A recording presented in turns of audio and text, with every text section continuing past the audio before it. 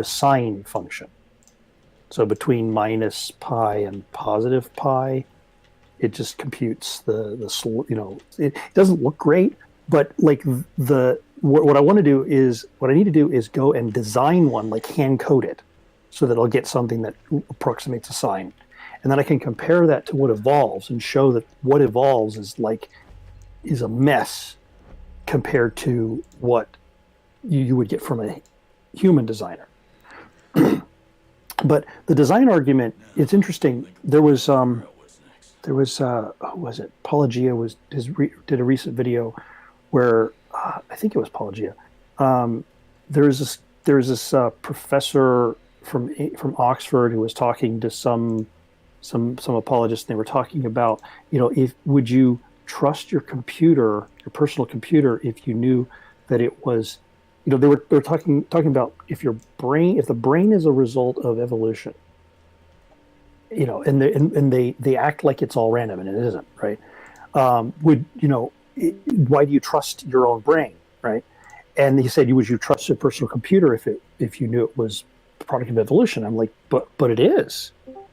It's about 100 years of electronics technology and thousands of years of math and other kinds of manual and otherwise computing concepts that have came before it.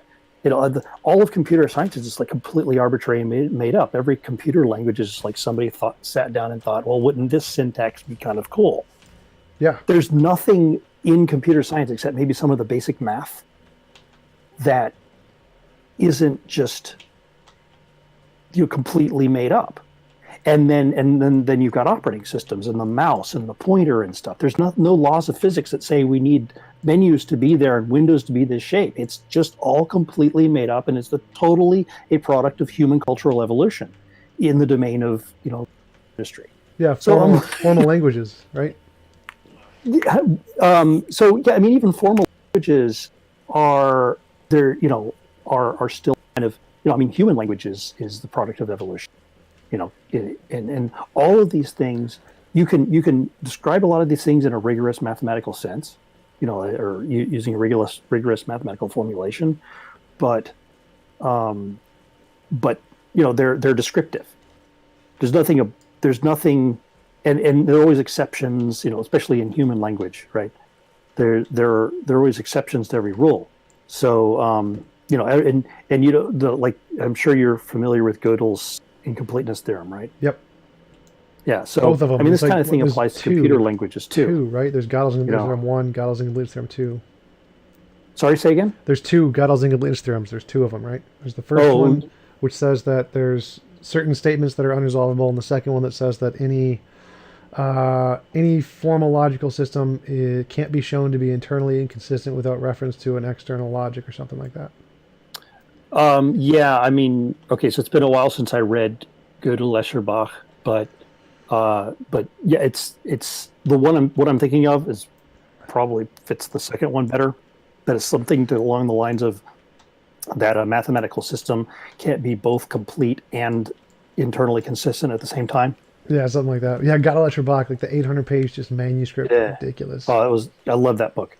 And I wouldn't have time to read it again, but I read it a long time ago.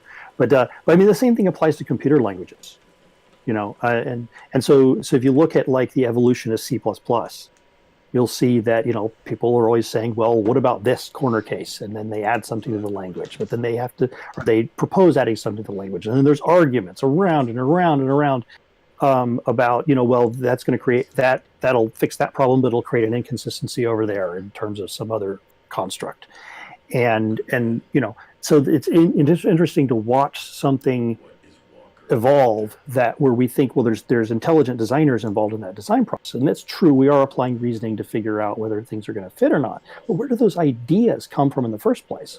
They're like random stuff coming from all sorts of different people, from all kinds of different directions. And so, how do human languages evolve?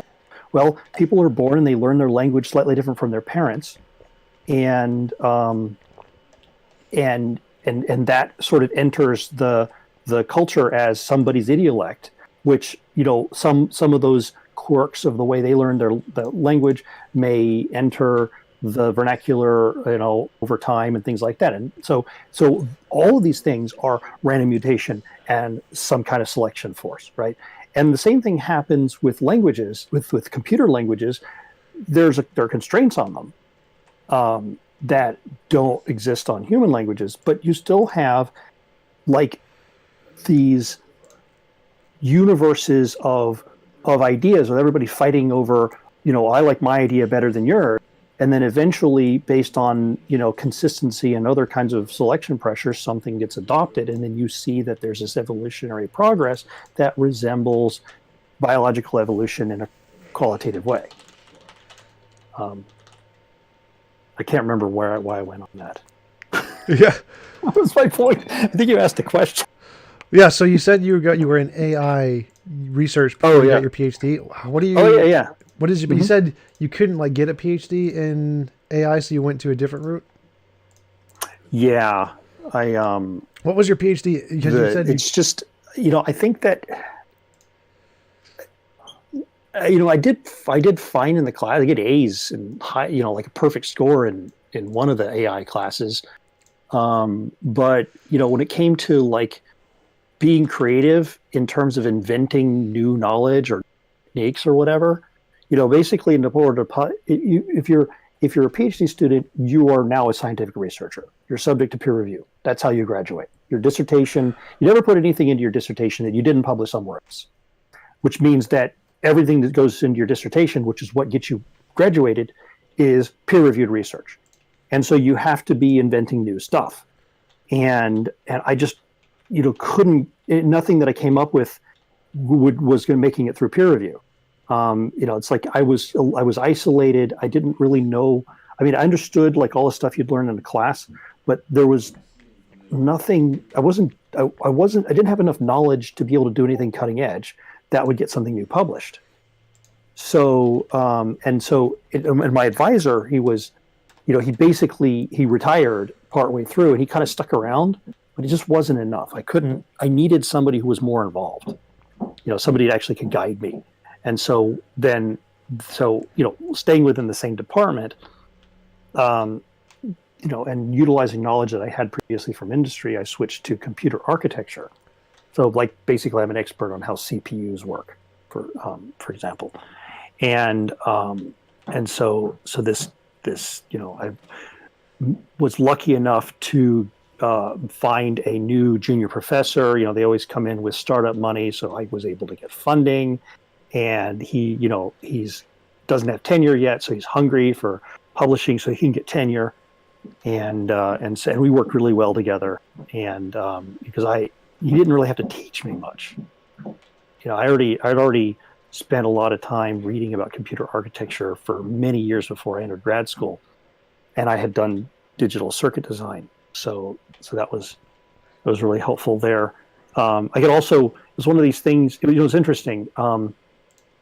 When you get to higher education, PhD level, you're not smarter than anybody around you. Okay, so how there are people who are like, I'm smarter than everybody else. Yeah. Okay, well, I think I'm pretty smart, but I'm also surrounded by absolutely brilliant people, right?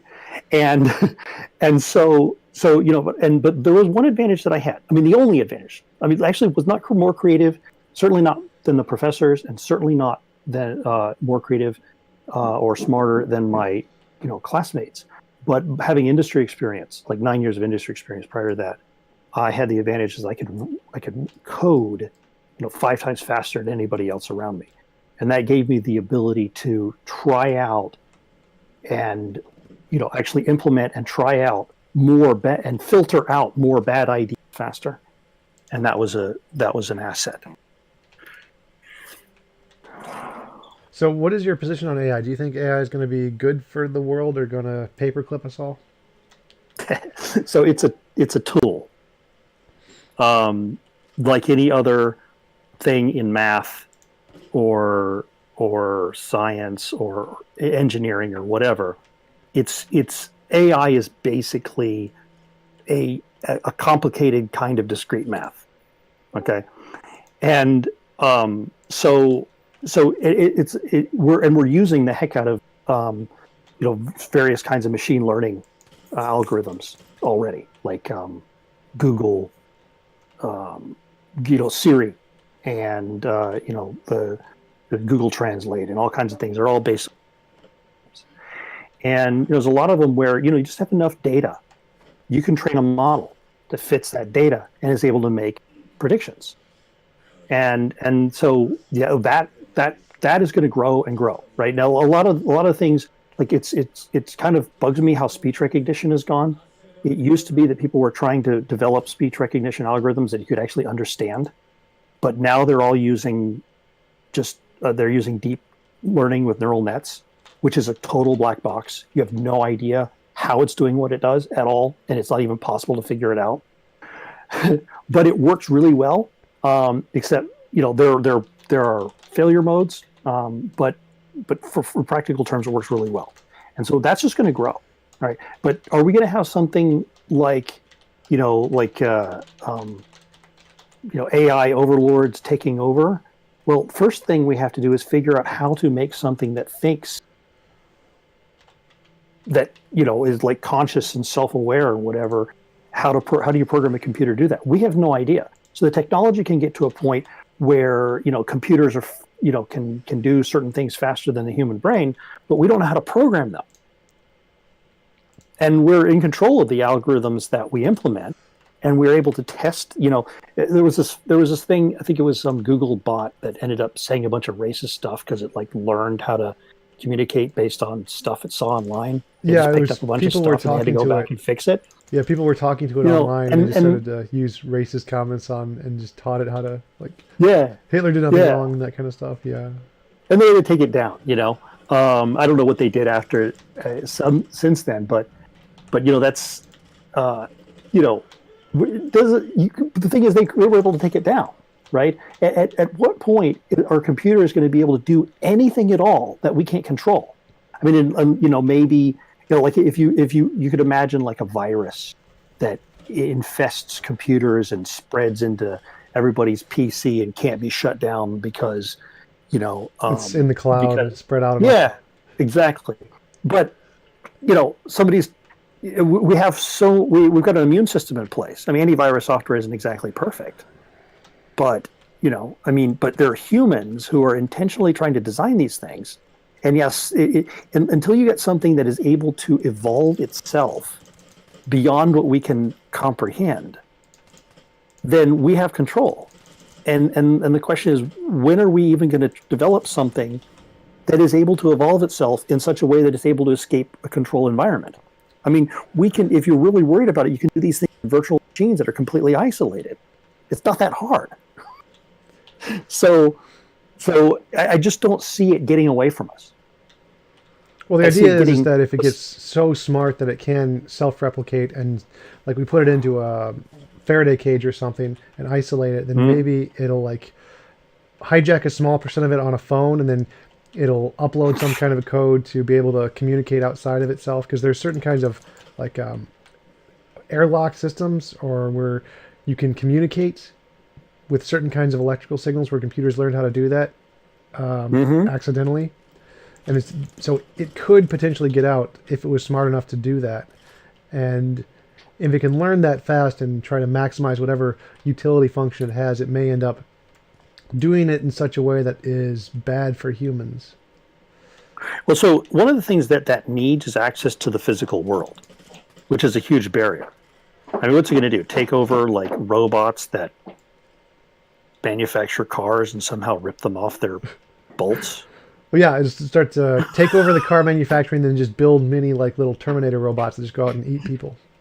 Yeah, there's this huge barrier between the cloud and the digital world, and actually being able to physically affect the real world in such a way that it could like build its own computers, that it could, and its own robots and things like that.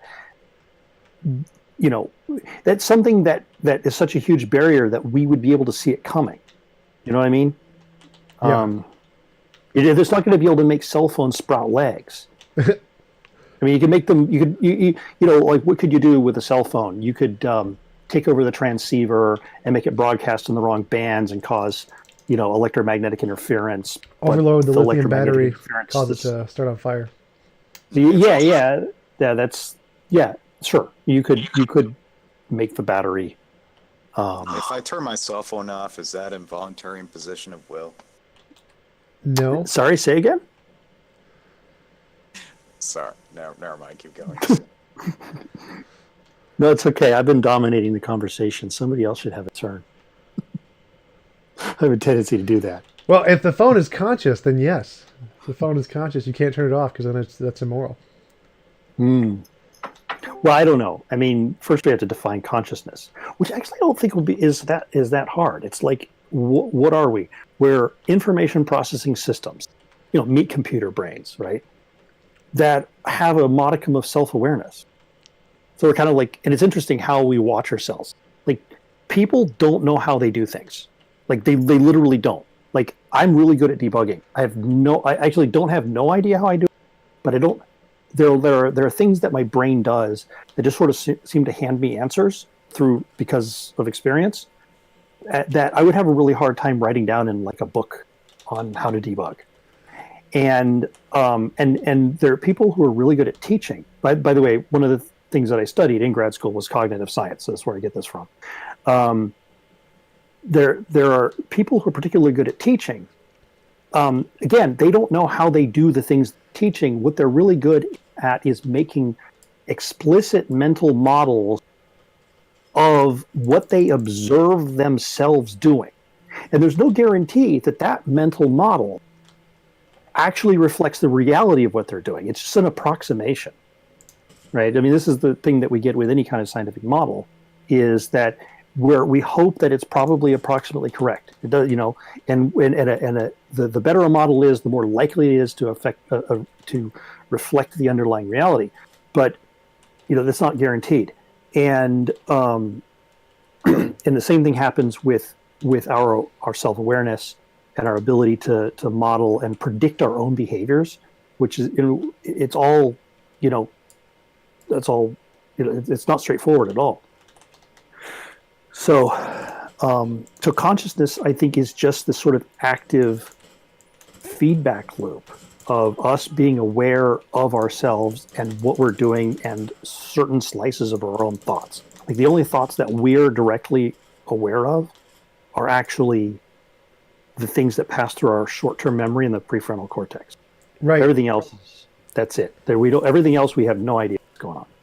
Right, that's kind of the problem with science, is that we create models to try and predict what we're doing, and they may or may not accurately reflect reality, and all we can do is, like, if they make testable predictions, then that's as close as we can get to know if they're actually right. Exactly. And the same thing happens with people I think that we can actually, the same thing happens with people trying to figure out what they themselves do, and I think that this is an inherent part of, we're basically abduction inference machines. And we're just doing that. We're watching ourselves, and we're thinking about our own thoughts, and basically reach a level of metacognition and self-awareness, and then you have consciousness, which means that there is no hard dividing line. There isn't a point at which some ancestor of ours suddenly became conscious, because simpler mammals and reptiles and things like that have a degree of self-awareness, and just less than what we have. Yeah, but there's a pretty common argument that AI could end up destroying us somehow, even if we don't understand what it's going to do, because right now we don't really understand how to give it goals or rationale, because when you try to translate the code we're writing it into like something like the computer could understand, we have no idea what it's going to think when we like write a code into it. It's kind of like just throwing random code into a box and hoping it throws something out that is useful. And well, the only go ahead. The only case where that really applies is like neural nets, where the weights in the neural net are not something that we can figure out what they mean. But for the most part, and there's a degree of randomness in, like, you have human programmers developing code, writing code that they think they understand, but they're often wrong. Right. So you have bugs, right? and unintended features. Well, it's exactly like what you're talking about, where we're trying to write a model of how we think things work, but we're not actually sure how they do work, and so they could have unexpected consequences. Mm-hmm. And that's the fear with AI. Huh? Mm-hmm.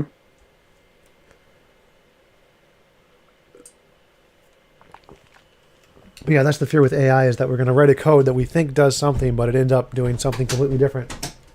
Yeah, that's what would have to be the case. Yeah. So, Tom, we might have to have the off switch with us at all times. Well, that's one of the big. If it acts out, I guess we might have to impose some involuntary positions of will.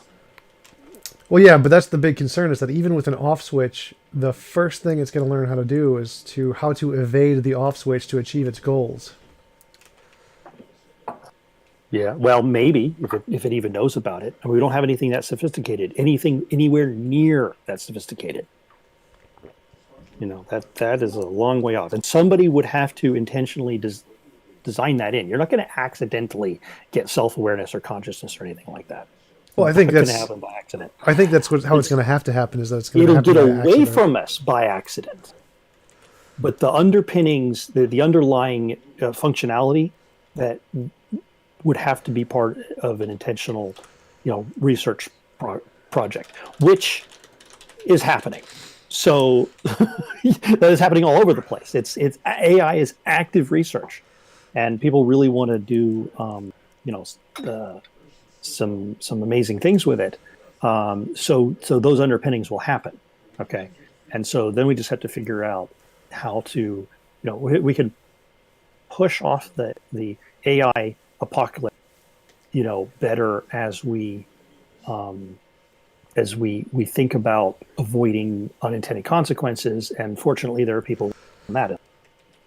Yep. So my solution to the AI problem was if we made it like just run for 5 minutes and then stop, and that was kind of like its main goal, and then we could just give it more feedback to try and get it to run in a different programming direction every 5 minutes, and keep giving it more feedback, and that seems to be my solution. Well, yeah. Hang on, I'm switching devices. So who else is in the room right now? I'm here. I'm keeping myself muted, though.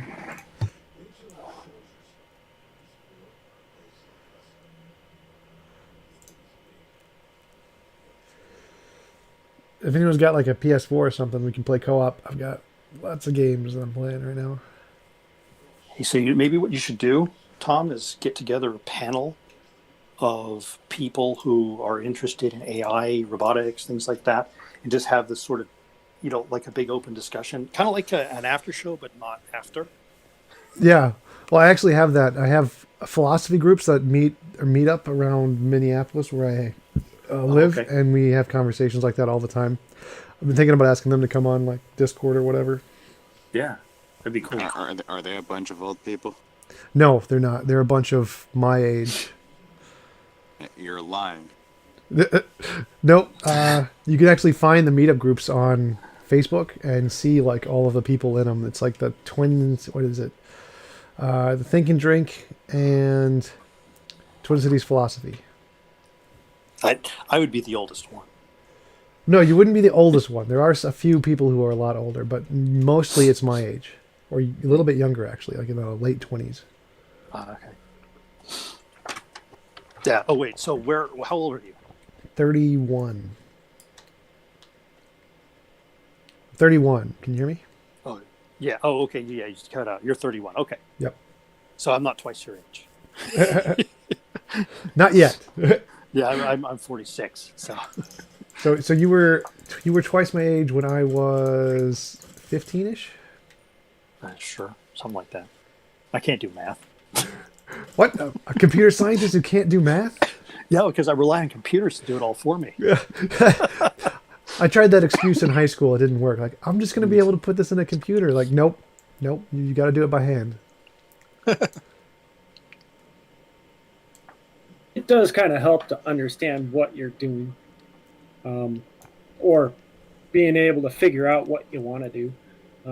I wrote a game engine, and implementing Newton's laws of physics into it was a very very interesting time for me.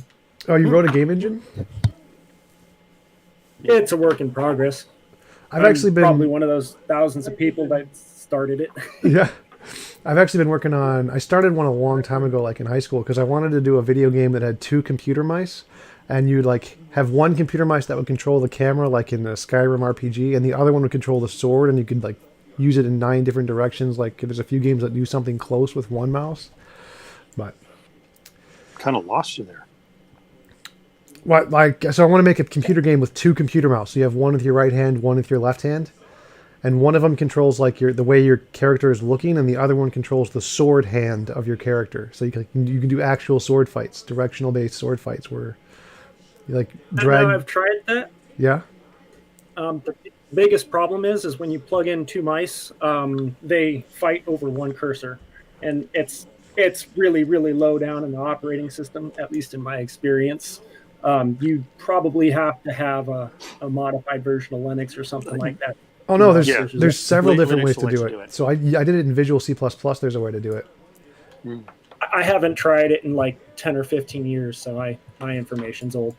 But yeah, most operating systems can do it now. You just have to have a way to isolate the. I forget what it was, but I did it in a few different ways. But I'm not good at programming enough to make like an entire system, entire game program to do it. But I did make a model, like a little Visual C++ testing ground for it. That's a lie. wasn't- You just don't have the time to put into it. Yeah, that's right. It wasn't too long ago that I actually had to work on multiple mouse and multiple cursor support in X11. Oh yeah. Yeah, I had to implement that for air traffic control systems. I know they've also done it for like schooling in Africa. They have a system where you have like one mouse pad with like 12 different mice for one computer because they only have like one computer for the whole classroom. Wow. So it's definitely possible. It can definitely be done. And I would love to do that one day, is build a computer game with 2 computer mice. Because one of my favorite Star Wars games was one where you could actually control the lightsaber and actually fight it. It was Jedi Knight, Jedi Academy, I think. Cool. And that would definitely make Skyrim's combat a lot better, because Skyrim's combat is terrible.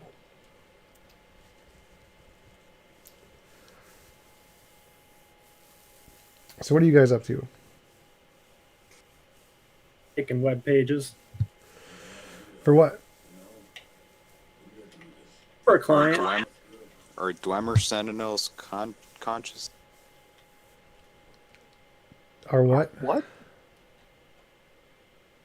Like the golden robots that live underground built by the dwarf. Oh, probably. They're probably conscious in Skyrim. Yeah. They attack you like they're conscious.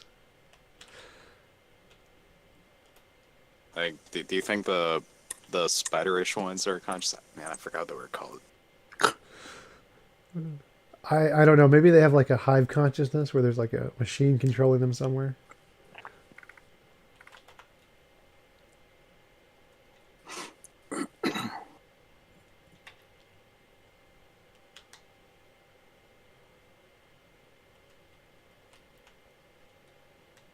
So, who would you rather, Stormcloaks or Imperial? Stormcloaks are awesome. You said Imperials, right? Sorry. No, Stormcloaks are awesome. I like the Stormcloaks. Oh, okay. Ah, man, what a relief! Great.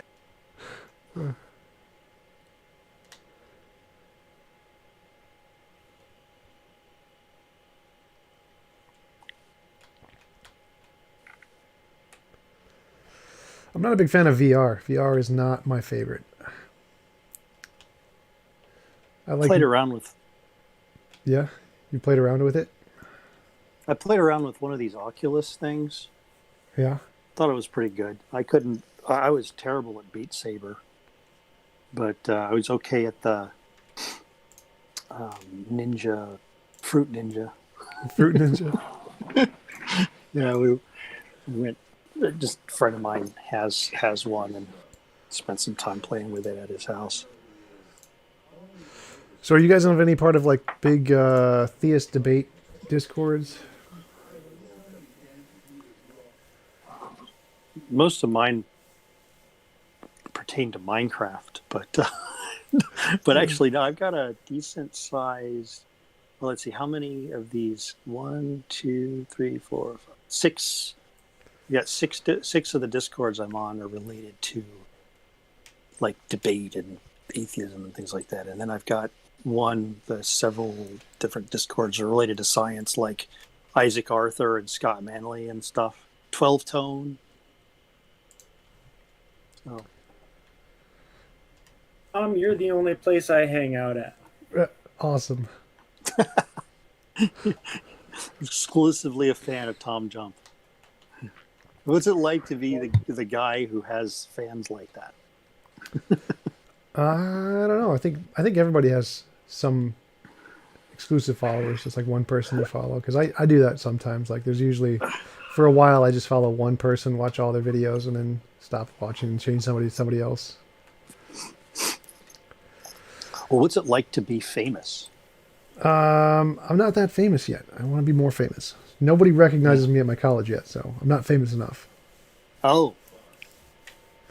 Actually, I think I have had a few people recognize me. Like there's a sort of community, like the Faithless Forum people. They would recognize you. You should go to the next Until I one. start getting my Starbucks for free, I don't have the fame I desire yet. Exactly. Yeah, I'm planning to go to the Faithless Forum next year whenever they do it. I've signed up for the newsletter thing because they sell out really quickly. So I'm going to try and buy one as soon as they go open. I'm also going to go to the big one in Arizona. See Doug. Got to go see Doug at the next big atheist conference.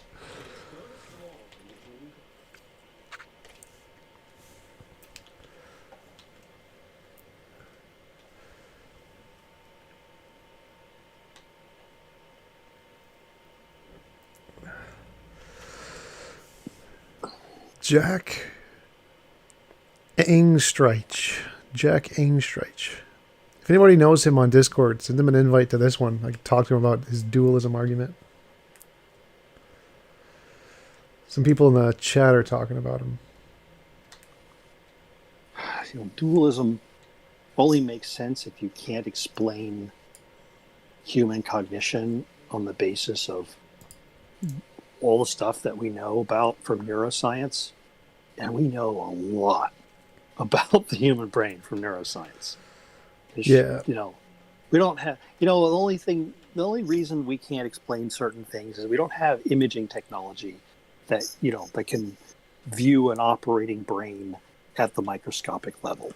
If we had that, then we'd be able to watch them, functioning, and we'd be able to explain. It's also fairly distributed. Like, how like the limbic system, we know a lot from lesion studies.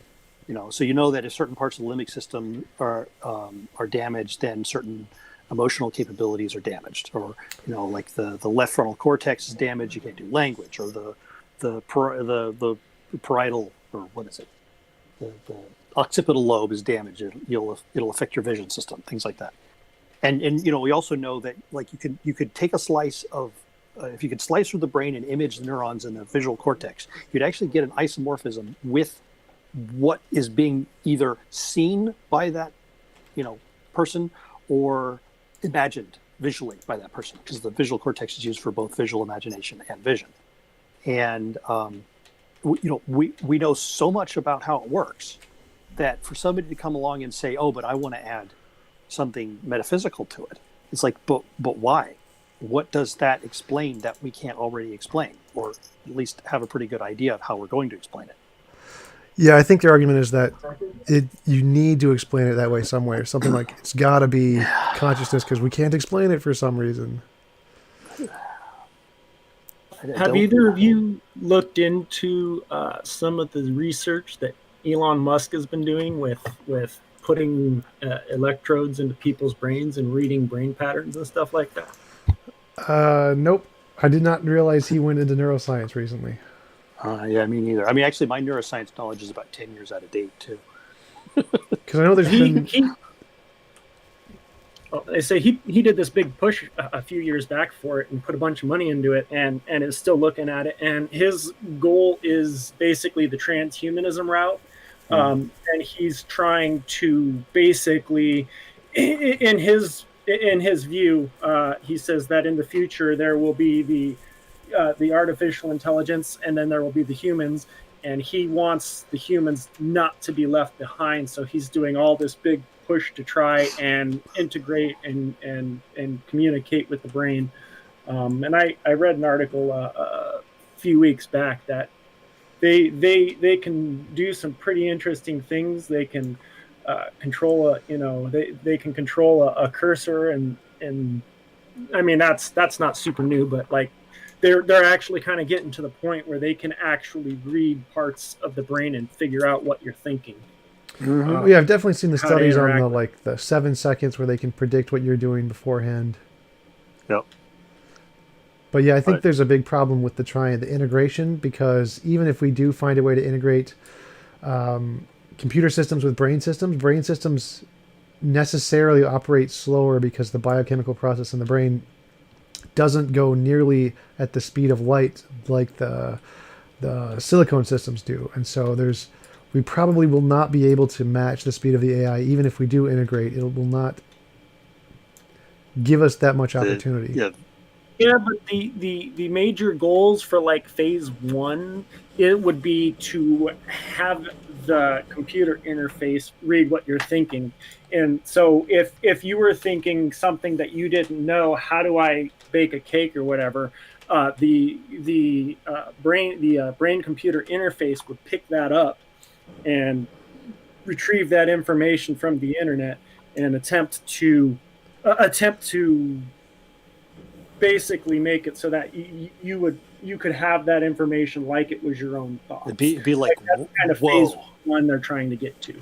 It's like, whoa, I could do kung fu now. Yep. Exactly.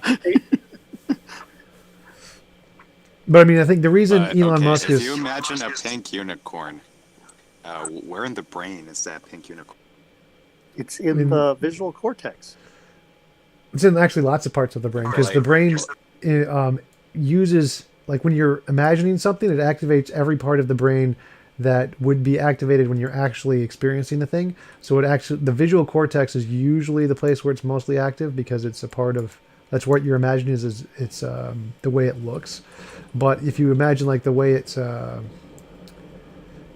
like feels or something, then it'll activate your soma sensory cortex. And if you imagine the way it smells, it'll activate the olfactory sensation. So it just, the part of your brain that's active when you imagine something is whatever thing you're doing to imagine it, because it just activates the same areas that would be active when you're actually experiencing it. TJump knows his neuroscience.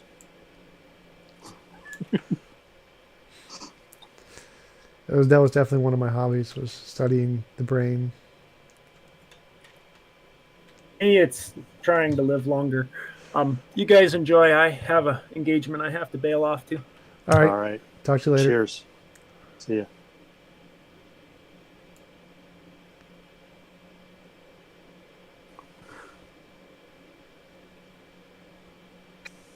But if I were to dissect your brain, would I find a pink unicorn in there? So you would be able to find a spatial isomorphism between neuron activation and the shape of the pink unicorn. The shape of the pink unicorn? Yeah, like you would be able to. It'd be kind of distorted, I'm sure, but the image that you're visualizing, okay, there are, I wouldn't necessarily. Well, the brain more or less has pixels, okay. Although by the time it gets to the visual cortex in the brain, there's been a massive amount of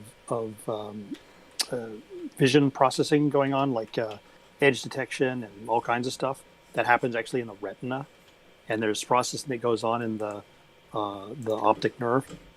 But in any case, you end up with a So if you're seeing like say a picture of a pink unicorn or a model of one, then you would be able to measure neural activation in the visual cortex, it is the shape roughly of that thing that you're seeing.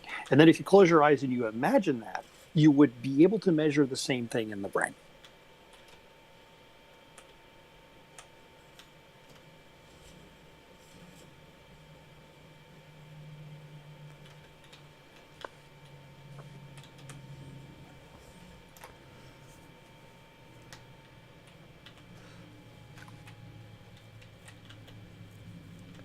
I think that was actually a reference to my conversation with Eric Hernandez, where he asked me, like, is there actually like a pink elephant in the brain if you like dissect it?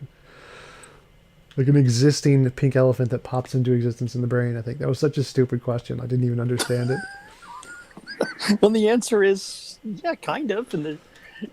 In terms of which neurons are activated, you get something that shape. Yeah, that's what I was thinking. Was asking too, but no, he meant like, is there actually a pink elephant that materializes in your brain? It like pops into existence from nothingness, like an existing pink elephant. Like, oh, it was such a dumb question. I was like, how I couldn't even understand it. I could see a dualist thinking that maybe that there is some kind of metaphysical reference to a Platonic instance of this, pink unicorn or whatever. But I don't know. There's a lot of people who I've encountered people who are like, oh, the brain's a receiver. I'm like, okay, where in the brain is the receiver, and why? It's like if you damage these parts of the brain, those things that are part of how your mind works, they stop working.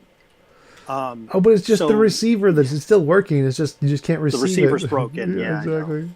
So silly. All right. Okay, so dualism is off the table, because, presupposes entities beyond necessity. But what about You have to. Okay, so what was? Okay, you know what? I'm not entirely sure. Should somebody explain idealism and dualism and what's the difference? So materialism is the belief that there's only matter and motion, physical energy stuff, and then idealism is this idea that it's just mental stuff. There's no matter and energy, or just emergent property of mind stuff, whatever mind stuff is. Okay. And then dualism. I'm not sure. I don't know enough about Penrose's position, but dualism is the position that there's both. There's the physical stuff and the mental stuff, and they interact in some way. I wouldn't say dualism is off the table, because that philosophical issue is only an argument from ignorance. It could still exist. It doesn't end the idea of dualism. The thing is, I mean that it's like the more ridiculous out of the three. Possibly. Yeah. I mean, the thing is, there are things in the universe that follow the laws of physics as we know them, without exception, and so, that's what we would call materialism. There's just matter in motion doing things, particles interacting. And so if you're talking about like a planet orbiting a star, there's certainly no need to invoke anything, idealist or metaphysical or whatever. And does it even make sense to talk about that in terms of idealism? Like, what mind is involved in simulating these planetary orbits? God's, of course. His mind instantiates everything. Well, yeah, but how is that in any way distinguishable from just pure materialism? Right. It just adds an extra feature. What about quantum mechanics? I said quantum mechanics because, that's what they usually appeal to. Because, what was it? The uncertainty? No, I think it's wave functions don't collapse. Oh my God, I'm so sick of it. It's just everything is a quantum system. When you have I'm just going to say this. Okay, when you have a detector, some kind of measuring device, detect a particle. He's doing it. What? With the echo? No, they're rambling. Oh. Yeah, you talk too much. You got to learn when to. Oh, okay. Go ahead.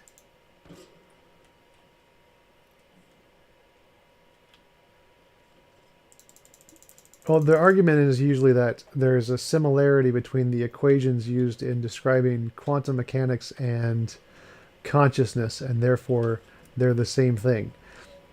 which is dumb. It's like saying that there's a relationship between the mathematical similarities in describing bird flight patterns and water patterns, wave patterns, and then therefore saying that bird flight patterns are made of water. So it's not really a good argument.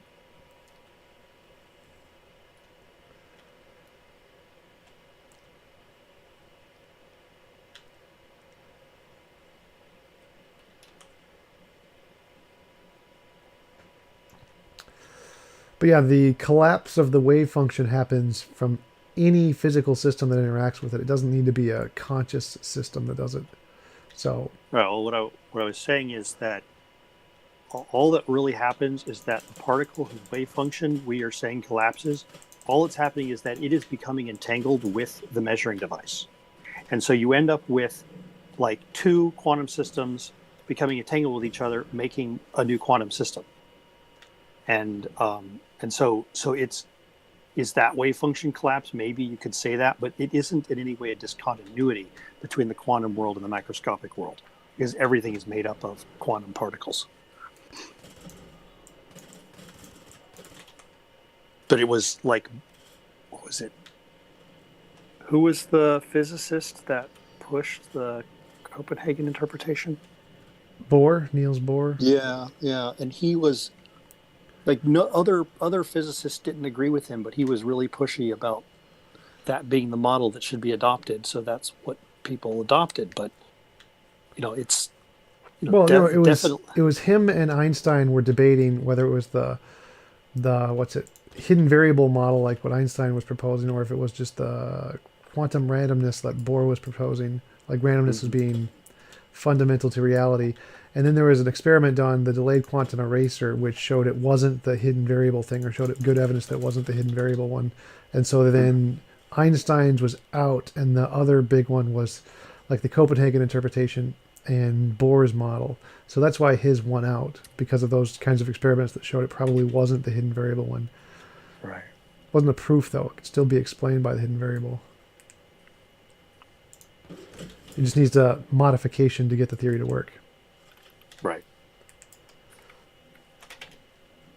Yeah, I'm not sure how to resolve it. I still think that my understanding is that Bohr's interpretation of this was that the wave function collapse was like a real thing, not like an effect that we observe or that we interpret that way, but that there was actually a collapse of a wave function, which, as opposed to just two quantum systems becoming entangled.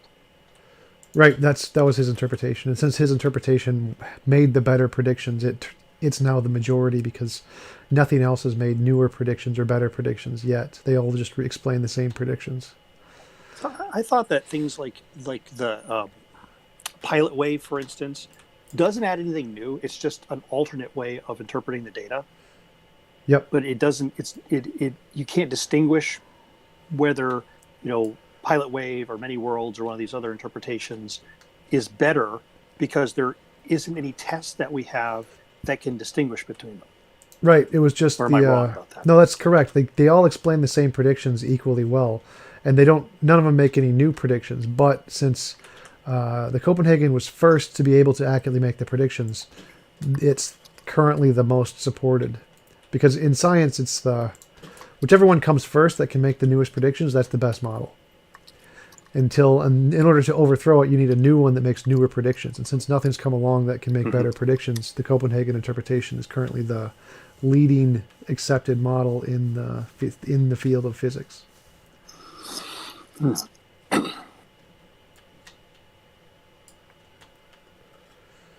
yeah, sorry, I forbid, but don't they all make equal predictions? Yes, but they didn't make them first. Like, there was a competing hypothesis between Bohr's Copenhagen interpretation and Einstein's hidden variable interpretation. They made different predictions, and they didn't experiment the delayed quantum eraser, something like that, delayed something quantum eraser.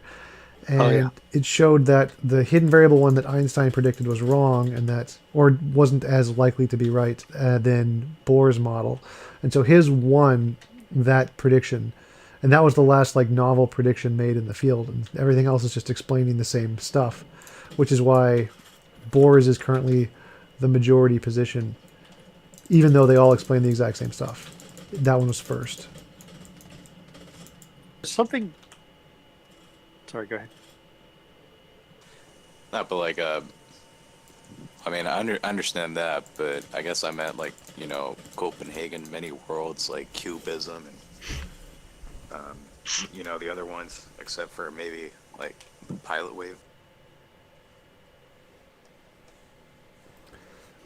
Yeah, they all make the same predictions, but since the Copenhagen came first, it's the one that's the majority position. It's like, even if you can come up with lots of different theories that all explain the same thing after the fact, the one that can do it before is the one that's the best. And so Copenhagen's did it before we knew it, and then so it's the best. And then everything else after it just explained the same thing but didn't add anything new. So that's why it's the majority position. So one of the things that there's a couple of thoughts I have on the delayed choice quantum eraser experiment is like just a question that I would want to ask a physicist is why would we assume that the particles are actually traversing the space between where they're being emitted and where they're absorbed? Because if you make the assumption that you've got a particle or, you know, whatever wave packet traveling through space, and then you make this choice that alters, you know, whether or not it's being measured, and then but it's already left, it's already gone through the slits, and then you decide to measure it too late or something like that. It seems to like reach back in time, but there's an assumption being made that the waves are actually traversing that space. Now, it seems silly that they wouldn't be, but it's one of the assumptions that's being made that if you question that assumption, might make it easier to think about, you know, what's going on, where you end up with this quantum system that is sort of resolving to a consistent state, but the particles involved in that system that's resolving to a consistent state are actually spread out across time. Okay, I just... Well, I mean, they take two entangled particles and they shoot them in different directions, so I'm not sure... Mm-hmm. So they would have to like go at a different speed, or which is unlikely. So we assume they have to have traveled the distance just because of the amount of time and the amount of speed that they're going. And since they don't really have anywhere else to go, they've probably traveled the distance. They just don't know where they've gone. So how would that work in your model? Your explanation? Yeah, I don't know that I have an explanation. I just have questions that I would ask. The retroactive. Yeah, I mean, but instead of saying that you're reaching back in time, I'm thinking that we need to describe this as time. So, and this is one of the things that makes you think that time may be an illusion, right? Time is integral to relativity, but in quantum mechanics, time elapses when entropy increases, and like you can have a system that is in a reversible state. And so with the quantum eraser experiment, you have something like that, where you have a state that is able to become consistent across time because because nothing has occurred in the experiment that is irreversible until something does occur that is irreversible, at which point entropy occurs and time elapses, so that time is a function of entropy as opposed to the other way around. But that's not entirely consistent with some other things that we know from quantum physics, like how the weak force seems to operate differently depending on the direction of time. So yeah, it's a mess. I don't know. Have any good answers. Leave it to the physicists. Whichever one makes the new novel test of predictions, that's the one I'm going to go with.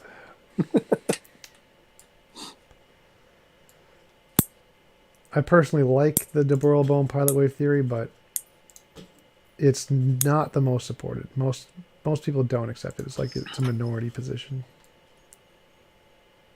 There was a Google engineer who did a talk that made a convincing case for the information theoretic model. I don't know if you ever saw that talk.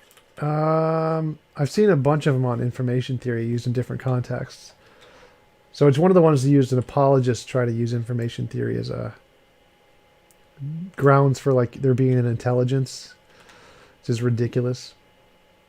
Okay, so yeah, but that's just when they equivocate over what information means. Yeah. It's like, okay, there's information in DNA because it's like a computer code. And I'm like, no, it's not like a computer code. Well, it's like Giulio Tononi. Giulio Tononi makes an argument for integrated information theory. And he argues, I'm not sure if he's a theist or not, but he argues that information is somehow fundamental.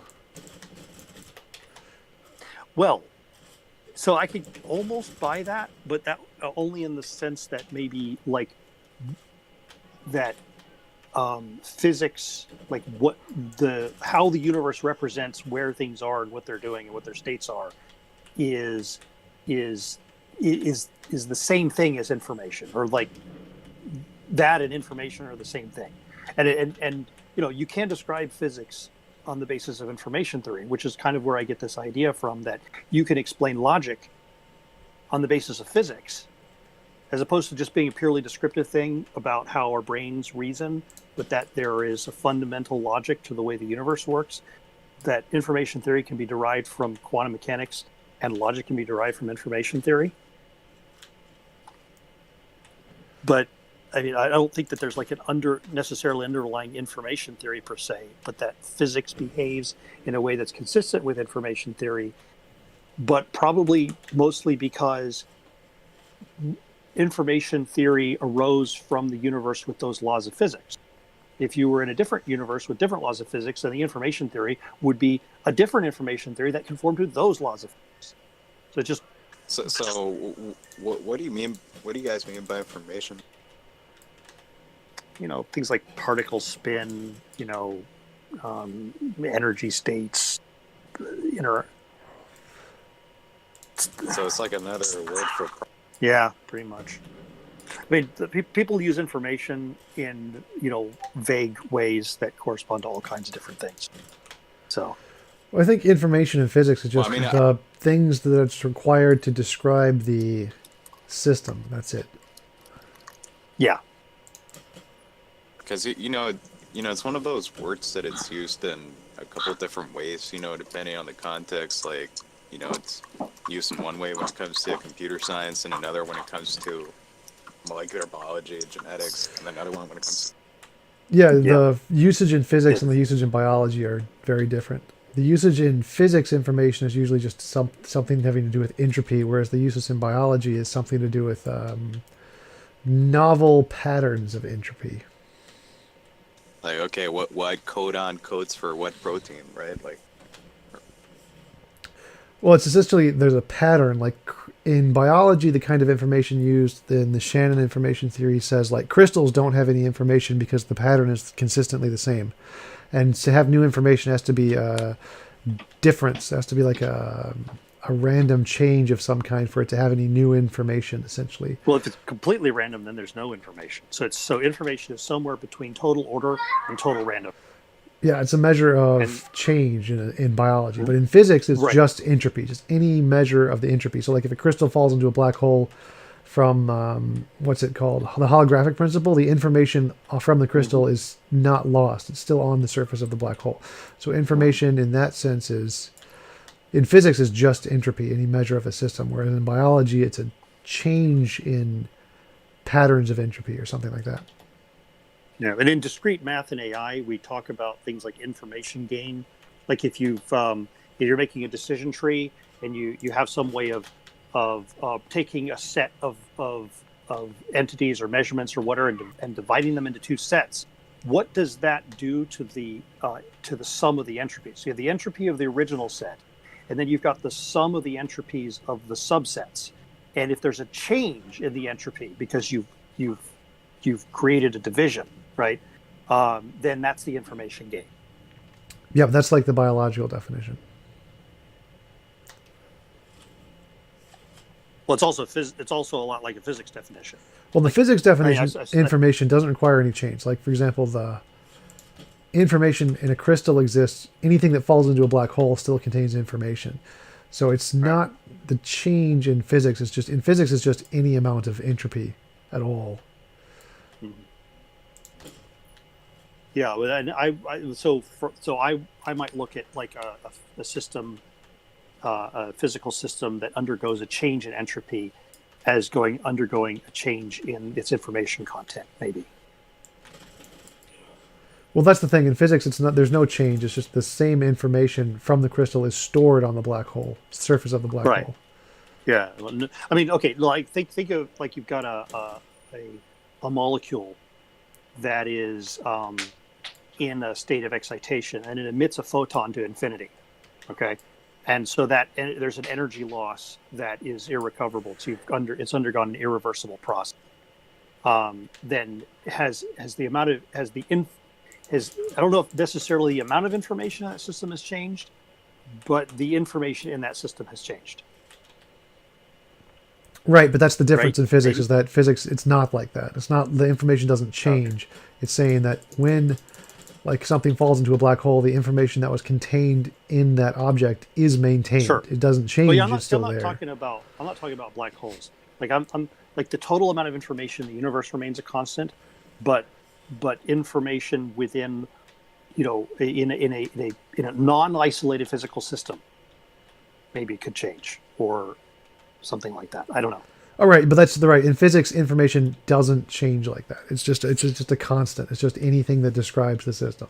So It's not about change in physics. It's just about entropy. It's about change in other systems, because if it's not useful to talk about the more general just entropy in biology. It's only useful to talk about change, and only useful to talk about change in like mathematics and programming.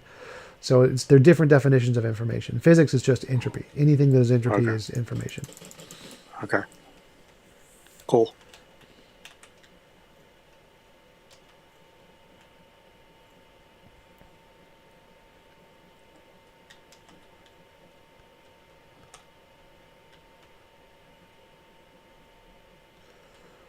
But how can the universe exist if there's no one observing?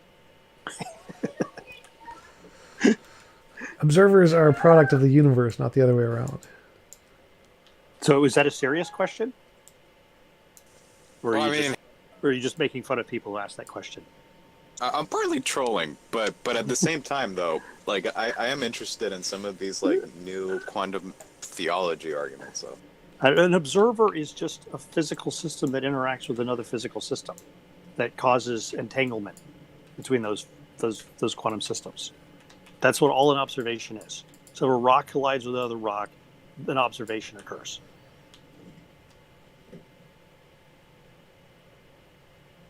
Okay, if I understand correctly, they have this idea that unless there is an observer observing something, that thing does not exist, right? So it's like, consciousness creates reality. So yeah, that they don't understand what observers are. So am I on the right track, TJump? Yeah, that's who's talked to. Yeah, that's their argument. And rock. One of the interpretations of quantum argument. mechanics. One of the interpretations of quantum mechanics is that collapse can only occur when the conscious agent, interacts or looks at the thing, which means, like, when you're not looking at the moon, well, then it's not there. That's one of the strange consequences of that theory. That's provably false, but hey.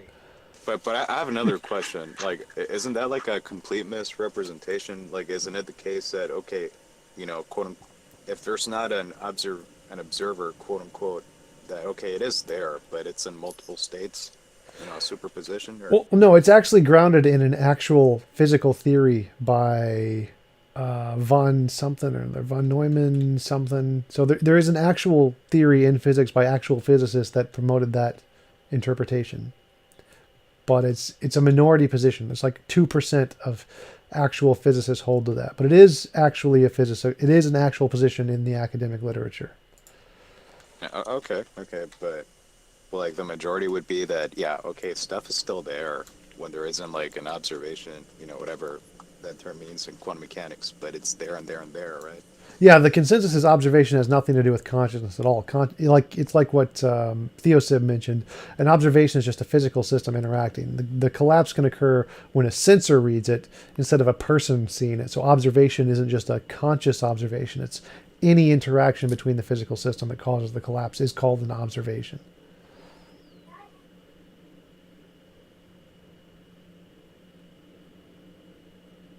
Anything that causes a quantum system, like the nature of a wave function describing quantum system, anything that results in one of those changing, that's an observation. Okay, because yeah, okay, I'm trying. When I watch like inspiring philosophy videos, right? Okay. Yeah, I love the guy, but his physics is all wrong. Like, I guess I want to understand their positions more, because sometimes they'll make these arguments, make all these claims, and I'm like, well, I mean, I'm not sure if that's true or not, because it's not like I've been spending my time studying quantum physics. Yeah, their theories are grounded in a few interpretations that actually exist. That they just don't do anything. They're not useful. They don't make predictions. The guy who actually started it, I'm pretty sure his name is von Neumann. I'm not sure. You can just von Google. Neumann was a computer science person, but maybe he did some physics. I don't know. Consciousness collapse. It's von Neumann-Wigner. The von Neumann-Wigner theory is what it was called, and von Neumann actually said that he was wrong to apply quantum mechanics to the macro scale, and that it doesn't apply in the way that it's being used. So it's definitely a real theory in physics, but it's not the consensus. And you can definitely interpret things that way, just like any of the 24 different interpretations, but it doesn't accomplish anything. It doesn't do anything new. Okay, so basically, like these people, like the quantum apologists, they're being selective, right? On the scientists they quote and the papers they cite, right? Yep, they're just cherry picking the ones that support their position, which are not the consensus. Like the highest authority in science and philosophy is the consensus, and the consensus goes way against their position. So yeah, like inspiring philosophy doesn't have a degree or knowledge in any of these fields, but the guy who I had a conversation with, Johannes Ratz, he has a degree in physics and a degree in philosophy, so he actually knows about the fields.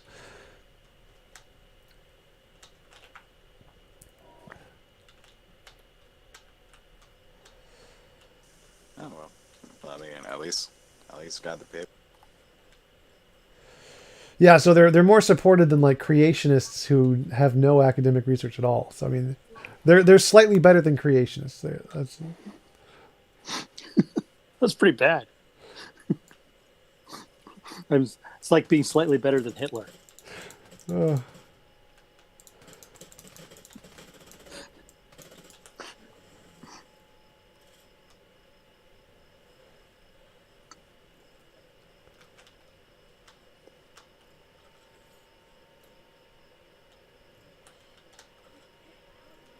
Okay, so my main problem with these people is basically, like pretty much most theists today, they're positing a mind unlike any of the ones that we know from experience in science.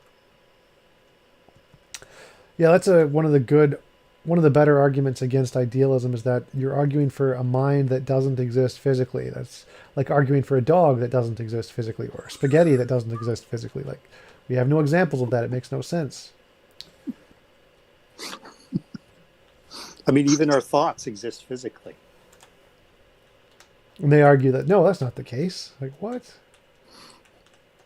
Well, I mean, I guess at that point, they're being irrational if they cannot produce an example of the contrary. So, I mean, yeah, that's not an objection to an inductive argument where, yeah, we don't have an example to the contrary. Well, yeah, they try to give examples. They give arguments that they think indicates consciousness being non-physical, like saying that, like the one that Eric Hernandez used, where, well, if you imagine a pink elephant, there's no pink elephant in the mind, therefore it must be some other kind of a thing, like a non-physical thing. But I mean, if he said that to me, I would be, I will pretend dualism is true. I will assume it for the sake of conversation. It's still the case that we don't have a mind without a physical body, even if the mind itself is like a separate substance, right? A spirit, whatever. Hey, you still don't have an example of a freaking spirit without a physical. Well, that's what he's saying, is that if you imagine an elephant and there's not one in your physical brain, well, then that must be evidence of there being a non-physical brain that you have where this elephant resides, essentially. Well, okay, so, let's say Eric Hernandez is a spirit and he imagines a pink elephant. The pink elephant is not in his brain, but does Eric Hernandez's spirit have a physical body or not? Oh, that's a good question. Maybe it was just a different physical thing. But they would still argue that it's impossible to have consciousness be a physical system. They have a bunch of arguments for that. Like, I know I talked with, what's his name? Johanan about that. Like, okay, at least with the dualists, the problem with them, right, is that, they're trying to argue for a spirit from examples of spirits with physical bodies, when God doesn't have a physical body. So what's the point? Well, yeah, that's their whole point, is that we don't have physical, or that our souls are independent of our physical bodies too, and that's evidence that we don't need physical bodies to have conscious thought. But well, produce me the free-floating spirit out there that does not have a shell. Yeah. What's it composed of? Spirit stuff. Spirit stuff. Like spirit science. That guy's hilarious. Who, forget, who was it who, Mortimer 81, I think, or Mortimer 83. He debunks spirit science all the time. It's just hilarious. No, that's actually a great question. Oh, sorry, my bad. What was that, Shadow? Oh, I just jumped in. I wanted to ask something. One of the things you were saying is that you were looking for an example of an immaterial spirit, but then the problem becomes that there's not so much an example of a material connection of, like mental events and physical events. I mean, it's induced, but there's not exactly an example or a proof. Right, so you'd have to not only show that there's a spirit, but you'd have to actually show there's some way to physically demonstrate that you can access the spiritual realm in the first place. No, I'm saying that if what the standard is an example of, or therefore like a proof of, that there isn't a proof in either direction. Like they're both would be induced. Regardless of the direction you choose to go, whether you're going material or dualist or whatever, or an idealist, you're inducing it because there's no, direct proof. Well, right, but if you claim that there is something beyond the material, you would have to demonstrate that. You hold the burden of proof. Whereas since why wouldn't you have a burden of proof to prove there's material? Because we can demonstrate it. We've already met the burden of proof. How? Because I can drop things. I'm like, this thing will drop and make a noise. That makes but that could be predictions. entirely mind stuff, like Berkeley's idealism. It could be, but the fact that the testable predictions were made by the materialistic a starting it doesn't assumption. Matter if they underpinned it with materialism, it completely works with idealism. Oh, it doesn't matter at all. Whichever one comes first and makes the testable predictions, that's the one that's the most supported. Since materialism made the predictions. Ridiculous way to go about things. Well, no, it's just how science works. It's just whichever one. No. You don't, just because somebody comes along, that would be like saying the person who made this theory was a theist, therefore theism's correct. That's just stupid. No, their theory actually has to make predictions. So if I predict that, for example, Newtonian mechanics, somebody can make predictions. I'm going to mute you if you don't stop. I'm going to mute you if you don't let the other people talk. So if you make a theory that I'm going to predict like Newtonian mechanics that we'll see planet X move around whatever the sun at some rate, and I make the prediction and gets it right, and it's the first theory, well then that's accepted. Newtonian mechanics is the accepted theory until a new theory comes along and makes better predictions. So even though Einsteinian mechanics was right and Newtonian mechanics was not right, Newtonian mechanics was accepted because it was first. It was the first to make the predictions. Tom, in these terms, like, would you say that making predictions about physics is an argument for materialism? Because, like, It's not. Yes, That's if the you problem. start with a materialistic worldview and say, I believe there are particles and particles obey these laws, and I'm going to use that to make a prediction, and the prediction comes right, and no one else made the prediction, then that's evidence of materialism. Yes. No, it isn't. This is It how we doesn't require validate. materialism to be Well, true in order This to is how we predict validate it. a scientific model. We have a model that's based on laws of physics that are matter in motion, and that model makes predictions that we can validate.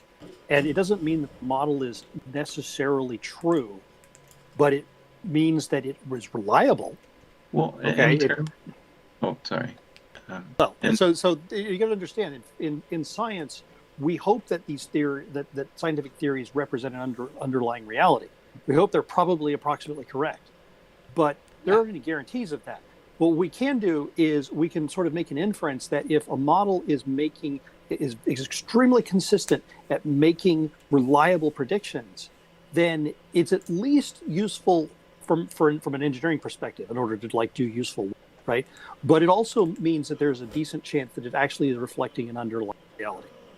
And so if we're able to explain everything that we see in the physical universe, things that we see in the brain, whatever, we're able to explain these things on the basis of a model of physics that is mechanistic and it works, and those predictions come out true, then what else do you need?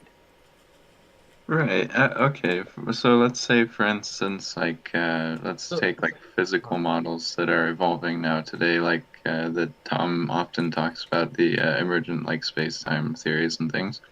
If, let's say, a pantheist or a theist, or no, excuse me, we were just saying idealist. Let's say an idealist holds their beliefs and holds beliefs that physics can be measured, even though it's a measure of the brain and reality and things. So if they came out with a new theory that basically was the most accurate physical theory, would that then be in support of idealism because they subscribe to idealism while making that physical theory? If it's a part of the theory, if their theory says, if I believe idealism is true, and therefore it has these properties and I can make this future prediction that no one else can make, then yes, that's evidence of idealism. It's not just the fact that they subscribe to it, it's the fact that they use it to make predictions. Yep. No, but if somebody came along with idealism and made the exact same sort of predictions, because they're also empiricists, then they would have the exact same capability as a materialist, because the entire underpinning doesn't actually change whether or not measurements occur. Again, this is just basic science, is that whichever one makes the new future predictions, past predictions don't matter. Anybody can explain the past predictions in infinitely many ways. That's just the problem of underdetermination. No. I understand fully. You don't. That's the problem. Anyone who comes along and makes new predictions, I'm going to mute you if you don't stop. So if anyone comes along and makes new predictions with an idealistic worldview, says, I believe in idealism, here are the properties of idealism, here's a prediction I'm going to make that no one else can make, and that prediction comes true, that's evidence of idealism. Right. It doesn't matter if you can explain it. It doesn't matter if you can explain it materialistically. Something you just said there was that no one else could make it. Yes. So what do you mean by that? Well, it's like whenever first. It's like if you make it first. Like in the case of quantum mechanics. Coming first is not the same yes, it thing is. as no one else could make. No. Yes, it is. Yes, it is. Let me try to address this. If it's a superior model, because we can show that it is able to make more accurate predictions than the purely materialistic one, then it demonstrates itself to be a superior. So if it doesn't make any additional predictions, if it makes exactly the same predictions as a materialistic one, then all you've done is take materialism and add on an extra thing, and that just makes the model more complicated without adding any value to it. Materialism is also an extra thing. That's the problem. No, you're not getting it. This is basic Karl Popper. If you have to make a future prediction about the future. Now, the past stuff doesn't matter. Everyone can always explain the past and present data equally with every theory, no matter what. That's just the problem of underdetermination. Whichever theory can make a future prediction and claim, well, this is something I believe, and it's going to predict something in the future that we don't know yet, and you get it right. It doesn't matter that anyone else can explain it with all the other worldviews. Everyone can do that. The fact that you came first and you could do it before anybody else means your theory is more supported than all of the others because you did it first. I honestly think that's a nonsense way of going about it, because That's just how science works. Idealists and materialists, both dedicated to empiricism, both making predictions, and then you're going back and forth on whether idealism or materialism is true, because they continuously in succession make predictions. Well, What kind of system is that? Well, so far, another idealism nuance. has never been useful for anything. But yes, that's how science works. Like you have a scientific theory of Newtonian mechanics, which was switched to general relativity, which was switched to quantum mechanics. Yes, Because they're actually competing theories. They can But all. Tom, by predictions, you mean like predicting future observations, right? Like, okay, like you have this model, and it predict if we make this observation in the future, it's going to be like this. If not, it's not going to be like that. Right. So, but to address his point, like every of the different alternatives of quantum mechanics are all competing theories, but they all make the same predictions. You can still have competing theories that make the same predictions. It's not mutually exclusive like that. So in quantum mechanics, we're gonna They don't make the same prediction. no, they all make the same Tom, predictions. One of your points to measure here has been like that the predictions have to be specific so that like it can't account for like multiple hypotheses. Basically, it has to be specific. So my problem is in understanding. No, it's like they have to be specific. They can't be vague. Like you can't just interpret them in infinitely many ways. Like if I said there's going to be Bob is in some direction X, there could be infinitely many places he could be. Or if I said something so vague like there is some object X in that direction, like that's not specific. You have to say Bob is exactly this distance. But no, it can always be interpreted by infinitely many theories. The problem of underdetermination says no matter what kind of prediction you make, it can always be interpreted by infinitely many theories. So that's not a part of it.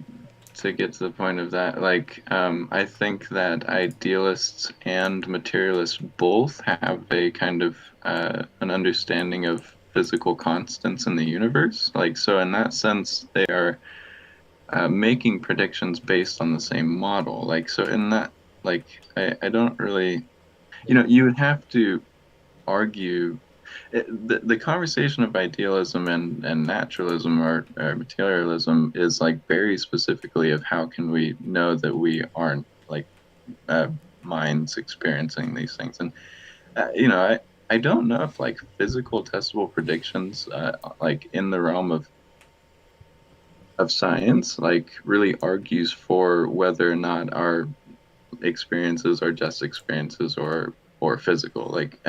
Do you get what I mean? Well, it's the same thing. If you take general relativity and say, well, maybe it's all particles in motion, or maybe it's all waves and they're not actually particles. Both can explain what we're experiencing in general relativity, but we think no, it's actually particles because that was part of the theory. That's what just Einstein used as a part of the theory. And it may not be the case. You can definitely explain it in different ways, but it doesn't matter because the way he used it was with particles, and so that's the more supported model. Right, and in that sense, since we found so much about neuroscience and stuff, I guess you could say that there is more evidence towards materialism opposed to where we've never been able to make a prediction about we've never been able to make a prediction about the physicalist experience. When you talk about neuroscience and stuff, the idealists can turn around and be like, well, that's also mind stuff. So, of course, that mind stuff has connection to the other mind stuff. Right. But what's mind stuff made of? What are its properties? How does it work? And how can we use it to make any kind of predictions that a materialistic, mechanistic approach doesn't? Same sort of empirical. How does it make those predictions? Where's the math underpinning idealism that makes a model? That's why I'm saying it's problematic. The same math. Yeah. So how do you tell the difference? You don't. That's the whole point of the conversation. But the math came from making observations That's empiricism. Yeah, well, there can both be empirical. I gotta go. Leave it back. Okay. So the point he's making is that everything. The point he's making is that everything can be explained as under an idealistic model, which is true, So since we can't differentiate at all, there's none of them, since they both make the exact same predictions either way, why would we prefer materialism over idealism? And the answer is because materialism worked first. That's it. That is Well, literally the honestly, answer. There's another nuance. There's another nuance to this, which is if you develop a new model that is parsimonious, but is able to explain all the same things and model all the same things, if it makes the same testable future predictions as the more complicated model, you would probably prefer the parsimonious version. Well, actually, no. That part it becomes kind of up to your choice what you want it to, but I'd still think that the one that came first is going to be the better one. It's going to be the more preferred. I don't know. That's not the way it works in like math, like in peer review publications in math. Somebody will prove something, and now we know that the Fermat's last theorem is true, and a proof was published on that. Then some other people came along and they developed a smaller proof for the same thing. I mean, so we already knew that it was true. But they were able to publish a shorter proof for that because people were like, "Ooh, this is awesome! We have a shorter proof." So if you have a simpler set of equations that describes physics, right? No, but that's then only the ones that we have, and they describe it just as well. That it's going to be, computationally simpler.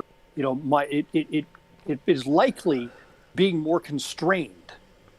That if it makes Well, that only Oh, applies in sorry. mathematics. No, it's fine. That only applies in mathematics because mathematics is just a language. When you try to apply it to reality and say there is a particle, the fact that you can describe it simpler with a different kind of mathematics is irrelevant. It's more about since you're saying there's a physical thing that exists there, you actually need to make predictions. Even if you make a simpler model, if you don't make any new predictions, then it's not going to be supported. And in math, you can, because it's just a language, you're not actually saying anything exists. It doesn't have that same requirement.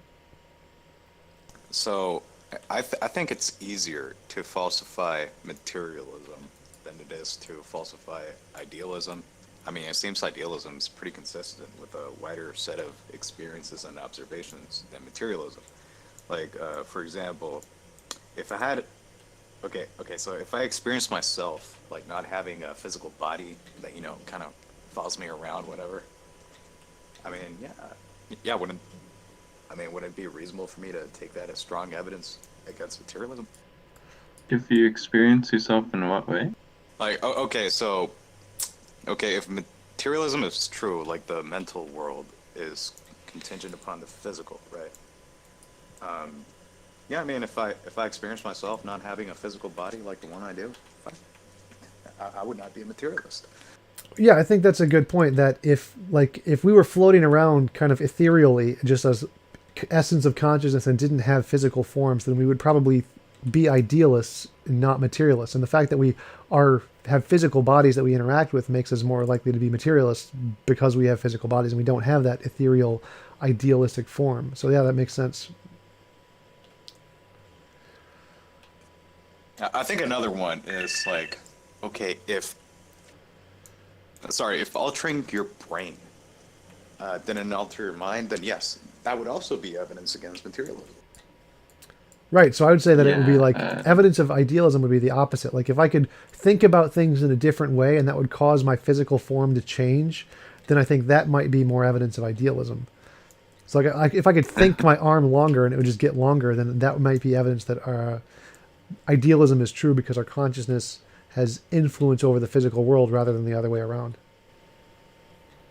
right. That reminds me of this conversation that I had with a mystic one time that was trying to explain that he was trying to explain that dualism was true because of psychoactive city tape. Like he was one of those mystics that hallucinated and thought that his experiences became more otherworldly.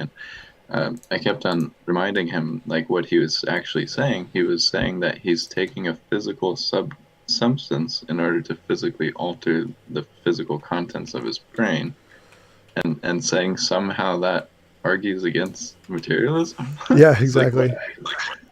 That's a fantastic point because, like, okay, if your mind is not something separate from your body, your brain, and you take these drugs that alter your brain, I mean, yeah, of course it would alter. Yeah, if you're arguing that a physical substance alters your consciousness physically, then you cannot be arguing for dualism or idealism. Yeah. Right. It seems that the physical world has influences over our mental world, but not the other way around. Our mental world does not seem to have many influences over the physical world.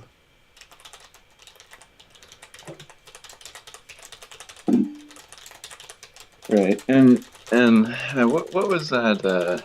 It might have been Carl Sagan or something. The dragon that like doesn't breathe hot fire and that's invisible and floating above the ground and different things. In his garage, You yeah. can basically, yeah, you can basically do that with idealism and dualism. You can do that. I mean, no matter the arguments against it, it can always be like pushed back in that way. But yeah,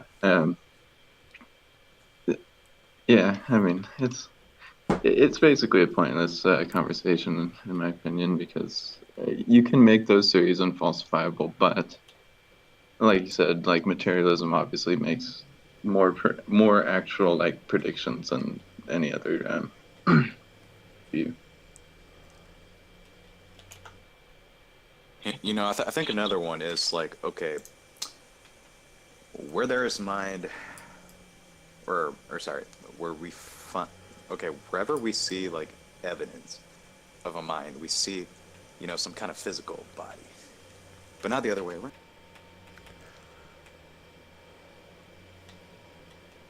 Wait, sorry, what was that? It's like where you have mind, you have something physical, but it's not necessarily true. Hmm. Yeah, that reminds me of have you guys or two questions. Did you guys know that Sam Harris's wife is also a neuroscientist?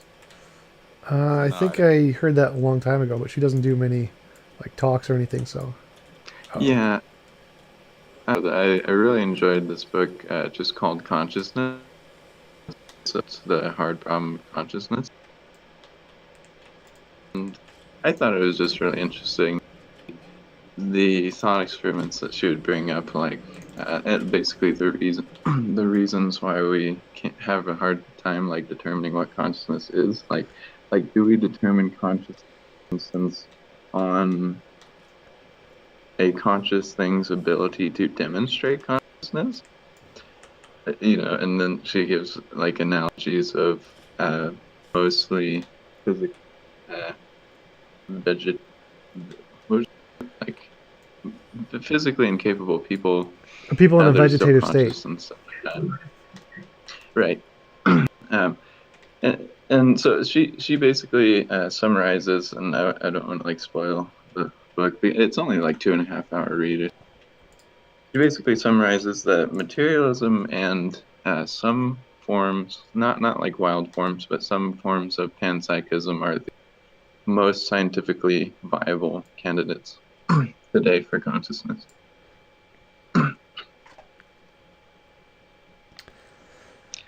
Yeah, my take on the hard problem of consciousness is that it's like trying to measure a ruler while using the ruler to measure it. You're always going to get the same result no matter what the distance is, and so there's no real way to the hard problem of consciousness is a measurement problem, not an ontology problem. It's like how do we Right. measure consciousness Right. without using consciousness to do it? You use your consciousness to. Easier said than done, though. Yeah. Well, no, I mean, I agree. I agree. I was, you know, conceptually.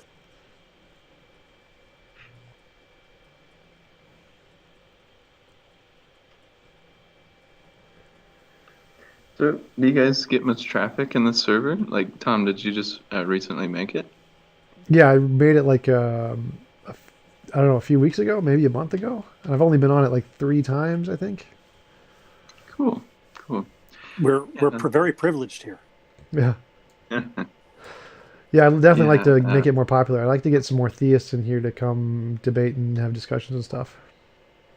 Like honestly, Tom, when I started watching your content, I was like, "Who is this guy?" Because you know, I disagreed on a lot, but you're actually pretty cool. Oh, thanks. Are you from Ask Yourself Discord? Well, I mean, I have interacted with those people, but I'm not a part of that crap. That's okay, because I actually want to get them on here too. So it the Discord that I mostly go on is the academic criticism channel? Did you or biblical academic Biblical, yeah, criticism yeah, I'm a channel? part of that one. The one that's like the white Bible page icon, white Bible Yes, book. yeah. Scott Preston and Cam Spires and those fun guys. Yep.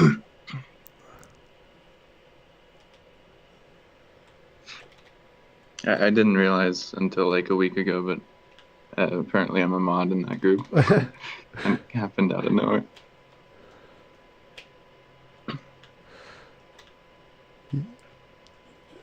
Yeah, I don't think I've put in any mods for this one yet because it hasn't gotten big enough to need them. Honestly, save yourself the trouble. Well, it's only mods are only nice. For instance, like if channels do get popular in the daytime and the nighttime, there's there can often be one or two rowdy, really ugly people, and that'll just shoo everyone away. And if you as an admin aren't there, then that's where mods come in. Like we get occasional spamming raids. I don't know why people do this, but sometimes people come in and start like spamming the N word and things like that, and so it's nice to have some moderation, like when those types of things happen. Yeah, I've been lucky enough that I haven't had that happen at all on my like YouTube channel or my Discord, so I haven't had to worry about it. Yeah, that's good. Hello, I'm back. Hey, Okay, so do you want to continue on the Sure, so- materialism, idealism thing? sure. So just to go back, so a scientific theory, like there's lots of scientific theories that make all of the different quantum mechanical theories all make the exact same predictions. They all explain all of the same data in the same way. But the one that's the majority is the Copenhagen interpretation because it was first. It was in a war with Einstein. The hidden variable interpretation and the Copenhagen interpretation were in a war with each other, and the delayed quantum eraser supposedly indicated the Bohr's Copenhagen interpretation more than the hidden variable, and so right now it's the majority in physics. Just because it came first, it made that prediction. Every one of the other ones also make the same predictions and can explain it. Some of them are simpler and more elegant, but the Copenhagen interpretation is the majority position because it was first. And that's it. That's just how science works. The reason Newtonian mechanics was before Einstein, just because it was first, and that was it. So even though they may have made the same predictions at some point, Newtonian physics before Einstein is a different thing because they're going to be able to make slightly different predictions. Like there's different things that can occur. well, no, all of the quantum mechanical ones explain everything the same. They don't make different predictions. Are they all as simple as each other? No, there's some that are simpler than others. The Copenhagen is not the simplest or the most elegant. You're telling me that it's better, it's somehow better epistemically to believe whatever comes first. Yes. Yeah, I'll be honest. I disagree with that as well. So I think Same here. I think that there's like a wording thing that's going on. Parsimony. Like there could be some clarity. Parsimony and accuracy of predictions is where I'm. So relativity won out over Newtonian mechanics because it is able to make predictions that Newtonian mechanics can't. Right. Same thing with quantum mechanics. Newtonian mechanics. that's a different topic. So we're saying if they all make the exact same predictions, like the ones in quantum mechanics, why should we prefer one over the other? And I'm saying the reason we prefer one over the other is it came first, rather than it's the simplest, rather than religion came first, and people want to take the known laws of physics and stick God on there arbitrarily, and we object to that. Well, if religion predicted the laws of physics, then I would definitely subscribe to religion. Like if it was written in the Bible. But I'm saying physics plus religion makes the same predictions as just physics, right? No, if religion made the predictions in the Bible, then I would believe the stuff in the Bible. So it doesn't make a difference. If they can all make the same predictions, whichever one came first is the one that's the most supported. But Tom, you have like two models, right? They're both as simple as each other. They make the same predictions, but you think the fact that one of them was conceived before the other, I mean, gives it some sort of advantage? Is that Yes, absolutely. So if one comes if they make first, the same predictions and they're the same model. no, that's wrong. So like again, all of the different theories in quantum mechanics all make the same predictions. None of them are the same. So if like you can always, in the problem of undetermination is any kind of scientific predictions you make can always be explained by infinitely many different alternative hypotheses, always. So if you have one theory that can do it first, before you already know the data, that theory is really well supported. But anybody can come along and make another theory that can explain the same data after the fact. So there's nothing impressive about that at all. There's no reason to take that model seriously because Except anybody can do parsimony. it. What? Except for parsimony, simplicity. No, simplicity doesn't make a difference either. So you can have a simpler I would take model. simplicity over going first any day of the week. Right, and I think that's just silly. Like, okay. Like we can make things simpler that doesn't make it true. Like, I have simplicity I have different experiences in science, both my own research and in studying natural, sciences and social sciences. That parsimony is preferred, even if the same predictions are made. Because if you have a more parsimonious, the thing is, there's a prediction. There's sort of like a meta prediction being made here.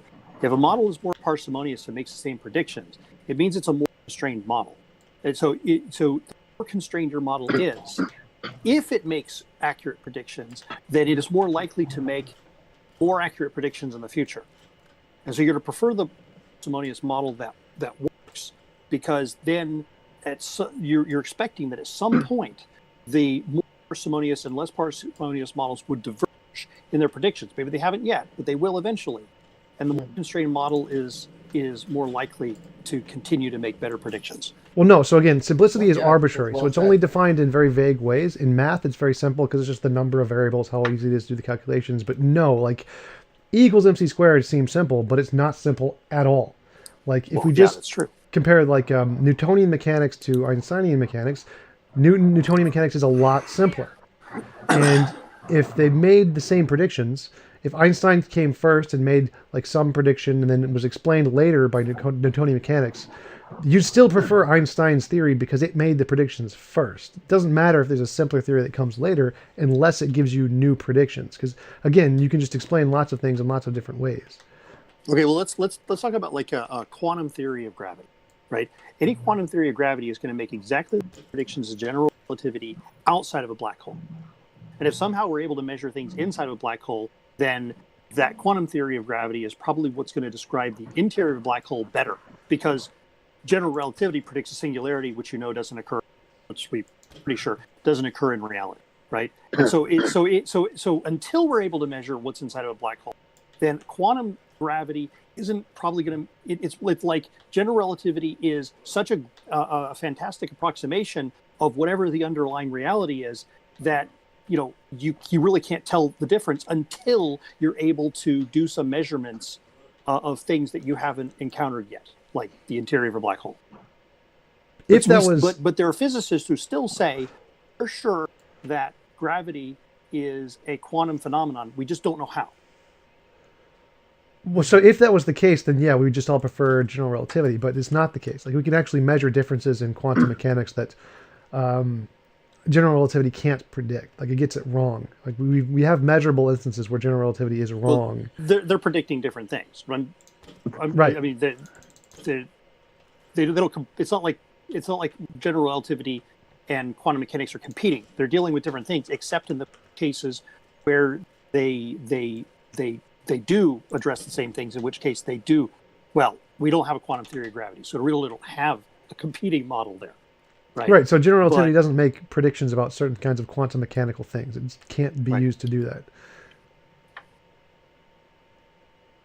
Well, and the fact that it predicts a singularity in a black hole, it suggests that there's something broken. Right. Exactly. So I think the disagreement here is whether or not you think coming first or parsimony is the more stronger epistemic principle, and I guess I just straight up disagree with you, and I'm pretty sure science does as well. No, because simplicity is arbitrary for the most part. You can define simplicity in lots of different ways. It's just not a relevant criterion, except in things like math, where you can actually like describe what simplicity fundamentally is, which is like how easy it is to do the calculations. You do have a point there. If parsimony is too nebulous, then we don't have a basis for deciding that something's more parsimonious. If we did, then maybe we'd have something to argue.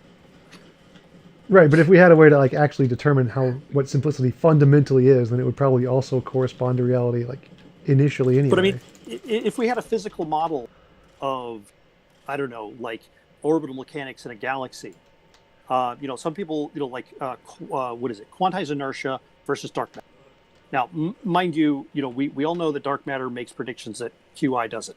But let's just say that we didn't know that yet. Then dark matter postulates some matter that we can't measure, whereas quantized inertia is based on known physics about, universe-sized wave functions. Okay, and so it actually is a more parsimonious model because it has fewer variables, fewer things that have to be measured empirically in order to make the same predictions. And so if it consistently, under all circumstances, made the superior predictions, then we would switch to that model because it is a simpler model that has fewer arbitrary things thrown into it. I think that one concept that one of the guys was trying to like get to earlier, and just you guys can criticize that. This is what I gathered. Like, if a materialist, idealist, dualist makes predictions based off of empiricism, their conclusions aren't arguing for or against idealism, dualism, materialism, because empiricism is compatible with all three. That's true.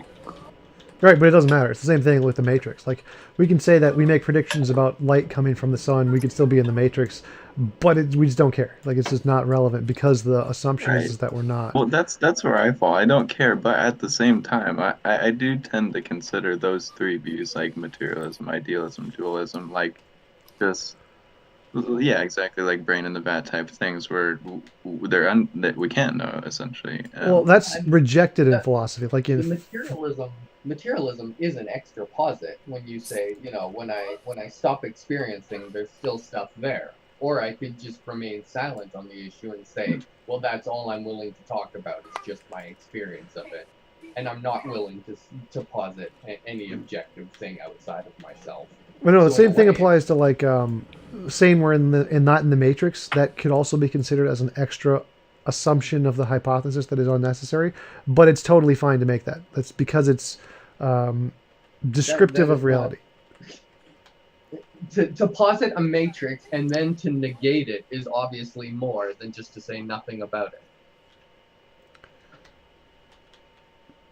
Right. So no, we're saying we're not in the Matrix. The world is the real world that we're experiencing. We're not in the Matrix. That saying that the world is real is essentially like saying it's material. What? What do you mean by the world? Are you talking materialistically? No, I mean like we could be in the Matrix, or the world we're experiencing may not be a computer generation. It may be the real thing that actually exists. The real thing that actually exists. Okay, so it's you mean just this experience is the only thing that exists. I mean, we're not in the Matrix. This has nothing to do with materialism or idealism. We're just saying there's the option that the world we're experiencing is a digital hologram that isn't real, or it's a physical world that's made of particles that is real. Yeah. So saying that the physical world exists and is real and is not a computer program is an additional hypothesis, because you're saying it's a thing. This is a kind of thing that we're saying that what we're experiencing is. It's the real stuff, and it's not. You think negating a theory is an additional thing? Again, no, it's the exact same thing in both cases. I don't know where you get this stuff from. It's philosophy, just the field of philosophy. Well, yeah, I'm not sure where the confusion is coming from, because like in philosophy, like there are no basic presuppositions that everybody holds to, so I mean, sure, yeah. So if somebody brings up a hypothesis, they're arguing for its truth, and that has the same burden as arguing against its falsity. But the idea that saying that like there isn't fairies controlling me is an additional statement over than just not saying that. No, that's completely wrong. So if I say the reality we're experiencing is a thing, and it's not like a different thing. There's two different things here. There's A and not A something else, a B. So I'm saying it's not just the negation of the fact that we're in the hypothesis of that we're in the Matrix. It's saying that it is a different kind of thing. It's the not Matrix kind of thing. We're going to call that reality. But those are two different positive claims. One is there's this reality non-matrix thing, and the other is there's this non-reality matrix thing. These are two independent theories. It's not just the negation of the matrix. So it is a positive claim. The negation of the matrix should lead you to nothing but your own experience. Right, and that's not the negation of the matrix. That's the point. We're not negating the matrix. We're saying there is a positive claim of reality, which is not the matrix. It is a separate thing. It's not just the negation theory. It is a positive claim about what reality is like. That materialism would be, but if you're literally just talking about your experience and nothing else, then the matrix and not matrix, that dichotomy, the not matrix, would be the more parsimonious. No, again, you're totally missing the point here. So all you're doing is reducing it down to just your experience. Again, you're totally not positing another reality. Again, which has nothing to do with my point. So you're just missing the point completely. So in philosophy, everything that we can see around us can be explained by several hypotheses. One, we're in the matrix. One, we're in a material world. We're a brain in the vat. All of those different positive hypotheses can all explain all of the data. We reject the matrix. We reject the brain in the vat. We accept that reality is as we see it, the material world. That is a positive claim of the material world that rejects the other ones, but it is the most supported given fallibilism in philosophy. The same thing applies to materialism versus idealism for the exact same reasons. No. Yes. Like I'm with you to halfway, but then there's a jump you make at the end that's problematic. Okay, like when you say supported by fallibilism, when you say supported by fallibilism, I would say that that's where we would just need to hear why it is supported by fallibilism, and then that might clear it up. I would suggest Googling fallibilism because that's super complicated. No, I do understand what fallibilism is, right? But why, for instance, would we negate those other hypotheses due to fallibilism? I don't know. You would have to Google that to really understand more about fallibilism because I just started researching it a few months ago for my debates with Ben Fisher and Randall Rouser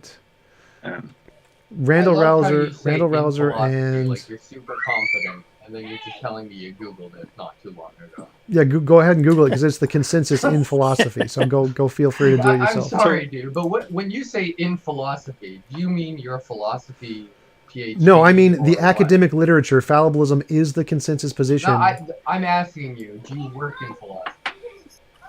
No, I work as a YouTuber. Great. Okay. Which is common knowledge, which is irrelevant to anything. So all of my points are still valid. You're still wrong, dumbass. Nice point bringing up an irrelevant point. Good job. So everything I said is still correct. Next. So you're getting to ad hominem because I brought this up. Yes, because you're trying to use it as an ad hominem to negate my position. You're done. Get out, dumbass. Oh my god. Oh man, he left. Good. He's still drugs, Malpass, come on. As an actual scientist, I can say that TJump understands these things really, really well. I don't necessarily agree with him on 100% of everything, but he knows his shit. So. Well, and the whole thing about do you have a PhD? I mean, there are a lot of PhDs that I know, and for instance, even because I have a lot of apologist friends, there are a lot of Christians that I know that are a lot smarter than PhD apologist Christians, in terms of So I mean, the word for it is autodidact, which Tom brings up sometimes. But the fact of the matter is that if you go to an institution or if you are reading books, you're still going to be reading the same material. It's the institution is a very just different thing. It has to do with formal credential and things like that. But yeah, it's not fair to say that somebody does or does not know something because they went to an institution, essentially. This day and age, you can even pull up lectures on fucking YouTube. Well, I mean, if you have an advanced degree in a topic, it means you have evidence that you've actually worked in that field. Right. But yeah, Deepak Chopra has a PhD, so. Hey Tom, I wanted to pick your brain on the reason why you versus the reason why I don't subscribe to naturalism, because I think they're a little different. My reason why I don't subscribe to naturalism is partially, I think, similar to yours, but there's another grounds as well. and that's basically an incoherence of the word. Like my personal thing is because, like, for instance, if something is real, then it exists, and if it exists, then it's natural, and if it does not exist, then it is not real, and it is not natural. Like the word natural or supernatural are like But null not distinction. defined, right? There's no like actual definition between the two. It's just kind of Right. So a is that your thing too? I heard you say something else like just the demonstration of like that we couldn't demonstrate that everything is material, and that is too. But I tend to stick more towards the nullification of the definition. well, materialism is more well defined. It's about interactions between particles, but naturalism isn't defined like at all. Essentially, supernatural just means Super non. duper. No, it's almost always used in one specific case, which is to mean a non-physical mind did something. That's usually what Right. Yeah. supernatural always means. Those are the subtitles, but like the hidden ones. I mean, but plus there's also different versions of naturalism, materialism. Um, I mean, and yeah, I mean, naturalism has changed over the years, especially as our understanding of the natural world has changed. Like, the earliest naturalists, at least that I know of, were people who believed in, the elements that, the material is, either fire, wind, water, earth, or some combination of those. But, that was the understanding they had back then. Yep. That, yeah, that form of naturalism is bunk now. Yeah. So the reason I'm not a metaphysical naturalist is because I don't like to rule out anything. Like I don't want to say there is only X. Like I'm not going to make that exclusion, regardless of what the distinction is. Even if naturalism and supernaturalism were like well defined, I wouldn't say there's only the natural, unless it was tautological and so like the natural is just anything in reality. And then of course there's only the natural because it's just anything in reality.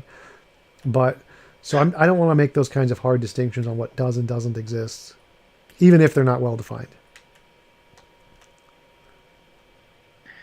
Another question, like I vaguely heard something about it on one of your videos, and I was wanted to ask you at some point, like how much or like how much and in what fields would you say that you've like studied like let's say just like a religion or Christianity? I think I remember you saying that you like to stick more towards like the like philosophy and even a bit of theology and stuff. But have you ever done like biblical studies, basically? No, I usually get away from the Bible because I consider it to be so super vague that even if you do like really detailed research into it, like Dr. Josh, Scholar Fiction, Paulogia, they do a lot of research into like the Bible and biblical history. But because it's the natural ambiguity of language, you can interpret words to mean a whole bunch of different things always, just as an inherent part of language. I think is kind of pointless because they can always just interpret it in a different way and say, well, your interpretation may not be correct, and that's like the end of the debate. So it's not really. I don't find it productive to go into really detailed debates about the historicity or the meaning and interpretations of the Bible. It's not a productive discussion from my perspective. I agree to a degree, like unless somebody goes wholesale into the topic, like for instance, if you can argue with like on a historical basis about like things like dating or things like the intentions of authors that can be demonstrated by like cultural practices and education systems of the ancient Near East and things like that. I mean, there are a lot of like leeways and ways that you can change at least a theist belief. Like for instance, like Cam and our friend Scott. Or have you met Scott Preston? Maybe I'm not sure. Yeah, they've both been working on like this mimesis map of Mark, which Mark is presumably everybody thinks that Mark is the first gospel. And mimesis in the sense where like it can be demonstrated in the text that the author of this gospel is writing in direct accordance line for line with different narratives, like using Paul in some instances using like the narrative of Jesus Barabbas and using like Second Kings and different things. So it can be demonstrated that what he's doing is not a historical retelling of events. And so, there are certain things like that that are valuable that Christians will say, what the hell, I had no idea. And Well, I mean, they're... do you think they're actually going to say that about if they take a look at Cam's model, or even someone like a professional academic like Bart Ehrman who can do the same thing? Do you think the Christians are going to look at that and be like, oh yeah, sure, I totally take that seriously? Or are they going to just say, well, that's just your interpretation, and I think your interpretation is wrong and my interpretation is right? It really depends on the kind of Christian, because there are, as we all know, there are those dismissive peoples in all kinds of world groups, the atheists and theists and agnostics and things. But I do run into Christians being an ex-Christian myself, and just the things that I've read have definitely dramatically changed everything that I understand about the ancient Near East and their traditions and things like that. So, I mean, it really depends on the person, surely. Oh yeah, absolutely. So, like, even in cases it may not happen right away, but for some... I mean, I guess it depends on what the Christian is interested in and what they take as a reasonable basis of knowledge. But something like, I think more Christians take the science seriously than the historicity. It's easier for them to be like, the science says this, which then shows Christianity is wrong, and they're more likely to accept that, like evolution or the age of the earth, than something like an interpretation of the origin of Mark and its intentions of the authors. Right. Well, that is a problem actually that I run into quite often, is that especially they are not focused primarily in their larger courses. They're not focused on educating Christians on things like technical criticism. So even if a Christian is pretty well educated and they've gone through the Christian things, most of their classes are like pastoral or a minimal theology and stuff like that. So yeah, exactly. Like a lot of points can just fly over heads and just not land in any specific. Yeah, I can see where you're coming from. Yeah, they would have to actually take the courses and understand why the evidence you're presenting is meaningful and why it should be compelling. And if they don't really see that, it's just like why should we take this seriously? Even if I grant everything you're saying, it just seems like you're just interpreting the data in your own way, and I don't understand that methodology enough to take it seriously. Right. Yeah. But science is usually, we have enough background in science to be like, yes, we understand this is a serious methodology, and so we should probably take what it's saying seriously. That's usually a well-established position in most people, except creationists. Right.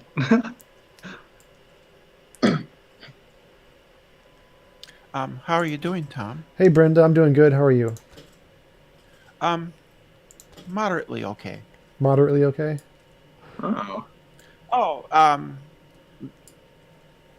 Sort of jokingly, I was talking to some flat earthers this morning. Oh, wonderful. So moderate. I mean, I get yelled at and called, I'm delusional because I believe the earth is round. That's interesting. Well, duh, everybody. I think I'm delusional too, then. Yeah, every flat earther in America needs to go to Lake Pond. Did you guys watch that funny Netflix movie about flat Earth people? Oh yeah, they don't like that movie.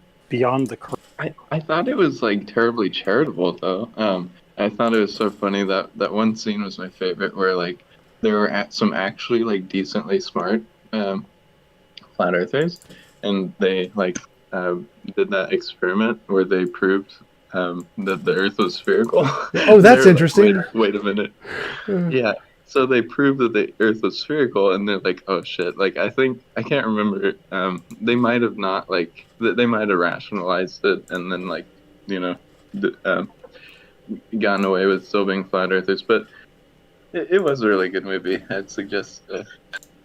They just did a curvature experiment, with a light and different, how high off the ground do we have to shine this light type of thing. Yep. Yeah, there's two experiments conducted. One with a fiber optic gyroscope, which proved that the Earth rotates, and the other with lights and some I think it was, I don't know what they had, pieces of wood or pieces of styrofoam with the holes cut into it. That Yeah, the interesting thing about that is how powerful um, I don't know how to put it. Preconceived notions, ideology, orthodoxy, just Bias. Interesting.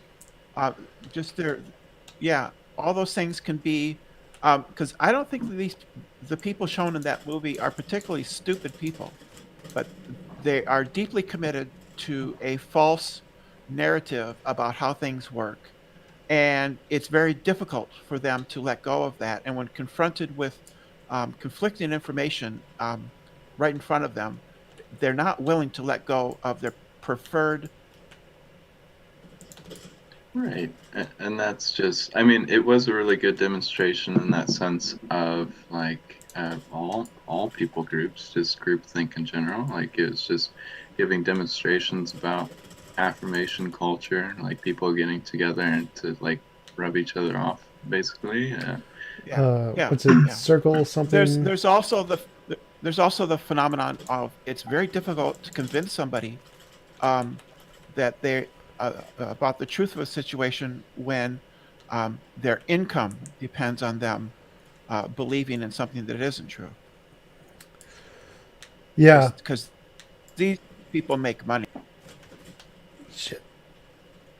I think because there's some cases where that happens though, like the pastor thing. The shoot, I just was talking about it with Anthony Magnabosco a little bit ago. The one where the pastors are become atheists. The clergy. Yes, the Clergy Project. Yeah. Thank you. There have been flat earthers who have converted a number of.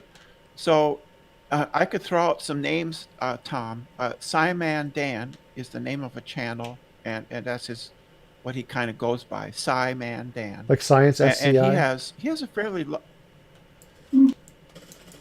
it's just Sci-Man Dan. It's like SCI And Sci or SYE Sci, like Sci Tim S Rugen King. S SCIMANDAN, all one word. All right. He has a fairly large YouTube channel, and he debunks flat earthers and conspiracy theorists. There's also conspiracy cats, cat CATZ, who does those things, who does more educational things. He teaches independently and stuff like that. Um, they have talked to people who have come out of flat earthers. It is kind of a cultish kind of thing. It's heavily dependent. It's very strongly on two aspects, which is a religious orthodoxy, a literalism concerning the Bible, and also conspiracy theorists who believe it, for whom flat Earth is the ultimate conspiracy to believe in. Yeah, I mean, it's definitely a groupthink kind of a thing. Having people who you agree with makes it easier to believe anything. But I've been debating with people in flat Earth for quite some time, and I've come away with several conclusions about it. Mainly, it's those two groups, the conspiracy theorists and the religious fundamentalists. But a lot of the people in the flat Earth are simply, well, toxic people. They're assholes, and this is a way for them to have some sort of community. Um, Also, many of them are cognitively um, disadvantaged. Various people with various cognitive issues that that's just the polite way of saying they're not the sharpest tools in the workbench. They're not very bright people. They're uneducated, religiously fundamentalist or conspiratorial in their thinking. And then there are trolls who prey on those people, whom I have convinced are do not believe in the flat Earth, but you know, get donations, Patreon money. They sell coffee mugs and T-shirts and paraphernalia and stuff to those people, but they know perfectly well that Oh yeah, the Earth is round. Mark Like- Sargent does not believe in a flat Earth. No way. Yeah, and I think we get the same phenomenon with creationism, and quite frankly, in the political realm, I'm sure that that's the same phenomenon. There are people in creationism, you get the same thing. I'm sure there are prominent creationists who know perfectly well that creationism is bunk. Um, in the political realm, I think that there are people um, who know perfectly well that Q is not actually a real person, and the conspiracies surrounding Q um, are not real, but people prey on them anyway. A lot of gullible people out there are easily manipulated by other people, and that's why critical thinking is such an important skill to have. Yeah, that's like the foundation of most religions is people taking advantage of other people. Like Mormonism, I think, is a pretty good example. Oh yeah, excellent example. Dianetics. Oh yeah, Dianetic Christ- Scientology, Dianetics. In Christianity, they convince these people that this guy rose from the dead. Just before I go, yeah, it was so funny. I'll have to put the links in the chat later, but I was reading Joseph Smith's legal records the other day. Super, super funny to go through. Just like all the time incarcerated for like seeing scams. Yep. Like, and that was a pretty popular Bank at the fraud, time. bank Seems fraud where all you'd the time. I'm not familiar with. Yeah, it was kind of an 18th century popular scam, basically, where you'd have magic rocks that would tell you, where to find treasure, or like they would tell you where to find your next love and things like that. Oh, he would like But- hold it up to his eye and he could see into the ground and see where the like gold was. You're right, yeah, and it's so funny because he got incarcerated so many times, like for this offense, like on multiple occasions, and then he found a super stone with the words on it. It's just super funny. Okay, so you guys. Then he lost them, and then he got different Right. stones, and they had entirely different words. Yep. Well, that's also the plot of the Music Man. We got trouble right here in River City. We got trouble. I'm telling you, we got trouble. Yep. All right, I gotta go to the bathroom. We'll be back in a few minutes. Has anybody heard about also mesmerism back in the 19th century? It was a scam. Vaguely, but yeah, there's been the scams all throughout history.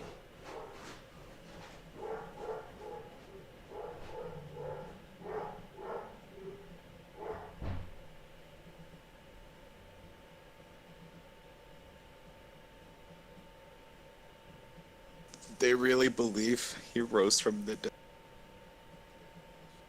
Well, this was from a time when thought that actually happened. The what is it? Spirit and breath and wind were all the same word in Greek, pneumos or something. And so people thought when you died, the wind breath came out of you, and that was your spirit. So if you want to resurrect, put it back in. And there you go. They didn't understand more complex chemical, biochemical process. Yeah. So it was completely made sense to them. Also, when you actually die, all your muscles relax, so the pupils of your eye will suddenly widen and open up. So I think that people felt the spirit left through the eyes too, didn't they? I'm not sure. Because when you watch somebody, Maybe. when you watch someone die, when they die, the pupils, if they're normal, the person isn't dead yet. But as soon as you die, every muscle in your body simply relaxes and lets go, and so that means the pupils just go poof. They widen up because they relax. So that's not the muscle letting go that I was thinking of. Well, there's South other Park muscles that. Yeah, there's other muscles that let go too. That's what the nurse has to clean up after. Oh man, I wouldn't want to be a nurse. It's a dirty job. It's a thankless job. I worked in as in a paramedical capacity in a hospital. I wasn't a nurse, but I was in more of a paramedical. Um, it can be rewarding, even though it's tough to be a nurse. You know, observing it from the outside, it'd be pretty tough, mainly because of the hours and stuff. The rewards are the people, and there's things you have to do. You have to clean up after people, but the personal reward is just helping people. Oh yeah. Well, I went with a church group to go clean up a community center in a community, and it was just to go do something to help people in a community, and so just there is a reward that you feel when you go and you help people, like the Well, saved yeah, lives. yeah, we're pretty much wired to be that way. Brenda, are you Uh, yeah, I would say so. Naturalist, physicalist, materialist, yeah, whatever you want to call it. but what would you say, like, your My best argument. yeah, for Um, what evidence do you have of non-physical? I don't. I'm a materialist as well. Well, my best. Well, I would tend to be like it's a methodological. I'm a methodological in that way. I'm not sure I can say anything metaphysically. I can't say for certain metaphysically that there's nothing in addition to what we know, but this is all we know, right? And there's just no evidence for me to that I need to.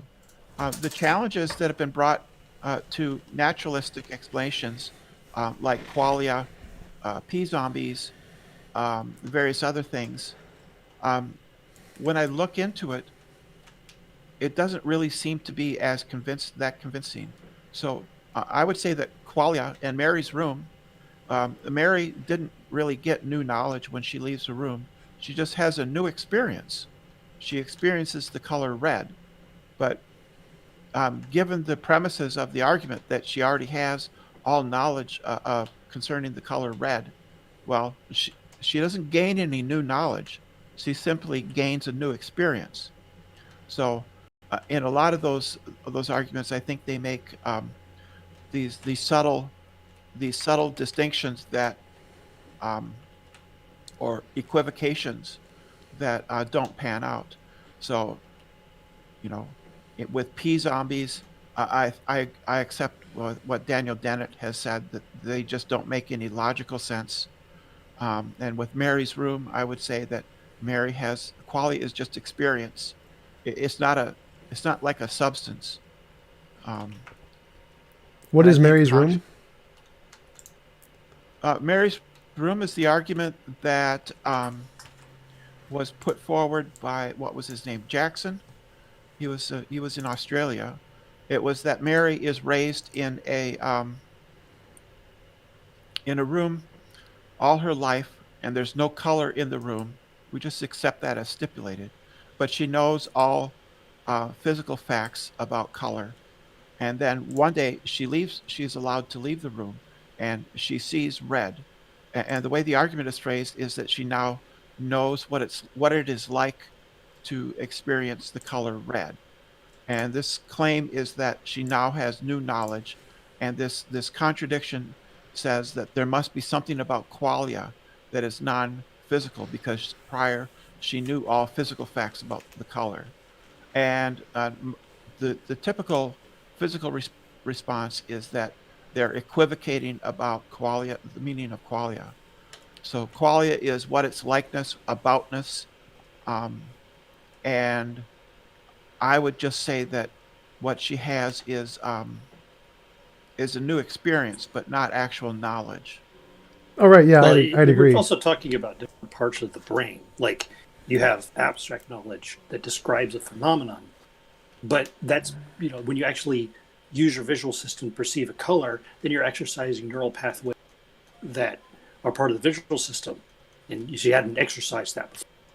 Well, I think it has more to do with translation, like- where it's the brain translates the information, and you have to not only know the physical attributes of light, but you also have to know the physical attributes of how your brain translates that information into a system. So it's like if you know all of the physical components of a computer system, like the ones and zeros, you can still put that into a CD and have it be played, and you won't know the music that's going to come out until you know how the computer system is going to translate those ones and zeros into a different system. And so it's not just the physical properties that you need to know about light. You also need to know the translation system to be able to accurately get that into translating the light itself into the quality experience. You need to know the translation as well as the physical levels.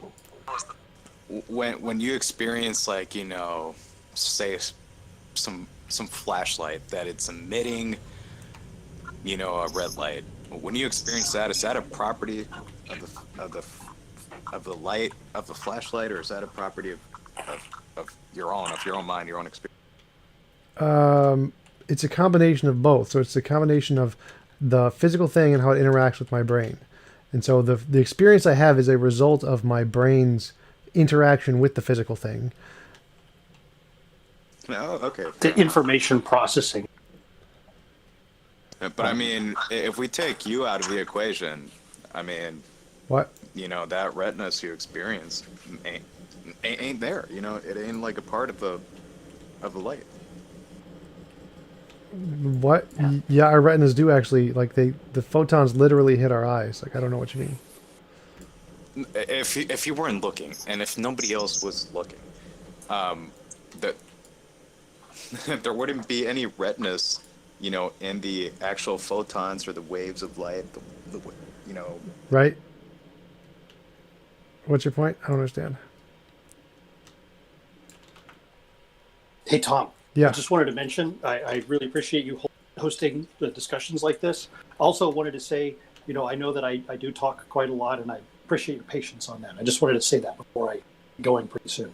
Oh yeah, no problem. People can interrupt whenever they want. So if they are bored or something and they want to talk over you, they can just interrupt and we can just keep going. So I have no problems with people interrupting me or you or anything. It's totally fine. Oh yeah, I try not to do it often. Yeah, so there's a large literature on Frank Jackson's knowledge argument, which is dubbed Mary's Room. You should Google that around. Yeah, I'll check that out. I haven't heard that one before because that wasn't one brought up by any of the idealists I've talked to yet. Wow, that's crazy. Do you have a general argument against idealism? Not exactly. I just say it adds like an additional assumption that we just don't need. Yeah, because I'm not convinced. G.E. Moore had an argument against idealism, which I'm not convinced really is very good. I do have something that I think is at least evidence against. What's that? Not like 100%, but it makes me doubt it. What is it? Why is it that wherever I find mind or traces or evidence of a mind, I find some kind of body there, and it's not necessarily the other. Right. I would use the same argument that the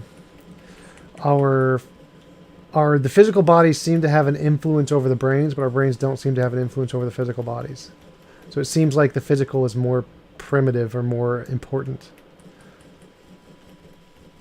I mean, if you meditate, yeah, that affects your.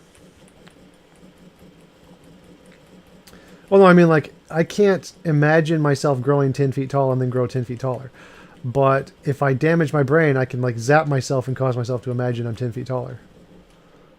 Okay, I understand. So I want mutant. Yeah, there are I want mutant brain powers. from zapping Yes. my brain.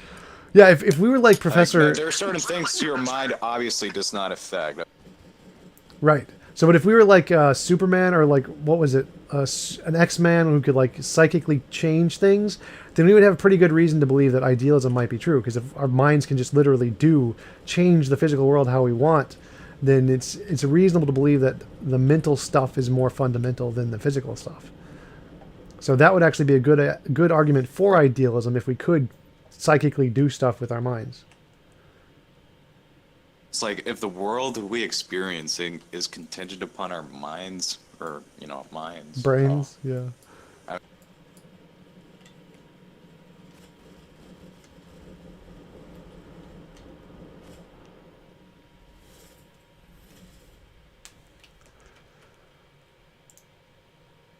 But I've had arguments with some people over this kind of topic, and I'll try to bring up evidence or certain experiences that could confirm or disconfirm one way or the other, and they'll be like, no, you can't do that because this is a topic of metaphysics, and you're trying to be kind of scientific about it. And I'm like, well, I don't believe there's a clear discrete line between science and metaphysics.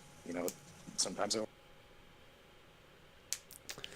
Right. I think it's that argument is essentially, well, we don't have absolute certainty, therefore it could be otherwise. That's essentially what they're saying. Is that science doesn't give us absolute certainty, and you need absolute certainty to rule this out. It's kind of what they're saying. Yeah. I want to be able to measure the metaphysical before I start taking it really seriously. Well, metaphysics is just Beyond modal physics. logic. Well, it's just modal logic. It's possible. It's possibility. A necessity. Yeah, necessity and possibility. But how could science and like topics about the nature of being, or what is real, not overlap? Well, it's like because we could be in the Matrix, and so everything we experience about science may not be real, and what is real is something completely different. That's why metaphysics and physics may not be connected. Well, those are philosophy, which is fine. There's some things we just don't have a good way of making empirical measurements and modeling them, which is what we do in science. But we can reason about other things, and so you can prove something completely abstract in mathematics. That's not science. It's but it may be philosophy, right? And that's fine. It's perfectly reasonable thing to use as part of your epistemology. Like I think there are questions of metaphysics that, okay, yeah, they're beyond the scope of science. I get it, but I think there are others that are within the scope of science. Like okay, so let's assume we live in a matrix world, right?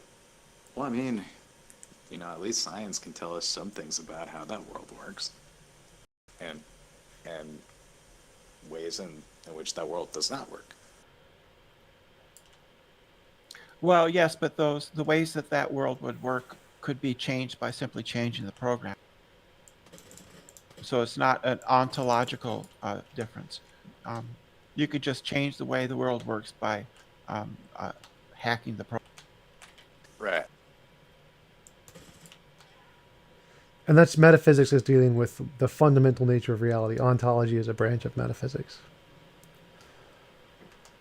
But there is an argument against against the matrix. I think it's attributed to Kripke. I was reading it on Alex Malpass. It's the argument from duty or obligation. I don't remember that one. I remember the one about the hands. Like you're supposed to, if I have hands, then I'm not in the matrix. I know I have hands, therefore I know I'm not in the matrix. Let me see if I can remember it correctly. My understanding is that the argument goes something like, and I could get this wrong, but the argument goes something like, when I'm dreaming, we do not say, for instance, that if I kill somebody in my dream, that I have committed murder. So normally, you wouldn't say of somebody who is a perfectly good human when they are awake, but every night when they go to sleep, they kill people in their dream. You wouldn't say that person was a murderer. And nevertheless, so there is a kind of a difference there. Let me pause and think here.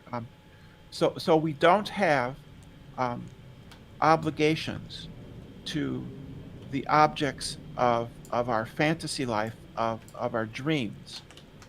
We do have obligations to people in everyday life, and therefore there's a difference there between dream life and everyday life, which is we have moral obligations to the people around us, and therefore we have a distinction there that we can say that the one is different than the other.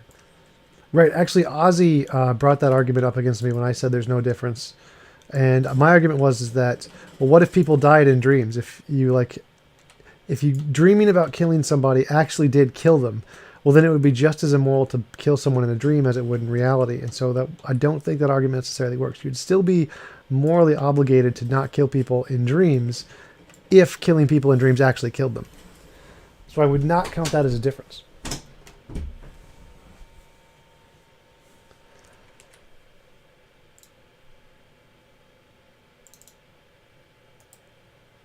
Have you talked to Converse Contender?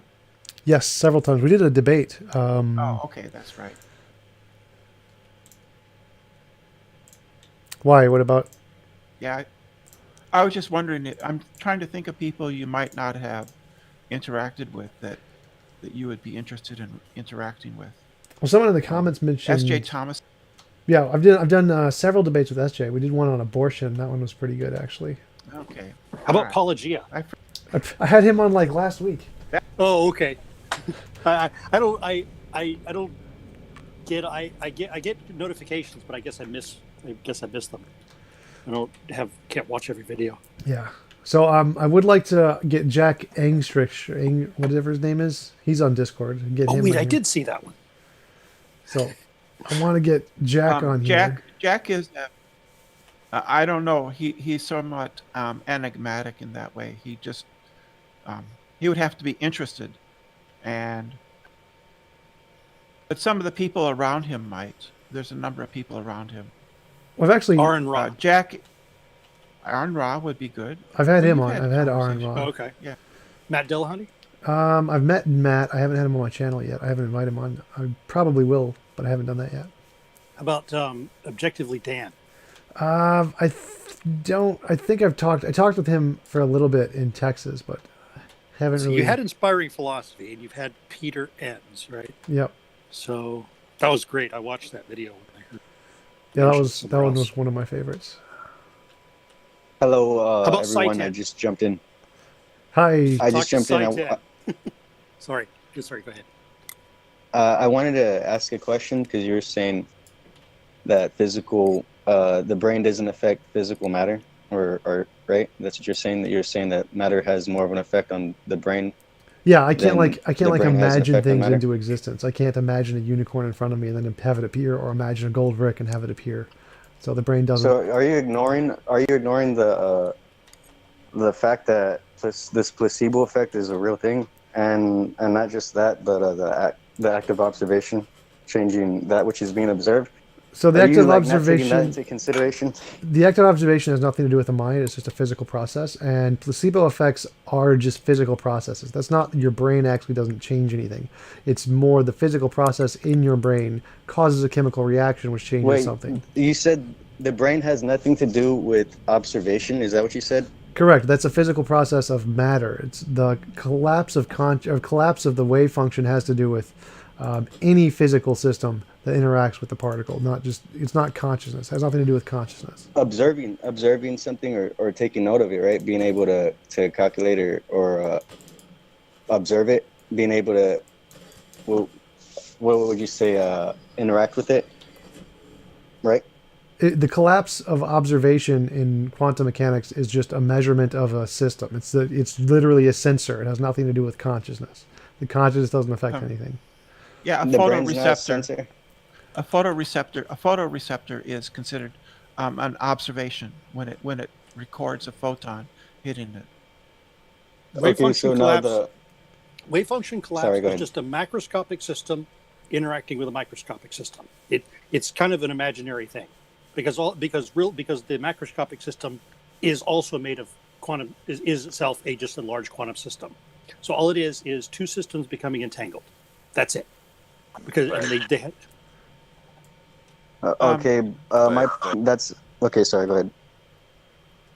But isn't it the case that the one being quote unquote observed goes from a superposition of states to, No, Yep. it's just that's the output of the measurement device. You've actually measured things in states of quantum superposition.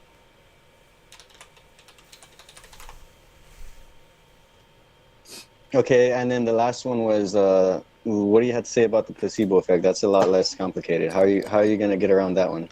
The placebo effect isn't our imaginations doing anything. The placebo effect is change in our system due to like things we imagine. So like if I imagine I'm being chased by a zebra or having a nightmare, then my physical body will react to that by changing like Yeah, and that's your surging brain with doing that, right? adrenaline, surging with adrenaline, which will Changing shut down the immune system. That's all the placebo effect is that the way you're imagining things changes your biochemical response. That's it. It's just brain function, normal brain function It's like- changing your system. The more relaxed you are, the more your immune system works, the more you heal. It has nothing to do with your imagination doing anything. Imagine somebody gives you a really great back scratch and it causes a production of dopamine. Okay, a placebo can cause your brain to produce neurotransmitters that have an effect. That is, but what caused it? Something purely psychological. Or like holding a puppy. Exactly. Actually, and that's actually something that has a real effect. Introducing, you know, cuddly animals like puppies and kittens has a real effect on people. Yeah, there's actually a horse therapy, equine therapy, where if you like, if you have depression and stuff, you go and spend time with horses. I What's don't your know what that definition would of be. what's your definition of science? The methods we use to differentiate imagination from reality. So it's not the natural processes that are occurring. I have another definition of science.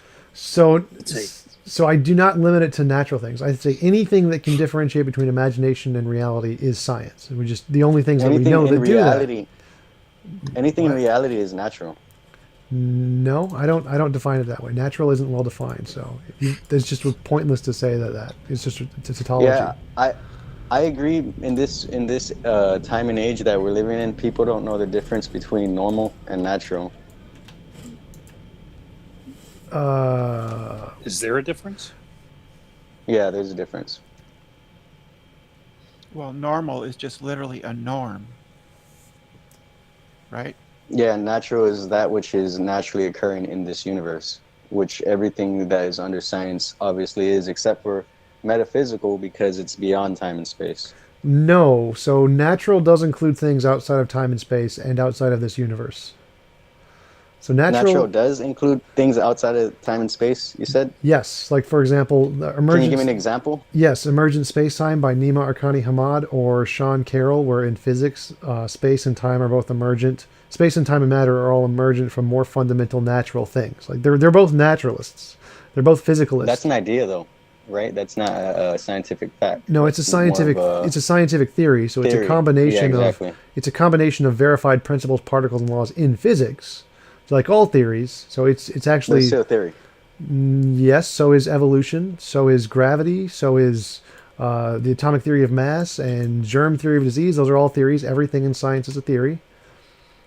Well, not everything. There's definitely things that are verifiable facts that are like laws of physics. Those are called the laws, and then there's theories. No. Theories and difference. facts are things that build, or laws and facts build theories. Theories are bigger than laws and facts. They're more true than laws and facts. Well, okay, all right. I'm not gonna argue with that because if you want to believe that, go ahead. Yeah, that's I'm just not- that's I just don't wanna science argue 101. You can just Google the word theory and law, common misconceptions that creationists have. It's just a fact about that's how science works. A theory is a model. That's all it is. It's a model that makes predictions. Yeah, and this About guy's saying something. that theories. This guy's Like saying music. theories trump laws. That's what he's telling me right now. Consider music theory. Okay, let's move it out of the realm of science into something else, right? What is music theory? It's not like, oh, we're not sure that music exists. Okay, music theory is a model of how of melodies and harmonies and rhythms and all kinds of things. It's a model. It's an idea, So- right? A way of looking at things. An ideology. No. I mean, a well-substantiated model. Or like a way of believing of how things work. It's a form of belief. Well, yeah, yeah, but one that is.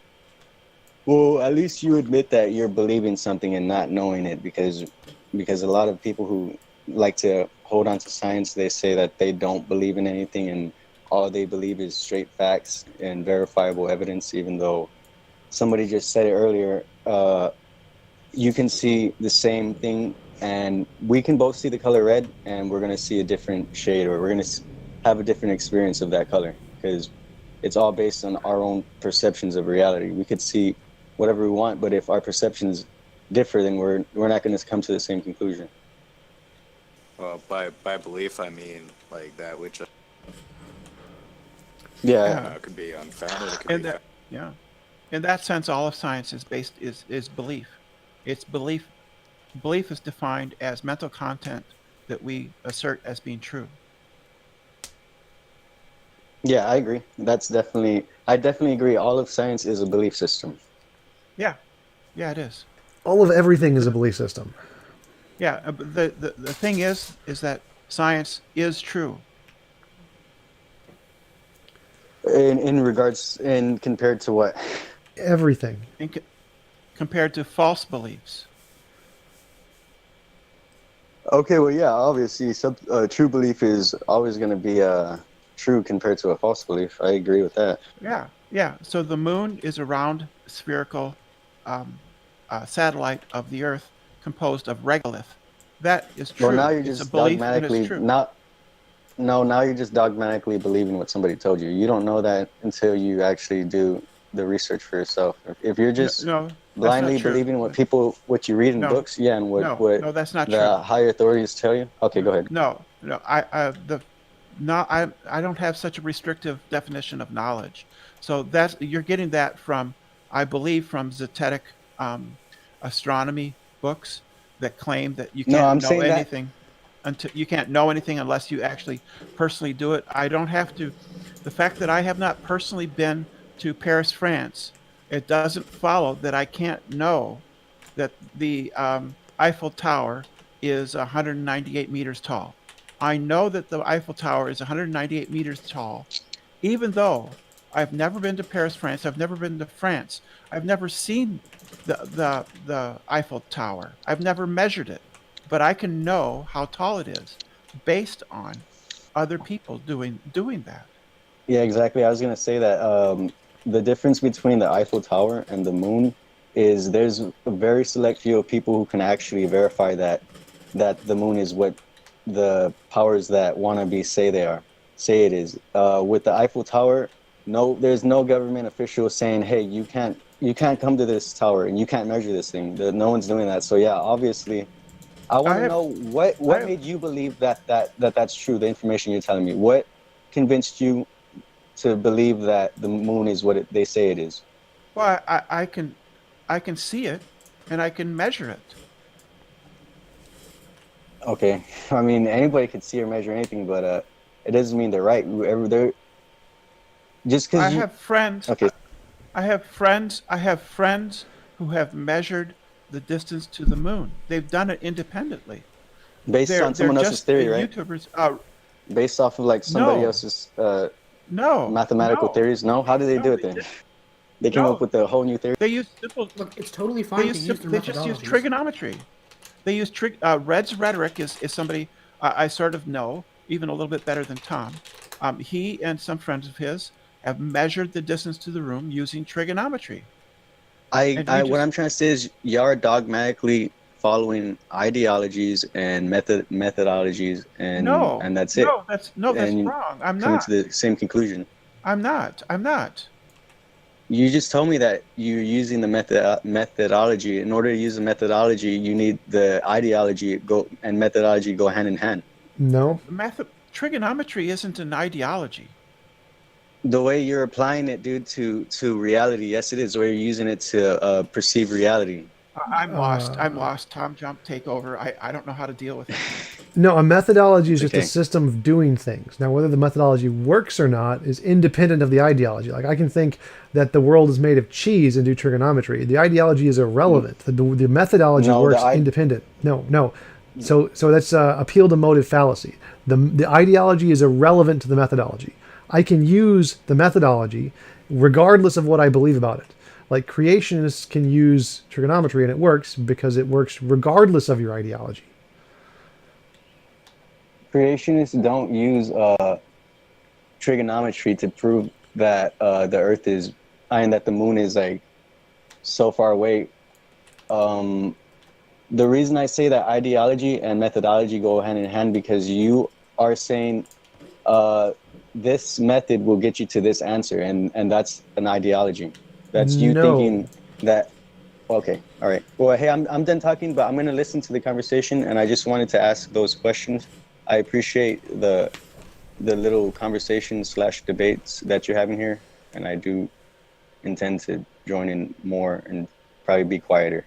Okay, yeah, sure. No, please don't feel compelled to go away. You're definitely welcome here to continue having a conversation. But the way trigonometry works is that it's just a mathematical relation. It works regardless of what you compare it to. It works on a piece of paper, and it works in space, and it works in large distances. It works the same way no matter what, wherever you apply it. So if you apply it to, if you don't know how to apply that trigonometry to actual physical matter, then it's useless. The math is useless unless you know how to apply it to reality. And part of that is knowing how to apply it. That's part of what's your definition of ideology? Because you keep on telling me that it's not. Or you want me to tell you my definition, and then you can tell me yours. Go for it. Okay, my definition, and that's another thing about words. Like people want to be like, oh, it's not in the dictionary. It only can mean the way it says verbatim. You can only say that and nothing else. For me, what ideology means is just a way of thinking about things. That's it. To put it simply, a way of thinking about things. Okay, based on that definition, what isn't an ideology? What isn't an like ideology? Name something that's not an that's ideology. Yeah, and that's exactly what we were saying, that our thoughts make up reality. Our thoughts creates reality because everything is a thought. Everything is a way of looking at reality. If you want to look at things being a certain way, then that's how you're gonna see things bad. If you're gonna be perceiving things bad, that's not how it is. But you will create problems because you're thinking a certain way. It's not hard to understand. It's like simple. Well, based on your definition, everything is an ideology, and so it kind of loses all meaning. My definition, an ideology is a set of ideas, a way of looking at the world, which is different from a methodology. A methodology is a system of actions to instantiate something in the world. It's not a way of looking at the world. It has nothing to do with ideas or perspectives. It's completely irrelevant to that. So it doesn't matter how you look at the world if you're doing a methodology. Like everyone can do science the exact same way because it's irrelevant to what you believe. What you believe makes no difference to the science at all. So wait, what if I, dude, that's the whole reason why creationists and what is the other one called where they believe in the black hole, the Big Bang? What is that? What are they called? Old Earth creationists? I don't know. Well, creationists and scientism. Scientism. They both, yeah, like scientism is an actual word, right? Yeah, it is a word. It's definitely a word. But no, they're not looking at the same evidence. Like, so scientists and creationists do not use the same methodology. So they're using very different methodologies. So that's the problem. I thought they're using different ideologies because literally we both see the same thing: all creation coming from one place. Scientists say that it's a black hole that was nothingness. Creationists say it was God. No, the methodology is very different. So, like the scientific methodology of how we come to believe things based off of testable predictions, that is only used by science. It's not used by creationists. They don't use that at all. They make no testable predictions. If they did, then they would have a valid point. So the reason... Wait, can you repeat that one more time a little slower? Sure. Because I was trying to take it in, but you went... Sure. So science uses a methodology of testable predictions. We say, here's the evidence. We're going to look at this, and we're going to say, if this is true, then we can make a prediction into the future. And if that prediction is right, we have a good reason to believe this theory. Creationists don't do that. They do not use that methodology. They do not make predictions. Well, sometimes they do, but they come wrong. But then they're like, no, it's not a prediction. It didn't happen.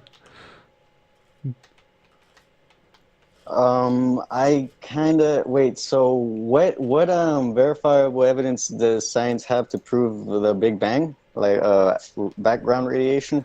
Cosmic microwave radiation, the expansion rate of the universe, the amount of dark matter and dark energy, the density of the energy in the universe, the cosmological And constant. that all proves that God didn't make it. That it's just something that came out of nothingness, right? That No, like how does that evidence point to there being no creator? Because it doesn't. people like to say that this world wasn't created. It's not intelligently designed. This and that, and that they try to say, you know, the law of entropy, right? They try to Yep. say we've been here for 1,000 millions of years and we came out of a soup of randomness, but yet how they can't even take into consideration how the law of entropy even plays a role in all of this reality. How it got started, like That's we can't hilarious. scientists. That's hilarious. Let me hear hilarious. what's up. So Go for it. I want to hear your point of entropy view. is the Word second. salad. Entropy is the second law of thermodynamics. Everyone in physics and science knows the law of entropy. It's the scientists and the atheists who actually like came up with all of these laws. So we apply these pretty rigorously in science. There's no contradiction between entropy and the Big Bang or anything. The Big Bang does not say there is no creator. That's not what the Big Bang says. It just says that there was an event that happened 13.8 billion years ago where there was a sudden expansion of the particles in the universe. It doesn't say that everything was created from nothing. No one actually believes that. And most atheists believe that some part of nature was eternal and that our Big Bang is only like one instantiation of reality, that it wasn't the original thing. There was stuff before it. So we don't actually believe that something came from nothing. No one really believes that. We believe that there was a natural thing that's existed forever. It's kind of like how you believe God exists outside of space and time. We believe that there's a natural thing that exists outside of space and time, essentially. And so if we're kind of coming to the same conclusions, like I don't see how you can't understand. Oh, because you said the methodology, right? But okay, I guess, dude. Even if that's what I'm saying, part of methodology is accepting. You need to accept a certain ideology, because Christians don't use the methodology of science because they don't accept the ideology. You have to have a certain ideology that comes with the methodology.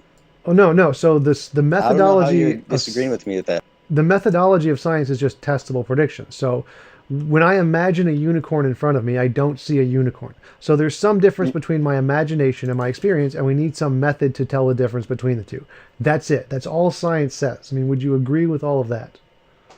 Yeah, I do agree. I agree for sure. I feel like the big problem with this reality is it's a big contradiction. There's a lot of things that contradict each other. Can you hear me? Yeah, I can hear you. What are you talking Well, about? Contradictions? This reality being a big contradiction. Oh, Before I start talking again about the law of entropy and how this reality got started, because that's dude, it's I wanted to say one thing I've noticed with people who don't understand and they want to act smart is they do like to throw that word around, word salad, because I don't think I'm saying anything that's illogical. I'm literally responding and trying to share my point of view. But once you start talking about anything spiritual, people want to start calling you crazy. If you even in the law, this system is set up for spiritual things to be oppressed. Perfect example is, if legally speaking, if we claim to believe in any kind of entity or supernatural whatever, we're legally considered crazy. Like believing in spiritual matters is it's oppressed. This society oppresses any kind of spirit thinking in any metaphysical way. Are you an American? Yes, I'm in So- Texas. So in America, it's not actually considered a delusion to believe in spiritual things. So you're not actually oppressed, and most of the country is religious. So it's usually atheists are more oppressed. I mean, there was a poll done about who are the least trusted people in America, and it's actually atheists are most oppressed, and atheists can't really get elected to office. So atheists are more oppressed in American society than religious people. But what was your point? You were saying Because my point was that the methodology of science is only saying we need some way to differentiate, is this an imaginary thing or a real thing? And that's all science is how do we tell if it's imaginary or my real? point was just saying, once you get to a certain point of understanding how reality works, you will understand that there are a lot of things that contradict each other in this reality. And Like what? I mean, What do you mean? you didn't even address what I was saying. I literally said the law of entropy. You know how that works, right? It over time, things energy can't be contained energy always is going to be being dispersed. That you can't contain Right. energy in. Huh? Could you state the law of entropy? I'm saying it right now. I'm telling you. I'm trying to. You're not. It has to do with things breaking down. Like things can't. Over time, things break down.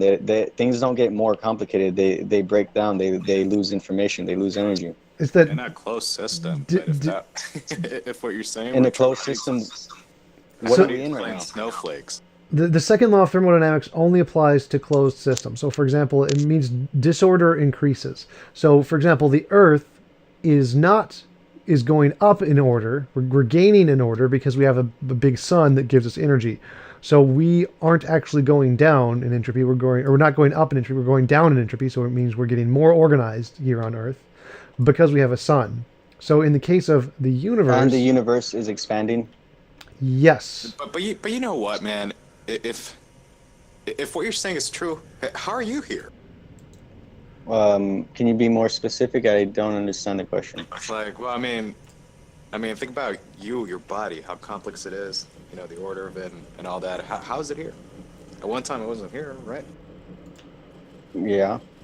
I think he thinks It's, that God did it. I think naturally occurring process.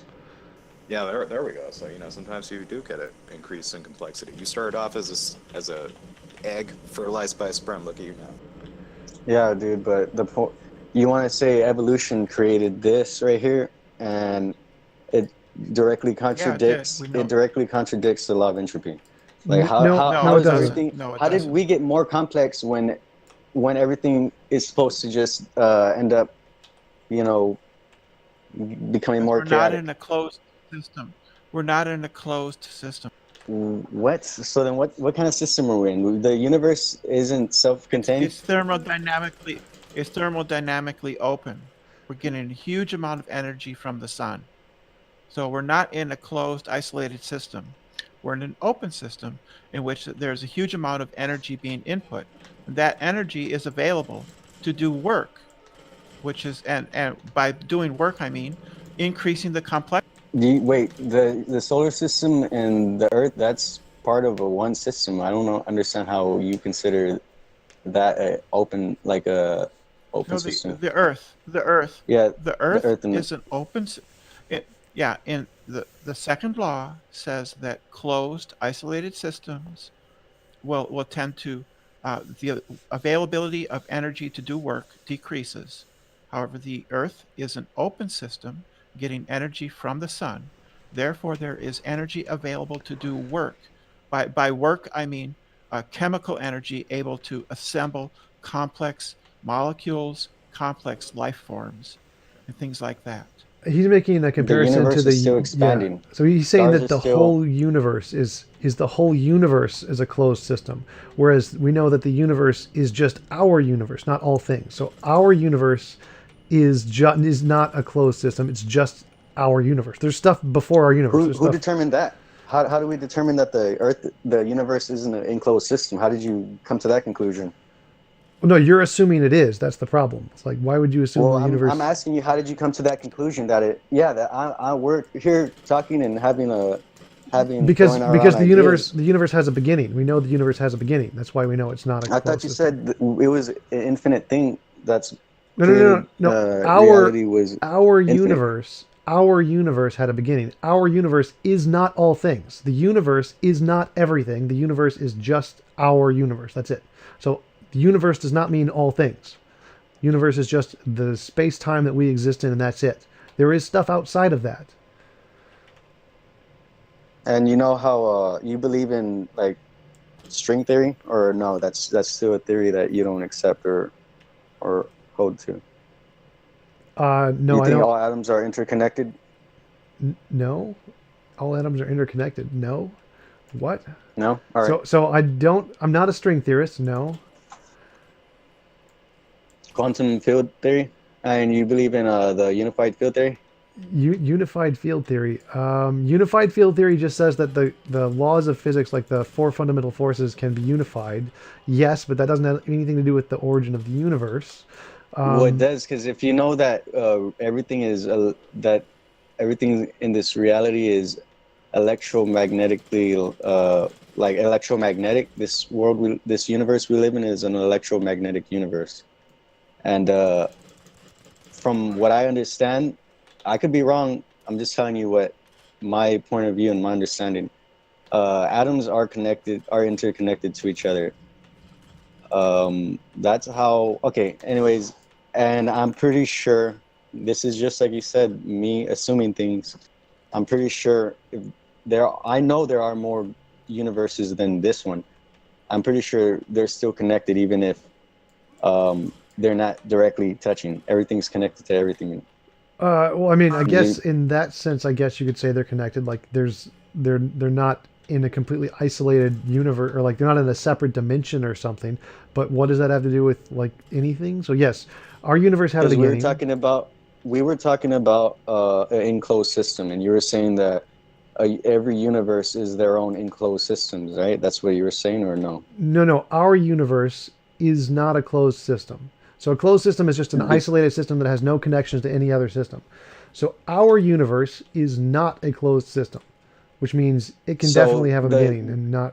So the universes that the other universes that are around are somehow interacting with this one. Then, if this universe isn't enclosed, and you're saying that there's some outside interaction going on, right? Yes. With other universes. That's correct. So then you agree.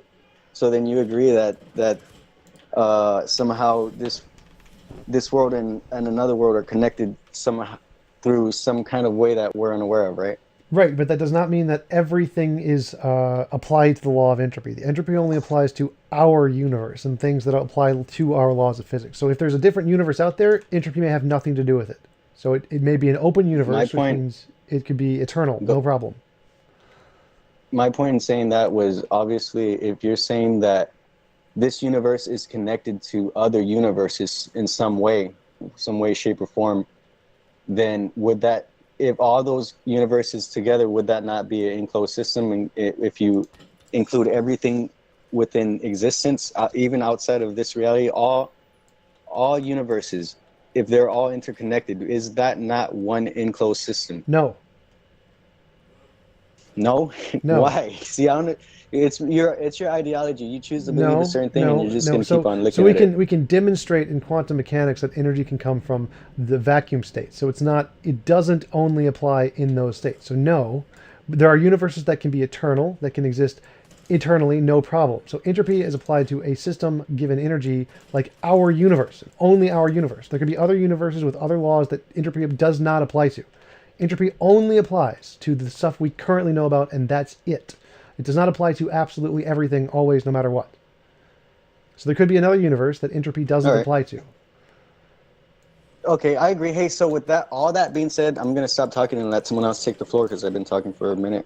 You agree that all this reality, all these laws of matter or science that scientists gathered up over the years, do you agree that all that can change with just a simple tuning of a vibration?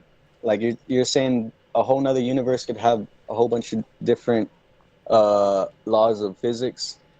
Do you think that's because everything's relative, right? No, it's because the laws of physics are determined by processes in the universe. So like they have a certain value, and the value could be more or the value could be less. It's not. Yeah, has nothing to do with. I said everything's relative. No, not everything is relative. No. Some things are relative. Not everything is relative. Like no, it doesn't matter if this whole universe. Oh, okay. Well, like it doesn't matter how many other universes are that are different ways. Our universe is still our way. It's still true. There's still one ultimate truth, which is whatever the truth is. The fact that universes can be different has nothing to do with relativism. It just means that laws can be different. Like the planet Earth has a different kind of a ecosystem than the planet Mars. Does that mean everything's relative? No, it just means they have a different ecosystem. The fact that universes can be different has nothing to do with relativism. My point in saying that is literally the only reason why things work the way they work is because of the vibration that they're at the moment. If you change the frequency of this reality, the laws of physics work differently. Like you can't light a flame if sound is being produced. You know, if the wave, the sound, what the hell is it called? The airwaves are vibrating at a certain frequency. You're not going to be able to light a flame in oxygen because the vibration of the air. Like everything is vibrating at a certain frequency, and that's what allows the laws of physics to work the way they do. When those vibrations change, the laws of physics change, and that's what I was saying. It goes back to your mentality, the way our brain is emitting electromagnetic frequency, and we do affect reality. That's it, and that's the end of my my thesis. So waves have nothing to do with the way physics is. It's not about vibration waves in that sense. It has nothing to do. Like maybe if you're a string theorist, that's how you see it. But most people are not string theorists. So no, our theory has nothing to do with the vibrating waves and like that at all. Like no, it's maybe if you're a string theorist, that's how it works. But well, I mean, you're completely ignoring what I just said. I said that you cannot light a flame in air if the vibration of the air is. If the air is vibrating at a certain frequency. Do you agree or disagree with me about that? Right, that's fluid dynamics. Yes, that's true. That has nothing to do with the law of physics.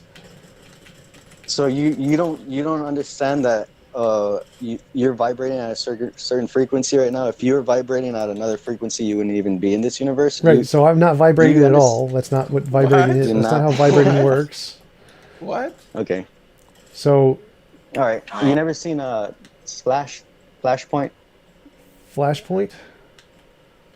It's a joke. Okay, never mind. Forget it. Yeah, dude, that's how it works. But never mind. No, we don't vibrate. That's not how things work. There's waves. You need to do some more research. No, I've done all the research. I mean, I've actually talked with astrophysicists and cosmologists and physicists on my channel. Like that's not how it works. No.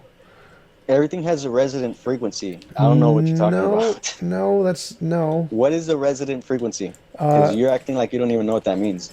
A resonant frequency is the frequency at which two things can vibrate at the same rate to cause like the glass to break when you sing at a certain vibration. But people do not vibrate. That's not a thing.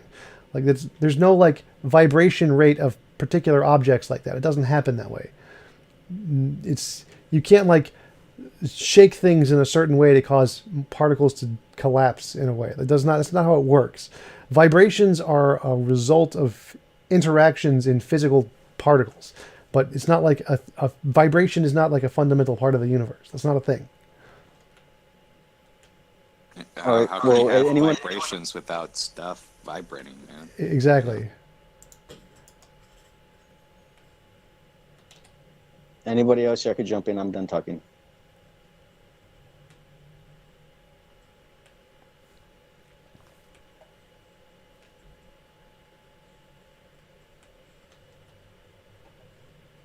I'm undecided as to whether, like the whole of the physical world has been around forever or not. I mean, I think there's evidence both ways. I'm agnostic about that.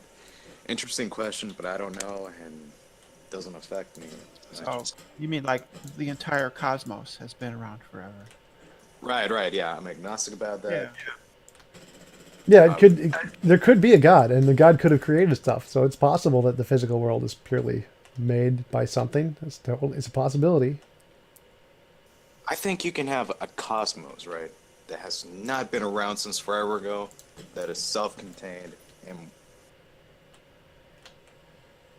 so something that caused itself, or how could the cosmos not be around forever, but still have its own unique beginning and be self-contained? if it's been around since the beginning of time. Oh yeah, if it's eternal, that's not a problem. Contradiction. So if it's eternal, that's fine. But how could it have a beginning and be eternal? Well, not in that sense. But let's say time doesn't go forever into the past. Like, time has like a, quote unquote starting point. Oh yeah, And if absolutely. it's There been could just around be. since that, I mean, it's not even meaningful. I mean, the question of what happened before that's not even meaningful. So, Well, I disagree with that statement. So I think that you can have things that are before time or outside of time, and those can definitely exist prior to the Big Bang. And I think it's a problem of language to say that what was before, but I don't think there's any actual conceptual issue there. You can I definitely mean, say that. I think it's a contradiction to postulate things going on, prior to time.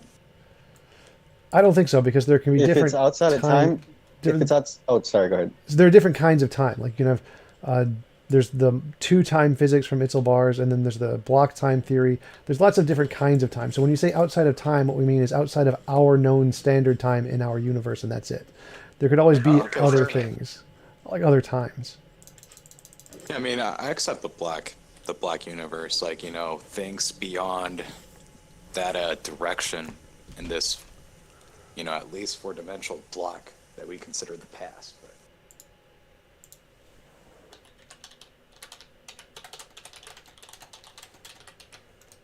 well, I mean, if relativity is true, what we consider the past, it's a direction of 4D block, it's towards the way where we remember stuff.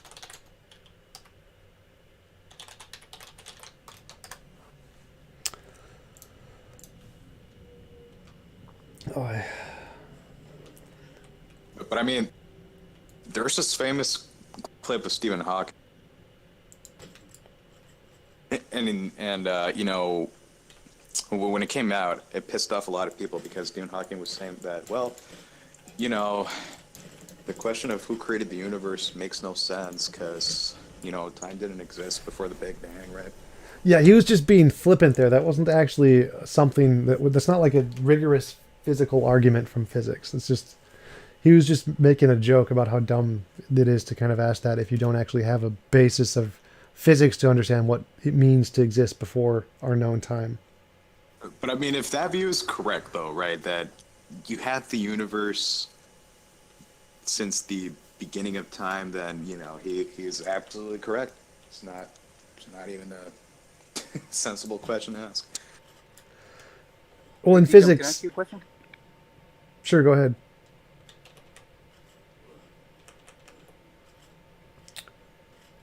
I'm on my phone. I don't know if you can hear me. Yeah, I can hear you. Testing. Sorry. Hey, in all your research, do you have like a preference, like in terms of the way you see the trajectory of cosmological research going? Do you see like a theory that you're like leaning towards as far as unifying GTR and quantum field theory, or just asking? No, like I mean, string theory supposedly does it, but string theory can just do anything. So, I mean, I don't. Right. I mean, I like the emergent space-time models. I like Sean Carroll's and Nima Arkani-Hammond's amplituhedron. Those are interesting. I mean, I don't see any reason to think any of them are more or less true. I don't see any progress being made in quantum mechanics, pretty much. But it's just interesting mathematical theories. Do you think the research projects are just kind of like working within parameters that are kind of stale right now? Pretty much, they're just utilizing the same old verified models and combining them in different ways, like playing with Legos. It's not really. I don't think anything new is going to happen from it until we get some kind of new kind of predictive power, which I don't know. I think we're pretty much done with that for a while in physics. Have you looked into Eric Weinstein's proposal? Eric Weinstein, the philosopher guy. Yeah, he's been out of the dialogue forever. I think Sean Carroll's wife actually chastised him pretty harshly in a publication, but I think he's proposing something like geometric unity, it's called, and he's kind of trying to think outside the box at least, but he was just flogged to death for thinking outside the box. Isn't he a biologist? Oh, yeah. Isn't yeah, he a biologist? It's outside his area of expertise. Yeah, he admits that. He was talking to Joe Rogan about it. Yeah, he's an interesting guy. He's along with the Jordan Peterson line of thought in that culture area. So I mean, he's an interesting guy to listen to. The intellectual dark web. That's it. That's the one. Right, yeah. Yeah, geometric unity, because I guess there's geometry with GTR. He's trying to make quantum field theory fit with GTR instead of putting GTR onto quantum field theory, like with loop quantum gravity and all that stuff. I don't know if you looked into that. He's at least No, I thinking have outside not. the box, you know. I admire that, I guess, on a certain level, even though he's been out of the dialogue for a while. But, Yeah, I have no problem with that. I think anybody can come up with any crazy theory they want, and if it makes predictions, then they win. It's as simple as that. It doesn't matter how crazy it is. If it makes predictions, you're right. So if he can pull it off, then I will concede his rightness. or at least point the way towards setting up certain experiments where you do have unprecedented kind of predictions Right, with, I guess, paradigm shifts and stuff like that. for sure. Hey, I you guess don't the you don't different stages with paradigm shifts is that when the new paradigm's presented, it's scorned at first, and they just got to get thick skin. Yep, exactly. Yeah, that's where I was kind of going at. You don't think that's kind of like a little like it kind of halts, what is that called? Us learning stuff when you just kind of, damn it, dude.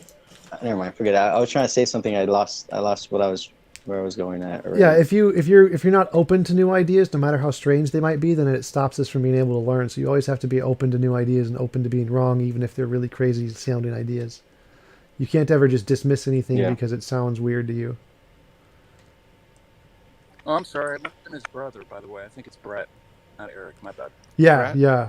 Oh, Brett's the mathematician, and Eric is the biologist. Yeah, sorry about that. Not Eric. Brett. Brett was on Joe. I think they were both on Joe Rogan, but Brett's the guy that had geometric unity. He was proposing that. He read a paper at like Right. Oxford or something. Yeah, that sounds more reasonable Don't because know I know what that- he's a mathematician, so he has some basis in it. Yeah. Well, I don't know what his area of expertise is in math either. That's a good question. I guess it doesn't matter. Anybody can come up with anything. Yes. Yep. Okay, I remember what I was trying to say. I was trying to say something along the lines of, isn't it kind of not a good way of thinking? It's not good to think in that kind of mindset where you're like, well, show me the evidence before, I want to see the evidence before I believe anything, because before I even take into consideration it being a possibility. In opposition to like the person who, you know, you share a theory with, and then they kind of like, you know, try to formulate like some kind of their own idea, or put in their own view of things, instead of just like I said already, dogmatically regurgitating the information that they've been told their whole lives. Like I just said earlier, right now it kind of halts not production but advancement. Yeah, right. We can't Because, just discount anything. you know, you can tell somebody the truth, and if they're like if they're religious, or if they don't get, if a certain person doesn't give them the information, then they're gonna be like, oh, it's not true. I need to see it from the scientific community before I believe anything you're saying, even if it's 100% true. Well, you need Isn't evidence. that kind of not good way of thinking about? Okay, go. Sorry. So you need evidence for something to be reasonable to believe. You should never believe something without good reason to believe it, without evidence. But you can't simply So say that. You can't You're simply not say. able to hear the truth just when it's heard. You don't know the difference from a lie and the truth. No, Right. you can't just hear the. Well, there's that analogy of when the clock is dead on the, like, it's still possible to look at it, and there's a really small probability that it might actually be the right time, but you can't actually reasonably think it's that time because you know the clock is dead. You know, like, there's a difference. Like, yeah, you can really randomly stumble accidentally on true beliefs, but that doesn't actually mean that you are justified in believing those true beliefs.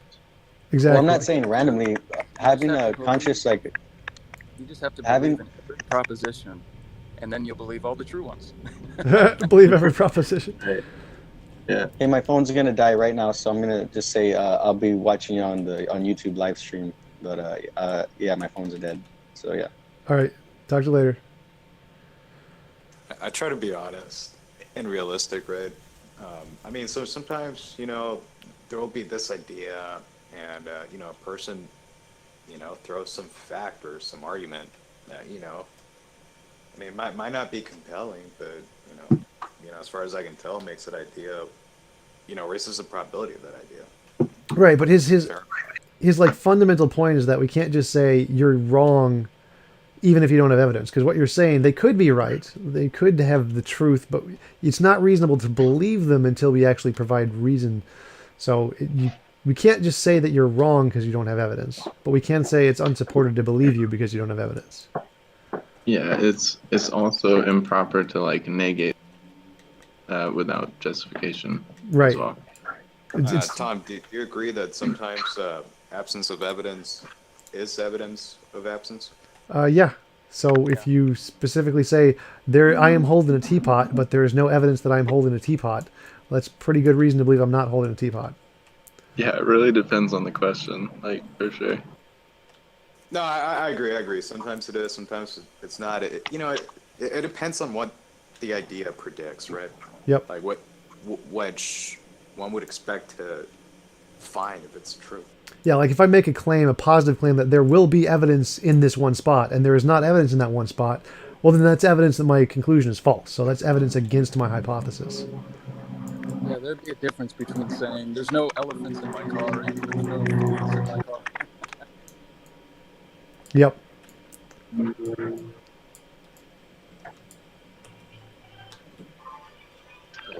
Oh, could I ask you a question on that Sean Carroll theory real quick? Emergent space-time? Sure. What is the ontology of that which space-time emerges from? Did they get into that? I'm not as familiar with Sean Carroll's, but I know the Nima Arkani Hamad says that he calls it the amplituhedron. It's kind of like a particle, and it exists before space-time, and space-time emerges from the interactions with that particle. So Sean Carroll's I'm not sure about, but I do know. Go ahead. Is that related to E8? Is that related to E8?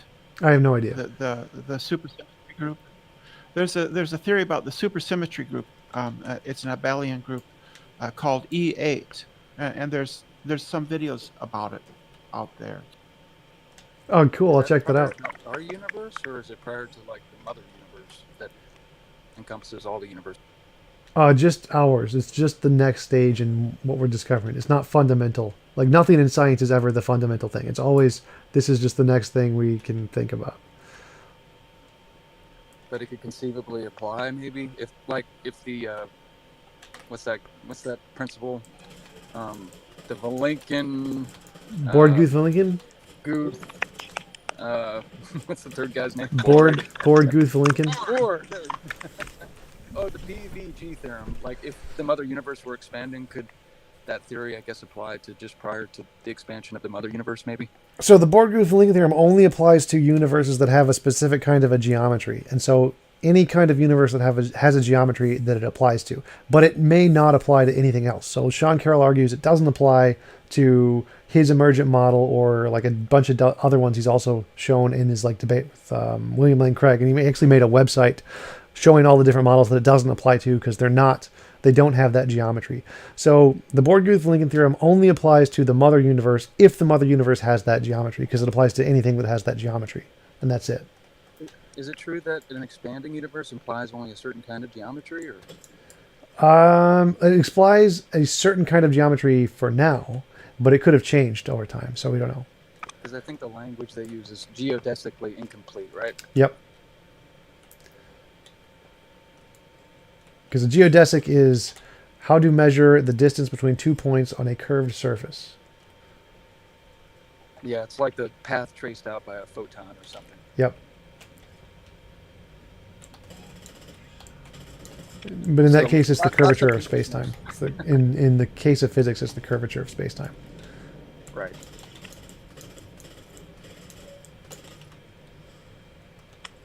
So the ontology of it prior to our particular universe, does it have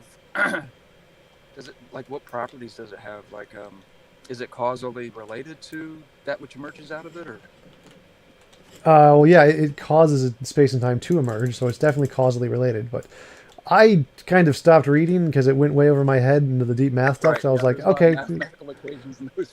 Yep. I don't know these symbols, so I'm going to stop now. But honestly, though, like, okay, maybe the space-time that we know of emerged from something else, but it's like, how could that something that not have some kind of space-time of its own? Well, it would. It would just be called something different. Because when we talk about space-time, we're talking about the thing measured in general and special relativity. So whatever came before it would have something that we would probably refer to as time, but it wouldn't have time as in the kind that we have in our universe, because that definitely had a beginning. Hey, you gotta have. Well, I mean, okay, but you gotta have some kind of time for things to emerge, right? Well, that's the part. The thing about time is that there's the philosophical concept of time, which is just anything that transitions to anything else in two different frames of reference. And there's the physical time, is in general relativity, where time is literally a physical thing in the universe, like a particle that exists in our universe. So the physical kind of thing of time is definitely not prior to the Big Bang, because it's only in our universe. But there would be a philosophical kind. We probably shouldn't call it time, because in physics, time just refers to that thing that's in our universe, the physical thing. Got And it. you could interpret the transition phase like tensely or tense in a tense way, I guess. Sorry, Brenda. Yeah, I enjoy when I talk to flat earthers, I tell them that time is a physical property of the universe in that physical sense that Tom just said, and their brains explode. Brenda, why do you talk to flat earthers? Because it's funny as hell. It's funny. Brenda's a masochist who just enjoys the pain. I have to sharpen my rhetoric, because some of them get fairly sophisticated in their denialism. Oh, So that's- it helps me sharpen up a little bit. I'll just appeal to your authority. It is interesting to me that it has parallels with creationism and other things. Oh God, yeah. Oh, by the way, Tom, I posted a link to E8. E8 is a theory proposed by Garrett Lisi, who's the surfer dude. He surfs all time, but he's a theoretical physicist. Oh yeah, I think I've heard of His him. theory is that it's an 8-dimensional abelian group that in group theory that accounts for all particles. Are they spatial dimensions or? I don't really understand it. It's probably not true, but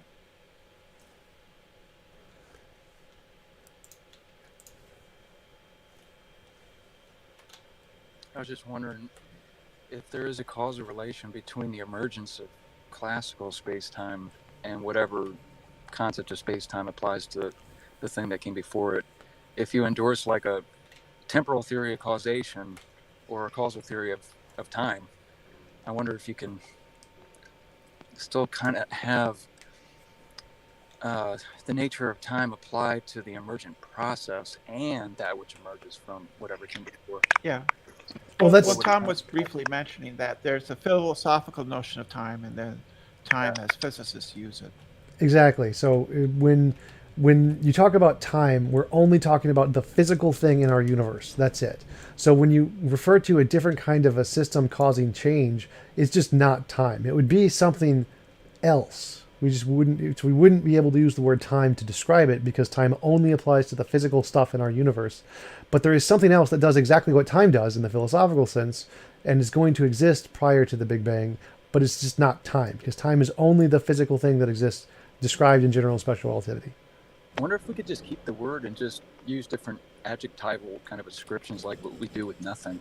Yeah, exactly. Specific nothingness, philosophical nothingness. And all that universe, because the universe is like just used to be used as everything, and now it's just our universe. And atom, which used to be the smallest constituent part, and now it's just the protons and neutrons and electrons combined together. Language changes a lot in science like that. stuff. Are you a realist, TJump? A what? Are you like a scientific realist or? Yes, I tend to lean towards realism. Okay. Have you ever talked to Lawrence Krauss, Tom? Only by email. Oh, Me too. I was just wondering. Yeah, I like him a lot. I've thought about Yeah, having he him on. fell on hard. I like his Twitter picture. What was that, Brenda? He fell on hard times? Yeah, he had some accusations about some harassment. Oh, I thought that was Lawrence Krauss. Well, that was also Neil deGrasse That's what I Tyson. said. Well, a number of them. Yeah. With the tattoo conversations. I didn't look into it.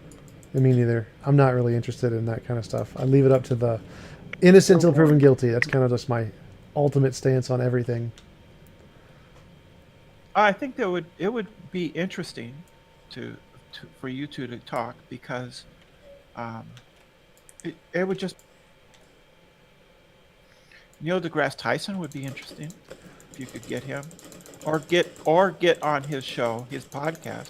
That would probably be better for you to get on his podcast, because then you'd get exposure to that audience. No, TJump needs to go on Joe Rogan's show. Yeah, I would like that. That's not going to happen, though. You're not big enough for that. I don't think I'm big enough for Neil deGrasse Tyson show either. But I saw TJump's tweet to Kanye West. I thought it was epic. Yeah, that would be hilarious. Get Kanye on my show. Oh man, that'd be just as good as like Donald Trump. That would help your channel, though. For sure. Yeah, I sent Kanye a tweet, so asking him to come on my show, because that would help my channel a lot. Kanye would bring on Joel Osteen with him. Yeah.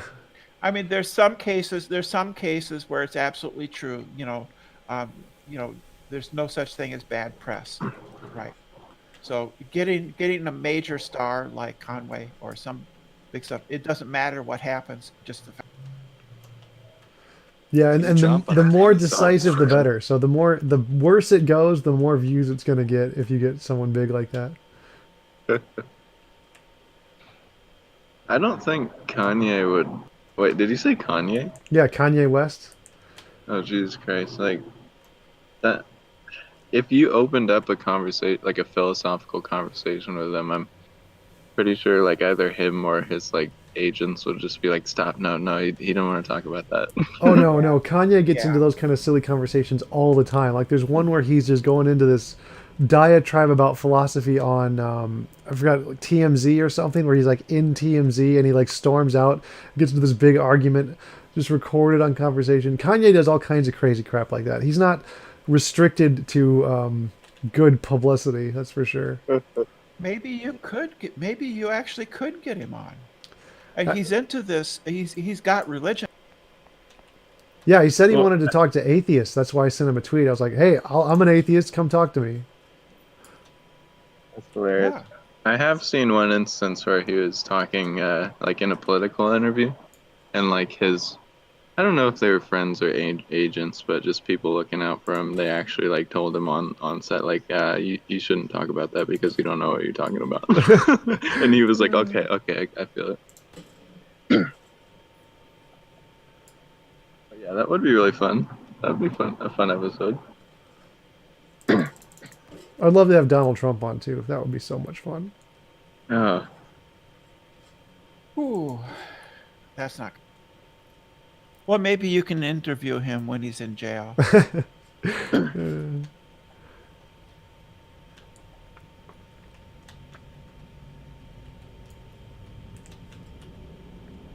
Okay. I'm going to take off, Tom. It's been nice hanging. Yeah, nice to talk with you again, Brenda. I'll talk to you later.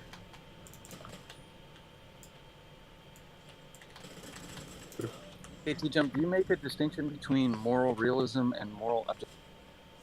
You cut out moral realism and what? Moral objective. No, I use them as being the same thing. See, I was reading a book the other day, and they distinguished them. They were saying moral objectivism is the thesis that moral propositions have truth value, and that moral realism is an ontological thesis that true moral propositions correspond to like entities or something, like queer entities, like what Mackie was saying or something. Well, what do they mean by true? And it sounded like you were kind of leaning towards that when you were bringing up the perfect triangle that you don't think exists. So it sounds like you're a moral objectivist without being a moral realist. Well, I think in most philosophical cases, they usually mean the same thing. Because for a statement to be true, what it means is like it corresponds to something in reality, even if it's not necessarily like an existing particle or something. So it can still be true and be the same thing. So moral realism and moral objectivism aren't exclusive in that sense. Maybe there's a guy I really like. His name's Jody Azuni. He's got a book called Deflating Existential Consequence, where he actually deflates singular reference and truth. And so he actually has this philosophy according to which you can have these true metaphysical propositions, moral, metaphysical, whatever, and they don't actually refer to like Platonic views or Aristotelian essences or anything like that. I thought it was pretty intriguing. What does he mean by true? How does he define true? The same way the deflationists do. They actually deflate it. And actually Tarski's theory of truth is a kind of deflationary theory. I've heard you mention that. I think that's good. One strategy is just to use that disquotational principle and then provide some kind of analysis. Like, you don't necessarily have to be a fictionalist where you think the propositions are false. You could be like a figuralist or endorse like neutral theory with regard to the existential quantifier. So you can neutralize the existential quantifier and get rid of existential generalization and keep the proposition's truth without referring to anything. You don't have to be like a truth maker theorist or anything like that. There's like all these different little anti-realist options I thought were really interesting. Yeah, I've heard of them. I don't understand them. So I have no idea, like, how's that even true then? But. Right, yeah. Philosophers will debate anything. Yep.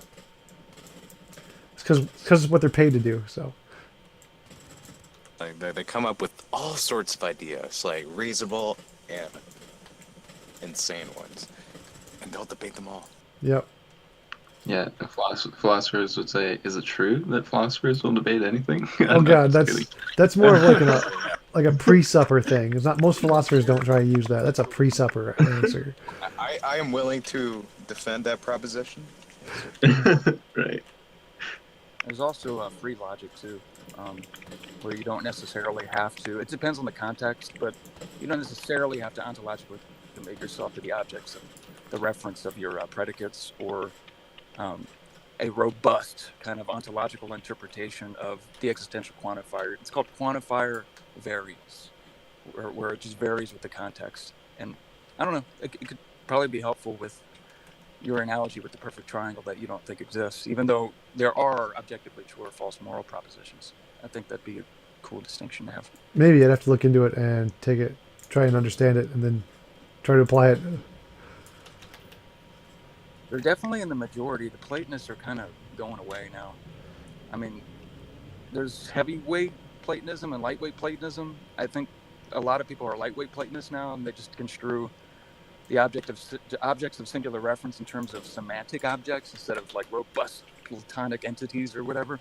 But a lot of people are anti-realists now, and they don't jettison the existential quantifier. They just disagree with the way Quine had originally formulated it. Right. So the same way, because I'm not a Platonist, I just use that as an example to say that objects can exist. So my goal is to say that, like, it can still be, you can have objective relations without them actually existing, and like, especially not in a Platonic sense. Yeah, that's you'd agree with some of the axioms that Jody Azuni endorses in order to deflate existential consequence, but they keep truth, and they like Tarski. So I think you like Tarski too. You make truth a property of sentences. Yeah, the semantic theory of truth. Exactly, yeah. Well, I mean, what would it mean if I said my chair is true? It's got to be like a proposition. So your chair is hard or something. Well, hard is weird because that's ambiguous. That's a vague predicate. So you need like tri-valued logic, indefinite, true and false. My chair exists. The chair is 2 feet away from me or something like that. Or exists. Yeah, that's a good one. But anyway, my stance on Platonism is this: your mind is a world of forms, in of itself. What does that mean? Well, I mean, like it has to do. The only place that I know of where concepts exist is in the minds of people. I don't need to appeal to this abstract, transcendent. Oh yeah, for sure. So yeah, I agree. I don't think that Platonism is actually true, or there are these like actual shapes that exist in some kind of metaphysical superspace. It's kind of a weird idea.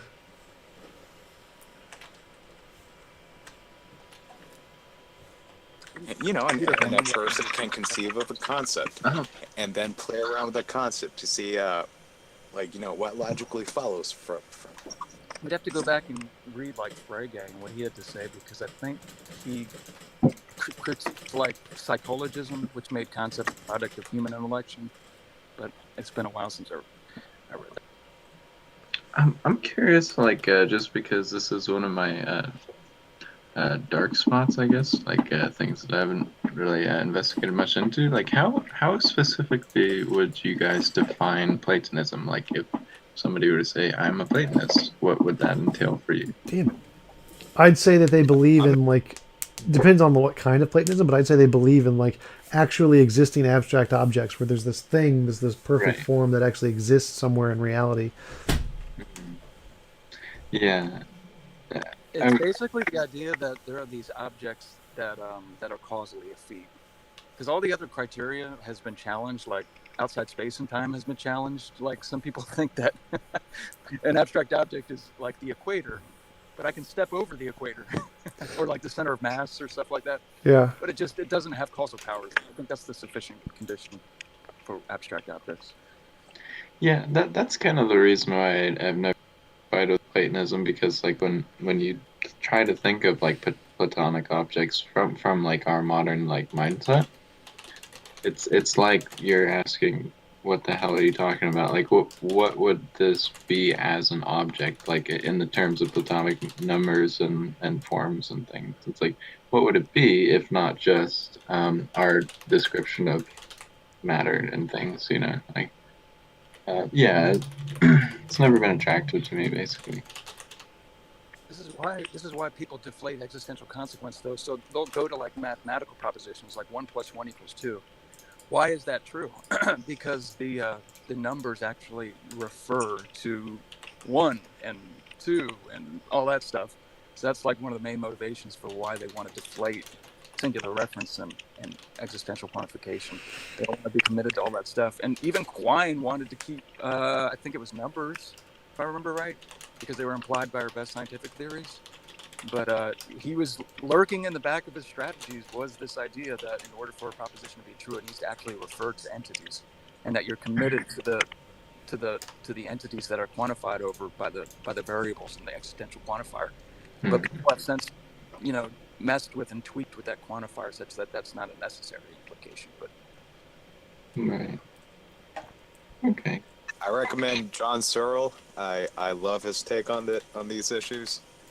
Check out his videos. There's a few of them on Closer to Truth. Let me write that down. You said John. What? John Searle. SEAR. LE. look up his debate with Derrida. It's awesome.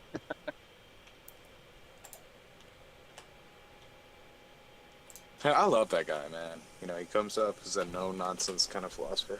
Yeah, he's pretty good. Well, Searle responded to Derrida's postmodernism or whatever, and Derrida responds by talking about like the font that Searle uses in his response and the spacing between the words and the border of the journal. It's just like, what are you talking about, man?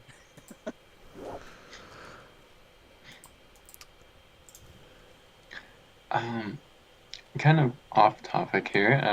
Has anybody ever gone too far into Hector Garcia's writing?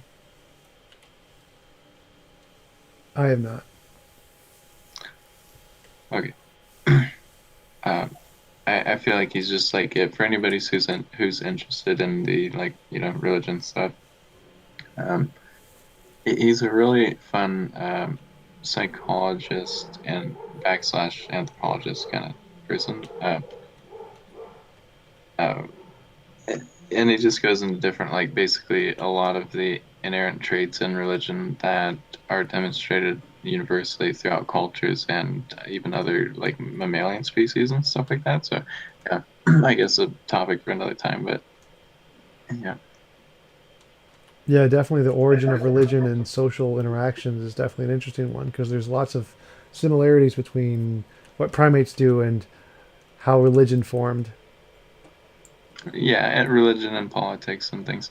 Like just for, I guess, like a sample taste, one of the concepts that he writes about in the book Alpha God is the distinctions between like up and down that our cultures have and our religions have and our politics have and things like that. Obviously there's no real inherent meaning in altitude, but we think of up and down terms in a very specific, like emotional way. Like I'm feeling down, or like top of the morning to you, or like this is the highest grade quality. There's no inherent meaning in altitude, of course, but that's Sounds like basically. Bitcoin.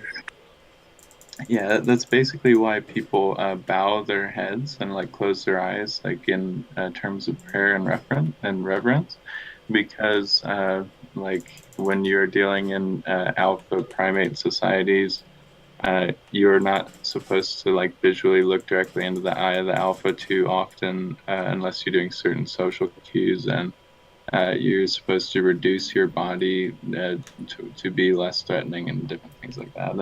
And it basically goes over all the science that's been done on all these different types of behaviors, and like the reason why Yahweh and other Quetzalcoatl and all kinds of deities are just such dicks all the time, and they're very obsessed with reproduction and things like that. It's really fascinating stuff.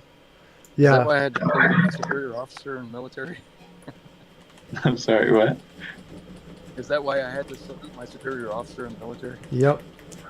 Yeah. Well, even motions like that and hats.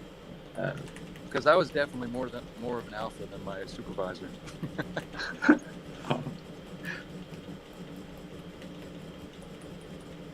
Yeah, one of the things he writes about is making your head bigger and having facial hair and divine artwork where there's like halos and chieftain headwear and different things like that. That's why Calvinists grow beards.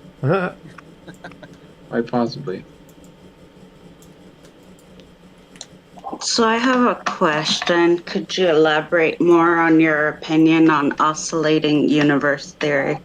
Oscillating universe theory is like the cyclic model, like Neil Turek's model, where the universe grows and then collapses and then grows and then collapses, essentially inevitably forever. I think it's an interesting theory. I think it's a possibility. I don't think it's any more or less reasonable than like the multiverse theory or string theory or any of the other ones where there's just stuff forever. And Neil Turek's model specifically says that like dark energy could reverse at some point, because we know gravity reversed. Gravity used to be repulsive in the early universe, like Guth's early universe inflation model.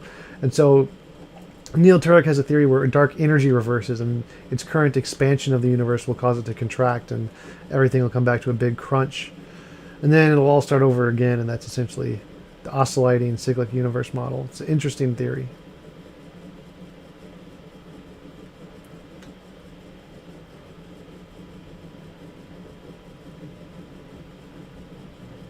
Didn't George Lemaitre conceive of that?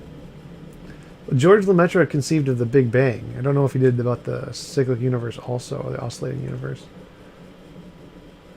I know for a fact he made an analogy between the oscillating universe and the.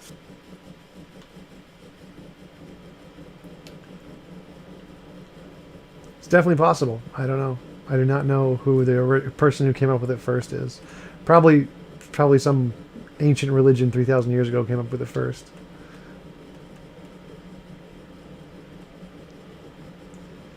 I think Hinduism actually has an oscillating theory in it where the Brahmin has a dream and we're all in the dream, and then he wakes up and then he goes back into a dream state, I think. So I think that might be one of the older versions of the cyclic universe. Do you think there are endless parallel universes? I don't remember the technical term for that.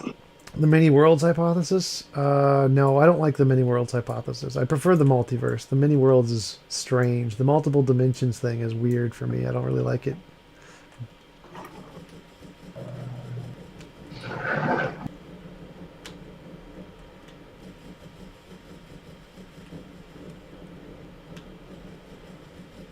I personally think there are. Like, infinite universes having the whole oscillating cyclic theory.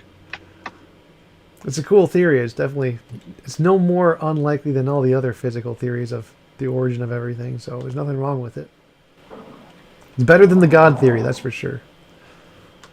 I was talking to some guy who gave me an inductive, it was like a neat inductive argument for the multiverse, and I thought that there was something.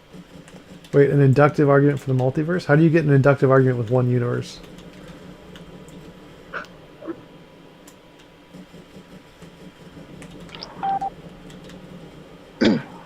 Sorry, that's a good question, but his argument was like, okay, so here in the universe, like, okay, so there's like plenty of things in the universe, but there's also plenty of things in our universe where if you have one, there's several others out there, and there are several others like it out there, and I was like, yeah, I mean that's actually a good point. So he made the inference. Well, I mean, is it that crazy to postulate there being other universes? They might be slightly different or whatnot. I wouldn't necessarily support that, but at the same time, it's kind of a funny just thing that you don't usually think. Yeah, there's usually a multiplicity of items that we can observe, but yeah, I don't know how that relates to the universe itself. But it seems like a cogent and strong inductive argument. I'm not so sure about that. Because are there multiples of you? Oh, I mean, that there's other humans. No. Specifically, just you. Like multiples of you personally. You mean like a parallel you, where one has red hair instead of Not like an blonde or whatever? exact copy. Well, not that I'm aware of. No, I think Tom was basically saying that even though we see approximate multiplicities of items, it could be an argument made that there is actually no one single wholly different thing. Yeah, there are different species and things like that, but there's not different versions of a lot of things individual. Right, so it's where do we draw the line of what qualifies as a thing that we should consider having multiplicities of? Because we wouldn't consider everything having multiplicities of, only certain classes of things. And would we consider the universe of the class of things that should be considered of having a multiplicity or not? And based on that argument, it seems like, well, we should consider everything as having a multiplicity. Since we see some things as having lots of them, well, then everything should have lots of it, right?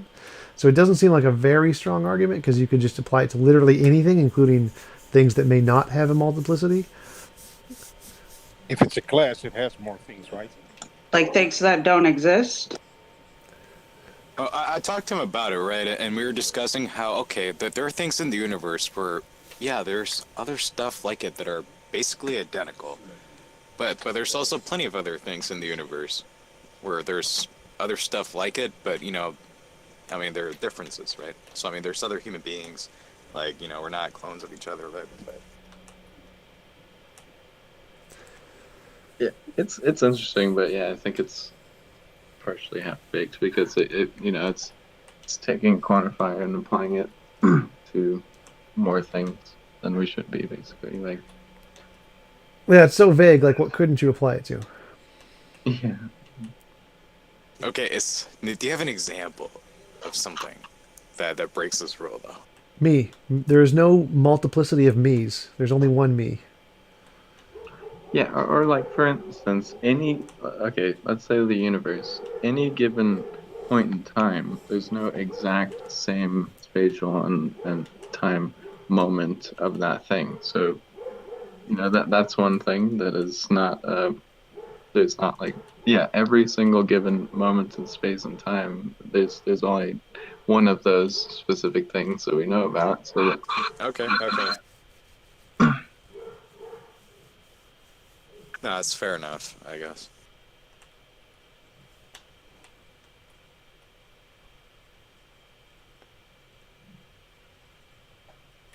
Because, if that wasn't the case, then I mean, I guess there wouldn't be any change going on. Exactly.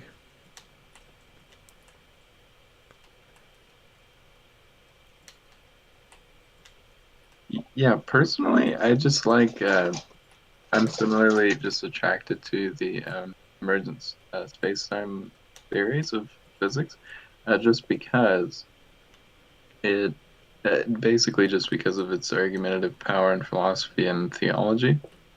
Like, it's just really annoying when apologists use some physical theories like that there's nothing outside of space and time and things like that in order to argue for deities, and with different with the variety of theories in the way that physics has evolved, like it's just better to know those things so that you can cast some uncertainty onto their philosophies, and make sure that they aren't arguments from ignorance and things like that, which they Totally are. They totally are. Yeah.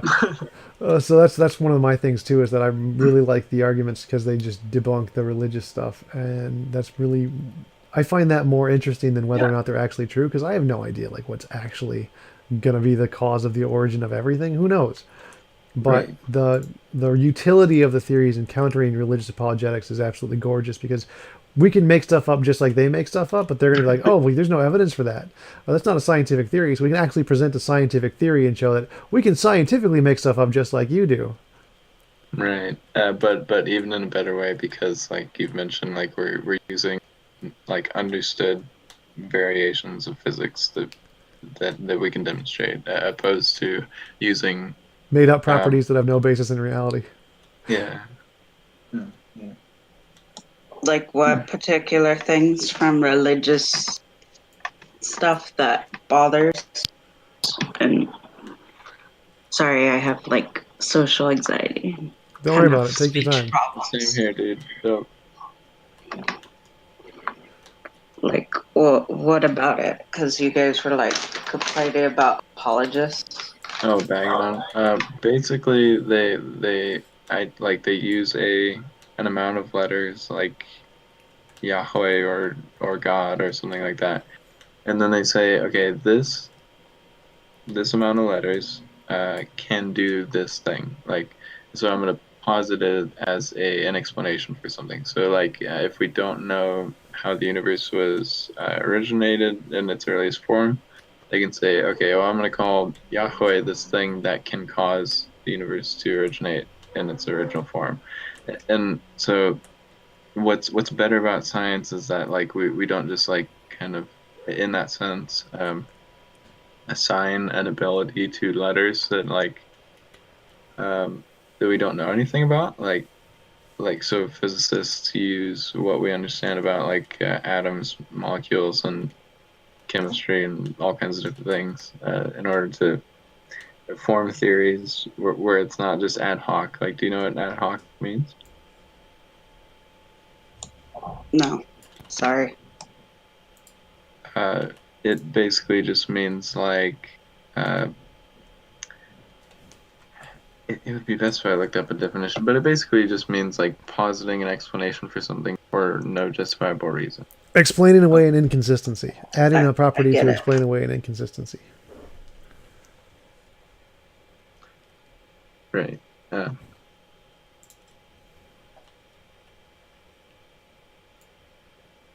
I, I I object to these people positing, minds without physical bodies to explain anything. Right.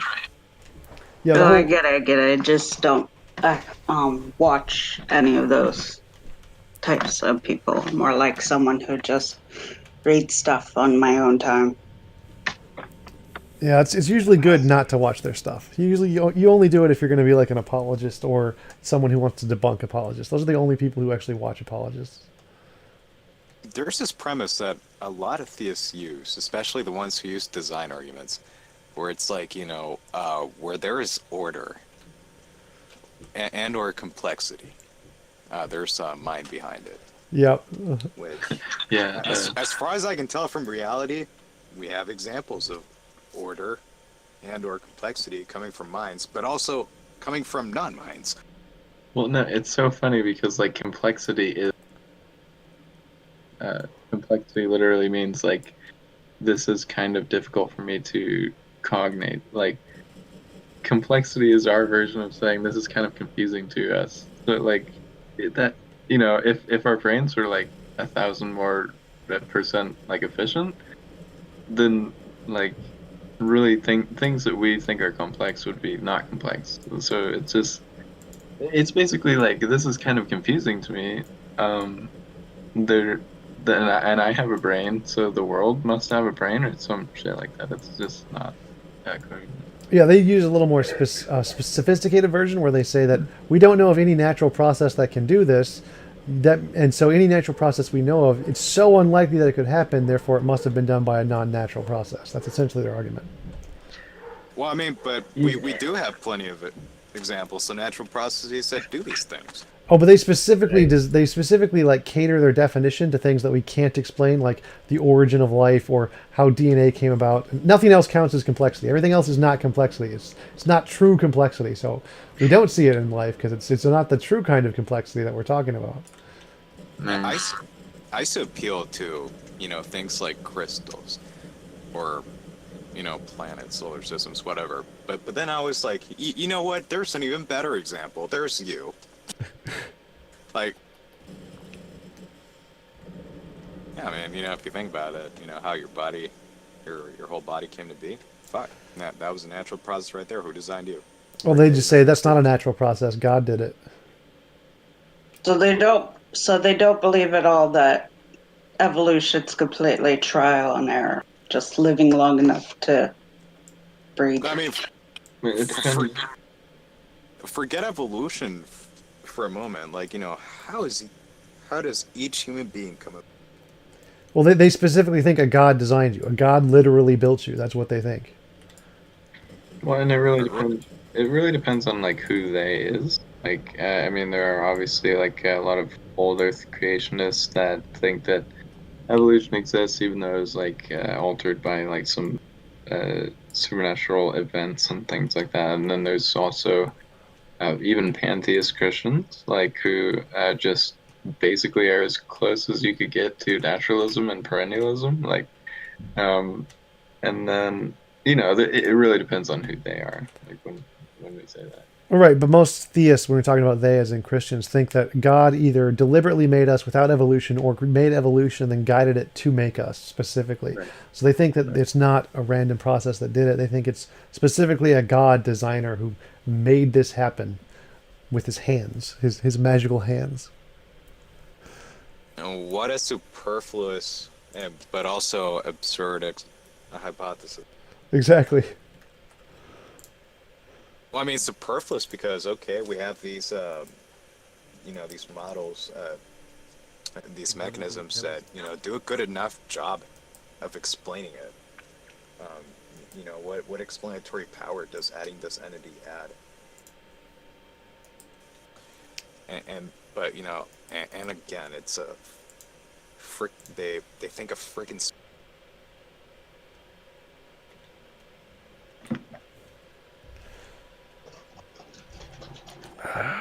Hello. Hello. How's it going? Who is this? It's a cool guy. Somebody just said hello, right? So what I believe in is that there's endless parallel universes and they're all subjugating to the whole oscillating cyclic theory. So I think one universe eventually dies, Big Bang happens all over again, creating more multiple universes that are just endlessly repeating the cycle. That's what I think. That's cool. That would be cool. That would be cool, especially if it was in terms of like how DC Universe portrayed it, because I would very much like to think in one universe I'm Batman. That would be very cool. Yeah, the more wilder part I believe in that people have disagreed with me on, which is fine, is that I think if you go far, it branches out far enough to the point things that would be considered fictional would exist in that universe. Yeah, that's a part of That's what I think. multiverse. They think that too. Like you can definitely have a lot of things that would seem fictional to us that still exist. So it's definitely a possibility. Even things in this universe seem many things. Right? Yep. Like quantum mechanics seems totally unrealistic. I watched Doctor Strange too. Hey, what's up? Hey, who's this? When you said there was something strange about quantum mechanics, are you meaning the part where observing it changes the result? Because that always was the most wildest thing to me. Yeah, that one, and entanglement, where things can change based off of how they're measured in one space, faster than the speed of light, like infinitely far away. They can completely change, or how particles can be both waves and particles at the same time. How probability and chance seem to be like an actual fundamental part of the reality and not just a measurement of ignorance. There's lots of really weird stuff in quantum mechanics. How time and space can become emergent from other things that aren't time and space. Quantum mechanics is really strange. Yeah, I find that quantum mechanics really, really fascinating just because of that fact alone, the one where the results change just by viewing. Yep. Was Einstein being unreasonable by, almost rejecting this stuff, or at least, finding it impossible? Because I don't think so. I think Einstein was being reasonable, but he For rejecting what? rejecting things like entanglement or superposition, right? Oh no, he definitely wasn't being unreasonable. Like his interpretation was a real interpretation. I think sorry, I think it's just what people think at those times is with the tools and the information present at that time. If I lived 2 centuries ago and somebody came along and told me about entanglement, like, oh my god, like you can observe a particle on this side of the universe and, measure, and it's going to affect another particle that's somehow attached to it in a certain way, in a weird way, instantaneously, I'd be like, that's crazy. Yeah, it's Clark's third law, or I think, where it says that any sufficiently advanced technology is indistinguishable from magic. So if you go like 500 years into the future, anything we can do technologically, if we tell it to the people 500 years in the past, they'll think it's magic. It's just ridiculous. Like, what are you even talking about? That's totally impossible. Oh my god, yes, I love that statement. It's my favorite. Well, think about it in terms like our telephones are basically magical mirrors. Like, if you were to tell somebody that, a substantial amount of time ago, that I can talk to you at 3,000 miles away, they would be like, that's so stupid, that's impossible. Yep. Yeah, or even if you were to tell some people that, like, people that live in Australia are, like, underneath you, they would be like, that sounds very stupid. Like, it's just how information changes. Oh, hello. Can you hear me now? Hi, yes, we can hear you. Can you hear us? Okay, I'm back. I was cool, guy. I wanted to ask a couple of other questions about dimensions and scientific stuff that's been going on, research. Sure. And have you heard about they said that they've been doing some experiments with some quantum physics with mirrors. They've been doing some research with mirrors and seeing that certain particles in the quantum state react differently in a mirror than they do in reality. Have you heard about that research? I forgot the name of the guys who were doing that. No, I have no idea what you're talking about. Mirrors. You mean like a visual mirror, like a thing we look into? Yeah. Well, yeah, actual mirror. I need to look it up. That really strikes me as strange. Yeah, because mirrors sorry, Tom. reflect photons, so it probably wouldn't do anything to things on the quantum level. Unless they have like a quantum mirror. I've never heard of a quantum mirror like that, except for like in experiments they use certain kinds of lenses. Don't know about mirrors. And mirrors. Like, Yeah. like you do the double slit experiment, right? And there's like a mirror in the room. And okay, so yeah, they go through the slit. It creates the diffraction interference pattern, but when you look at the mirror, there's like 2 slits there. That's what I was thinking when this guy talked about mirrors. Well, yeah, because you know, there are mirrors that like physicists use, like even in really, really good lasers and telescopes and shit. I mean, mirrors can be really, really finely calibrated to accurately, demonstrate like physical information in that way. So when it's said that there was an experiment done with a mirror, that I didn't really understand what the whole thing was like. Well, he said quantum mechanics. They're looking at atoms in the quantum level, and they're doing something with mirrors. I need to look up the exact thing. I'll tell you right now. I'm gonna look up the research. Like, I don't know that they did for it. Okay, if you're gonna research quantum mechanics, honestly, man, you got to be super skeptical, especially when it comes to quantum mechanics. Because do you have any idea how many people write bullshit? Well, that's how I feel about all science, really. That's really how I feel about all science. It's just meant to control people, and there's little truths in there, but a lot of it's a lot of bullshit, like most religions. Well, I mean, I agree with the last part you said there, most religions, but science is like, I don't know why you think science is wrong. I agreed with you that it's a belief system.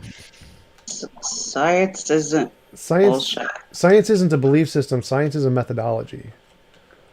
The only other person that I've ever heard this say something truth, basically anything that comes out of academia, what ideas are properly monetarily funded, and I thought, I mean, that was just the strangest idea that's so not true in so many different ways. Well, yeah, we know that science works because science is used by all the different countries and all the different organizations and everybody around the world, and you can just use it anywhere and it works the same everywhere and get the same results. And we use it to do things, to build stuff, to design things, and whichever things work are the things that we call science, and if it doesn't work, then we get rid of it. It's not science anymore. So we can trust in science working because everybody who doesn't like each other all uses the same science. I mean, if science was just subjective and it was made up by people who were lying and trying to deceive you, then every different country would have a different kind of a science that were trying to deceive you in a different way to show that they were the best. But science doesn't work that way. Science is just, we know it works in reality because everybody acknowledges it.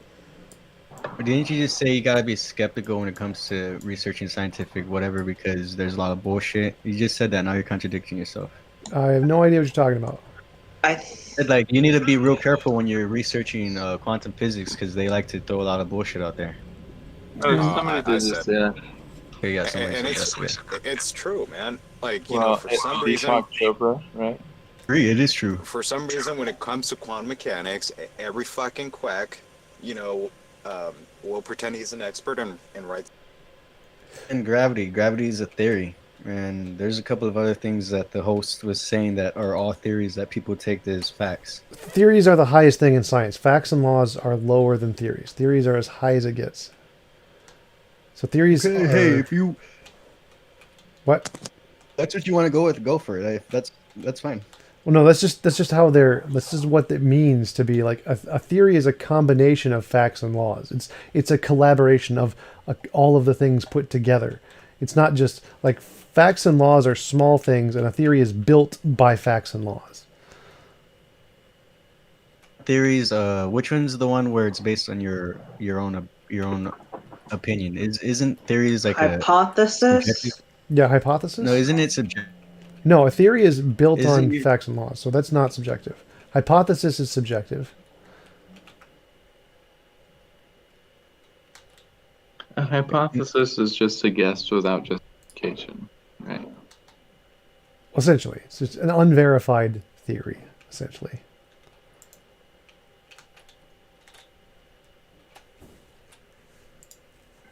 Most people use that word in a certain way, but in the science community, when scientists talk about theory, they usually mean something else, which is a well-substantiated model that explains that whole. Isn't a theory an explanation of facts and laws? Yeah, but I mean, not all explanations are like robust as so. It's got to be well substantiated, right? It's got to have made predictions that were confirmed by experiments or. Well, for example, some theories are just combinations of principles, particles, and laws in physics. It's only a hypothesis if you're like adding something new which hasn't been verified yet, and then it becomes a hypothesis. But if it's just a combination of things, you can still call it a theory, but it's not a well-verified theory or well-supported like evolution. But it's still a combination of all just principles, particles, laws, and facts in physics. That's what a theory is, even if the combination itself hasn't been verified. When a conspiracy is thrown in, then you're just completely crazy for theorizing, right? No, it'd just be a hypothesis, just like any other. So you wouldn't be considered crazy at all. It's not. It's only crazy if you like reject well-supported evidence. But if it's just a hypothesis. I said when you start bringing conspiracies into play, into this conversation or whatever you want to call it, reality, because in reality there are a lot of people manipulating a lot of people, if you want to believe it or not. And once people start focusing. What? I'm more sympathetic to some than others. Like, I'm convinced, man, that the Sphinx. I'm convinced that the Sphinx is at least 7,000 years old. But I mean, are there reptilians running the world? No, I don't think so. But yeah, I'm not talking about aliens. I'm talking about people manipulating people. To put it simply, whenever people start talking about manipulation, those that are manipulating or being manipulated, they blow the conversation way out of the water. Like they try to go to one extreme to the other, and I would just want to say to the lizard people thing. Do you know? You don't think that with genetic engineering, the genetic engineering CRISPR, like the technology that is being advanced, you don't think some of that stuff that was crazy theories is becoming actually possible things that we can do, like create a human hybrid? You know that's possible now, right? Well, it's not possible yet. We don't have that technology, but it is technically possible in the future. But we don't like if we were going to combine ourselves with animals, it wouldn't be lizards. There's better things to combine ourselves with. That's my point.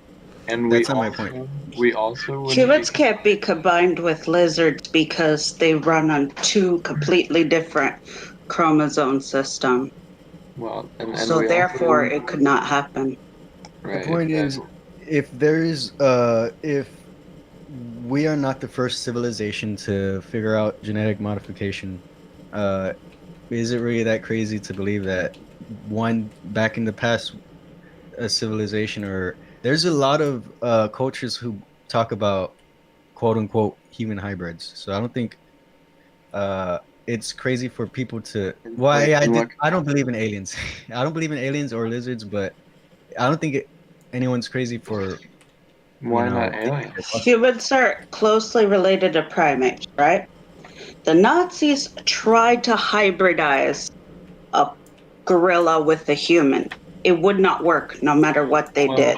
So if you can't even create a hybrid with something you're closely related to, it can't happen.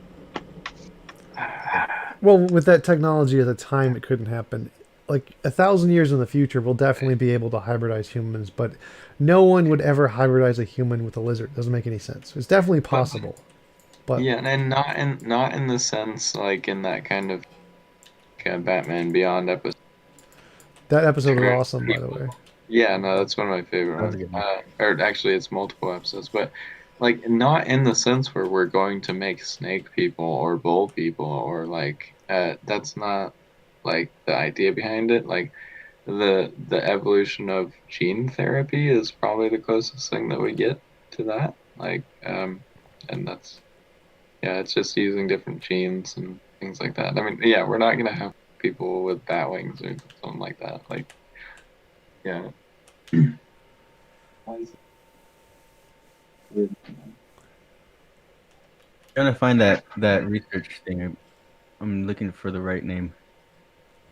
I found some articles, but I'm trying to find the name of the experiment. Oh, but what you were saying, like manipulation and misleading people definitely happens a lot, especially by the government. But in science, it really doesn't happen because science is based off what works. If it doesn't work, then it's not going to work. Like another country is going to try it. If you have something that gives you an advantage, then everyone else is going to want to try it too. So if you're trying to manipulate people and say you have something that gives you an advantage that doesn't, everybody else is going to find out really quick because they're going to do the experiments and try and get the same advantage. So it doesn't matter how much delusion you want to put into science. Everybody in science is on your own because they all want the technology. And so you can't really delude people with science in that way. It doesn't work. Science is funded by money, isn't it? Don't you need money to fund science? Only in your country. In this world we live in? Only in your country. So people in other countries are funded by other people with other money. So if you say something in your country, that's exactly what I said. No. So if you say something, if you say something in your country which is funded by your money and is a lie, everyone in every other country is going to say, nope, that's a lie. So you can't actually get away with deluding people with science because every other country is going to try it independently to find out if what you're saying is true. So you can't delude people with science like that because everyone in every country is doing their own thing. So if one person lies, everyone else knows about it. I agree with that. I'm not saying that people. I'm saying that money is a big motivator, and science is politically driven. I don't know. Well, right, but that doesn't work. It doesn't matter. It doesn't matter how politically driven or money driven it is, because if you have a scientist who only does science for money, like the people who support tobacco and try and find real ways that tobacco doesn't cause cancer, everyone knows they're false because everyone else in the world who isn't doing that can test the same things and show that they're wrong. So you can't use science or money or politics to delude science because everyone else is already testing it to show that it's true or not. It's verified by lots of different people. Can't test certain things unless you have certain very expensive equipment, which costs. Right. Okay. So they all have the equipment. You can all buy the equipment. Right. You are paying people in countries. Like, you can't actually pay other people to do. Well, I mean, if you're that rich, sure. But like, let's say one college in America, they are not paying any other of the 100 colleges in several other countries to do the same work that they're doing. Like, so are you just saying that, like, any funding that goes into any program, like, it just doesn't. That's not what I'm saying. Right. That's not what I'm saying at all. It goes back to the ideologies. People, you want to perform certain experiments with under a certain ideology. But right, it doesn't matter what ideology you use. Like if I pay, it does. If you tell me that if I'm doing an experiment and you're saying no, you're not doing the experiment right because you need to follow this ideology. Well, no, it matters. Okay, go. It matters like which ideology you use, but the fact that there are like thousands of people thinking about the same topic, and in the realms of universal cultural measures, like the same answers regardless of their cultural situation, political background, economic background, the fact that we're all coming to the same conclusions, like regardless of all these things, that is indicative that, like, at least if we're coming to consensuses, how does that work with the half of the world believing that the earth is flat? How do you apply that logic to? I don't think that half of the world believes that, actually. Only a very small number of people believe the world is flat. But like, if suppose I have infinite money and I just pay everyone in America, I just pay every scientist in America to do one experiment and get this result that I want. It's just false. But every other country is going to look at that and be like, oh, this is a really cool experiment. We're going to do this too. Now, that means I'd have to pay off every scientist in the world who ever does the experiment to get the result I want, to make it hidden. Now, that's just ridiculous because every single country wants to know, is this true? Can I use this? Can I build this? Can I make a technology out of this? And if they can't do it, they're not going to lie for me just because I pay them, everyone in the world, just to stop doing the experiment. So it doesn't matter And how you much I can try do to delude people. You're not going to be able to hide the fact that this experiment is false. Other people are going to test it. They're going to find out it doesn't work, and they're going to just say it and publish it in papers. Like technology is Other people available to with a lot everyone. of money. No, you can. Okay, well, you can do this Yeah, analogy I'm gonna too. stop already. Well, no, it's okay. Like you can do this in the first person analogy too. If you are a person that's going to school or going into any trade industry, are you personally a person who will only have an opinion that somebody pays you to have? If you can't say yes, money causes whatever I say to be true. If you're not that kind of person, then how can you project that onto nations of people and then make your entire like paradigm of what you think science is out of it? Like if you would go to school and then publish papers on what you honestly believe, regardless of like if you get a better scholarship or something, then why would you think that nations of people all act in unison in that same way? My first step in getting any what's it called, any acknowledgement is going to a place that they want me to, which is school, right, and publishing a paper the way they want me to, and using all of their Are you lingo saying and that you're right. only a marketer and that you do not like You know, like what? that you don't like the concept of like science and then No, I definitely agree that science is, how you measure, how you understand and measure reality. Where I disagree is where they try to say, where they close off their minds, where scientists close off their mind to the idea of any spiritual aspect of things. Like, and it's understandable, if the spirit wanted you to see and know, it would reveal itself, right? It would be seen, but it's not. So it's not something any physical person well, it is. The truth comes by hearing it. You know the truth when it's spoken to you, but I guess some people don't, right? Some people don't know the truth. Wait. They need a So let me just say this. I weigh 212 pounds. Do you know the truth just by me telling it to you? that's not a truth that's like a deep truth. That's a random fact that has nothing to do with anything. Why would that There's make difference it? from wait, I want to say how something much because there's difference between universal truths and what is it called? Personal truths. There's a difference. And if you don't know universal truths, you can know all of the personal truths you want. It doesn't mean anything unless you don't know how things actually work overall, universally. Like that's Hey, it. can you hear me? Yeah, I can Yeah. hear you.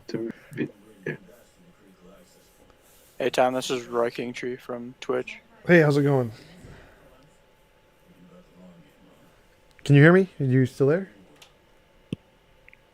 Can you hear me now? Yeah, I can hear you. Yeah, how's it going? Roy Kingtree, you said? Yeah. How's it going? What's up with you? Nothing. Just I was wondering if you were ever going to interview some Scientologists. Scientology is hard to get people to come on your show because they demonize you pretty badly, especially people in their cult that come on and talk. So it's hard to get a Scientologist on. And if you do, you're going to get a lot of crap from them. It's tough to deal with that crap. Yeah, for sure. I follow a lot of YouTubers who are in that community, and they sort of troll the whole Scientologist, but there's a lot of repercussions with like these blacklisting, and they really go to a ton of lengths to kind of like screw you over. Yep. Yeah, I was gonna say that they'll sue your ass for just saying something wrong. really? It's so fun. Especially I was like really drunk the other day and at my friend's house. Like they had one of those those missionary call me cards. So I called them and we actually had like a really nice, pleasurable like hour and a half long conversation. It was just super nice. Like, and I even told them even like just honestly told them things that I was laughing about earlier in a really cordial way, just about how I was reading Joseph Smith's legal records and things. it was very, very good dialogue, and but I did notice that they do have standards. They still have like doctrinal standards. Like I asked them if they wanted to join like groups like this, discussion groups on Facebook and Discord and things, and they said that they would have to check with their what do they call those? Like what do you call your upwards in the military and things? They would have to check with their Superiors. superiors. Yeah, right. If that was okay. But yeah, I mean, I have noticed that Mormons are getting a lot more chill than I used to understand them to be, but they still have those kind of weird, creepy, secretive practices. Oh yeah, Mormons are actually really nice. I had Kwaku on. He was nice to talk to. Oh yeah, he was the most liberal Mormon I've actually ever seen, but he was so nice. Yeah, he was a very cool person. I'm gonna link someone that might be interesting to interview. He's been sort of following in the Scientology org since like its beginnings on YouTube, and he's basically just follows them around and films them. It's pretty interesting.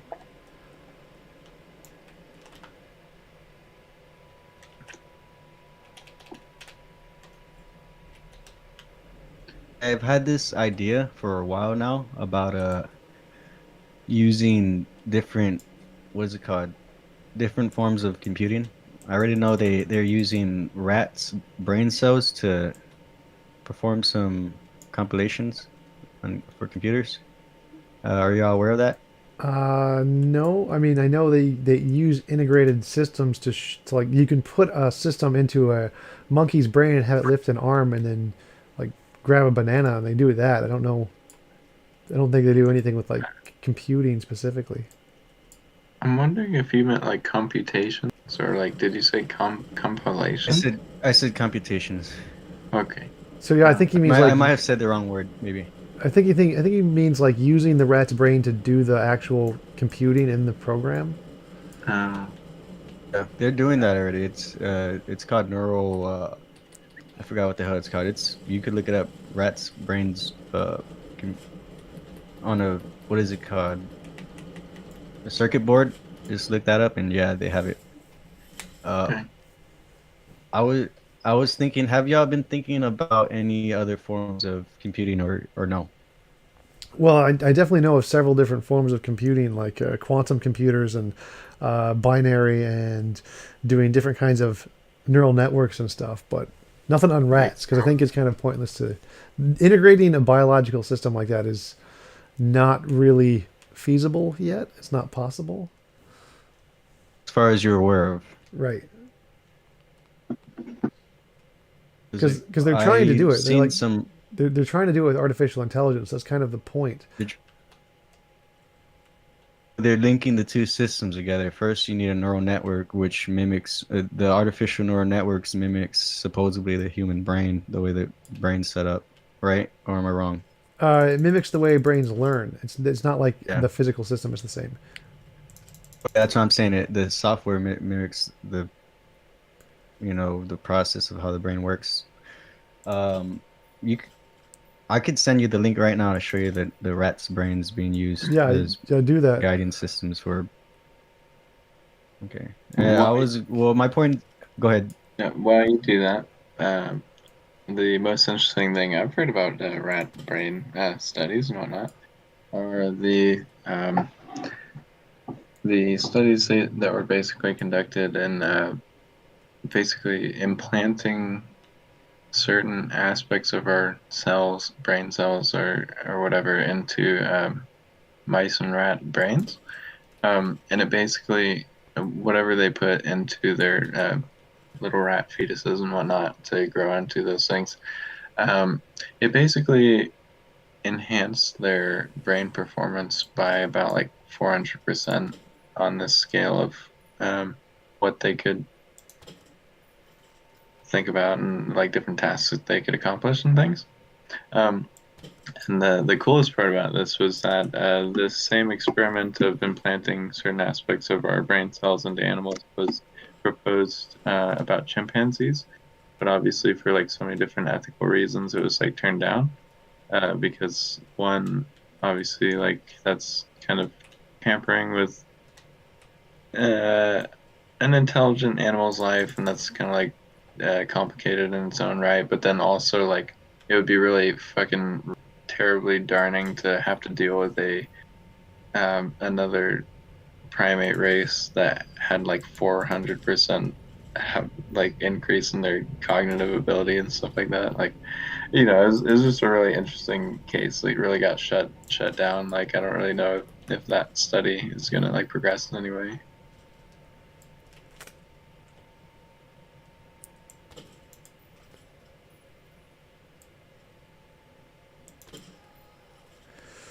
I have not heard of that at all. I know they've done some stuff with similar things. I don't remember specifically. I haven't heard specifically about that one. Yeah, I haven't heard about that one either. I just put the link up. It's called Growing Human Neurons. Actually, they do them with rats. They do them with human neurons too. Growing human neurons. Yeah, that's. it's on the general. What does that have to do with computing? They're growing them on circuit boards, and then the neurons are processing data. That's what it has to do with computers.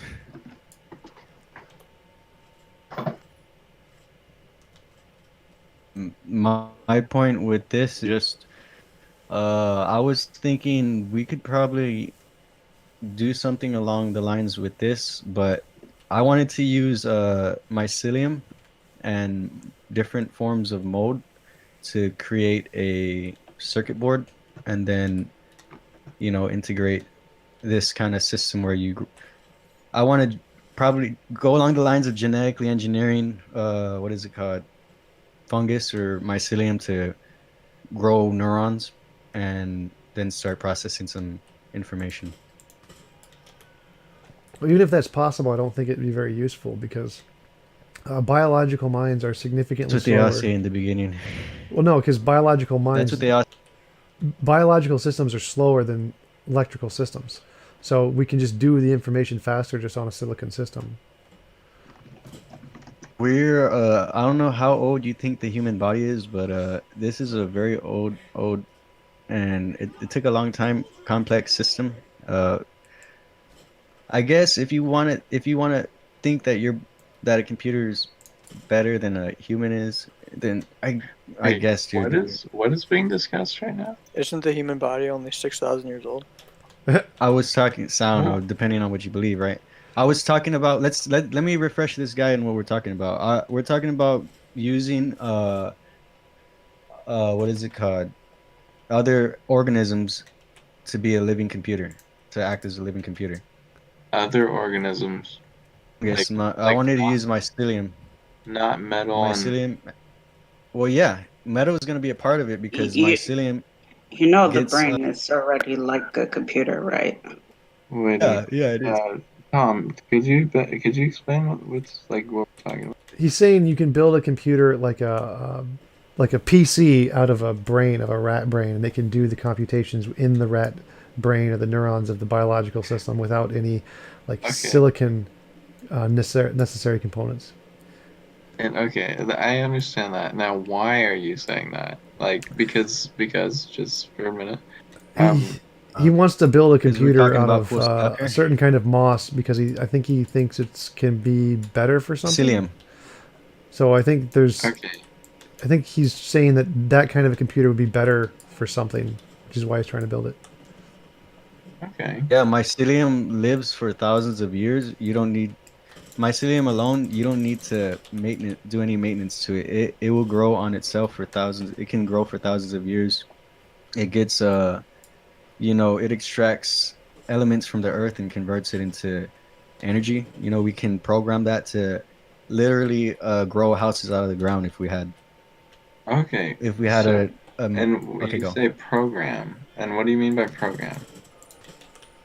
Program the DNA / computer. It's gonna be a computer that all the information is stored within the DNA of the organism. So it's going to use programming language in the biology, and like how does that process come about? How do we turn computer programming language in its many various forms into biological like printing machines. Is that what you're saying? Like I'm kind of confused. Well, that's what he's saying about the rat thing, is that it's already being done in these examples he's giving. So he's just going to copy that same system and do it with a different, instead of a rat brain or rat neurons, with a mycelium system. Yeah, genetically modify mycelium so that it can create neurons so that we can start because scientists are already trying to figure out how single-celled organisms directly communicate with their DNA, because their DNA is the thing that, you know, instructs them how they react to their environment. At the what the hell is it called? The cells. DNA. The DNA instructs the cells how to react to the environment. That's what I'm trying to say. And scientists, they're already doing research on how to program that. With CRISPR, dude, with CRISPR, I feel like even though it mapped out the human genome, didn't it? I'm pretty sure. No, CRISPR is just a We, way to insert new genes into different parts of the DNA. It didn't map the human genome. That was the ENCODE project. Or no, the Human Genome Project mapped the human genome. CRISPR is just they a weren't tool. like in the same labs or anything. No. Okay, yeah, I got confused. I thought CRISPR and the Human Genome Project went hand in hand, but I guess they were two separate things. I mean, they kind of do now. If you didn't have one, the other one, it would be hard to mess with the human genome if you didn't map it out already, right?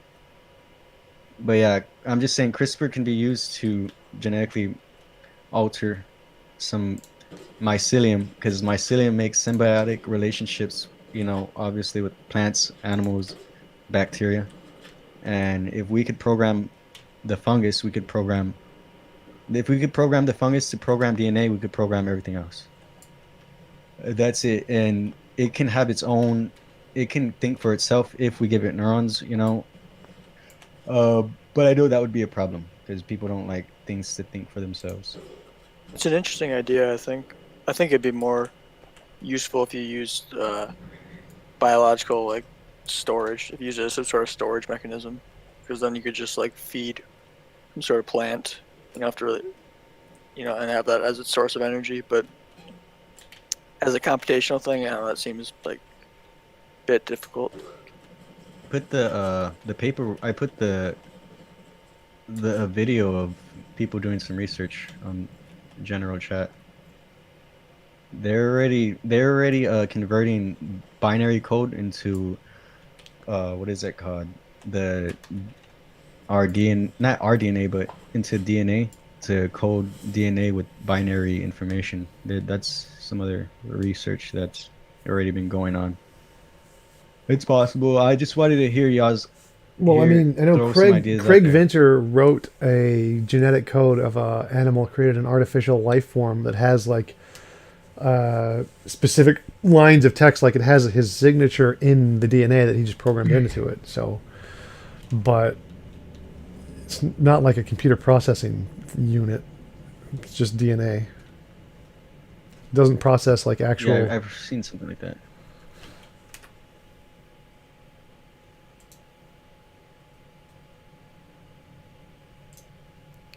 You don't have no you don't have no what is that called? Suggestions or anything other than it's probably not a good idea because humans aren't the best thing to use for computing. Well, I mean, it's just they're trying to do it specifically for the point of integrating human minds with consciousness, and they're working on it, but it's not. We're nowhere near it. It's not like even close. I don't think they're ever gonna. They don't even know what human consciousness is. I think they can integrate the machine with the mind, but consciousness is intangible. I heard you say earlier you think consciousness is in the brain. Maybe I don't like debating it, but it's just from my own perspective or point of view. Good. Someone said it. We're like computers. Computers have an antenna. You know, we receive information from outside sources, but nope. No one wants to believe that. Yeah, it's more likely that our brains are more like the processor in the computer, which actually does the processing.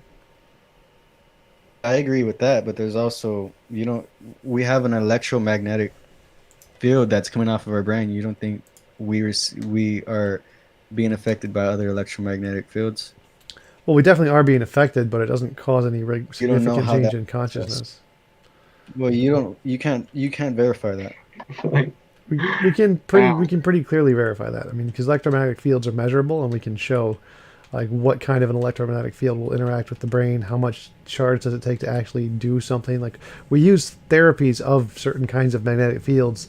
I think it's called TMS, transcranial magnetic stimulation, where they use magnetic fields to interact with the brain. So we know exactly what can do that and how much energy it takes to do that. So it's measurable. You said electromagnetic fields can't do what to the brain?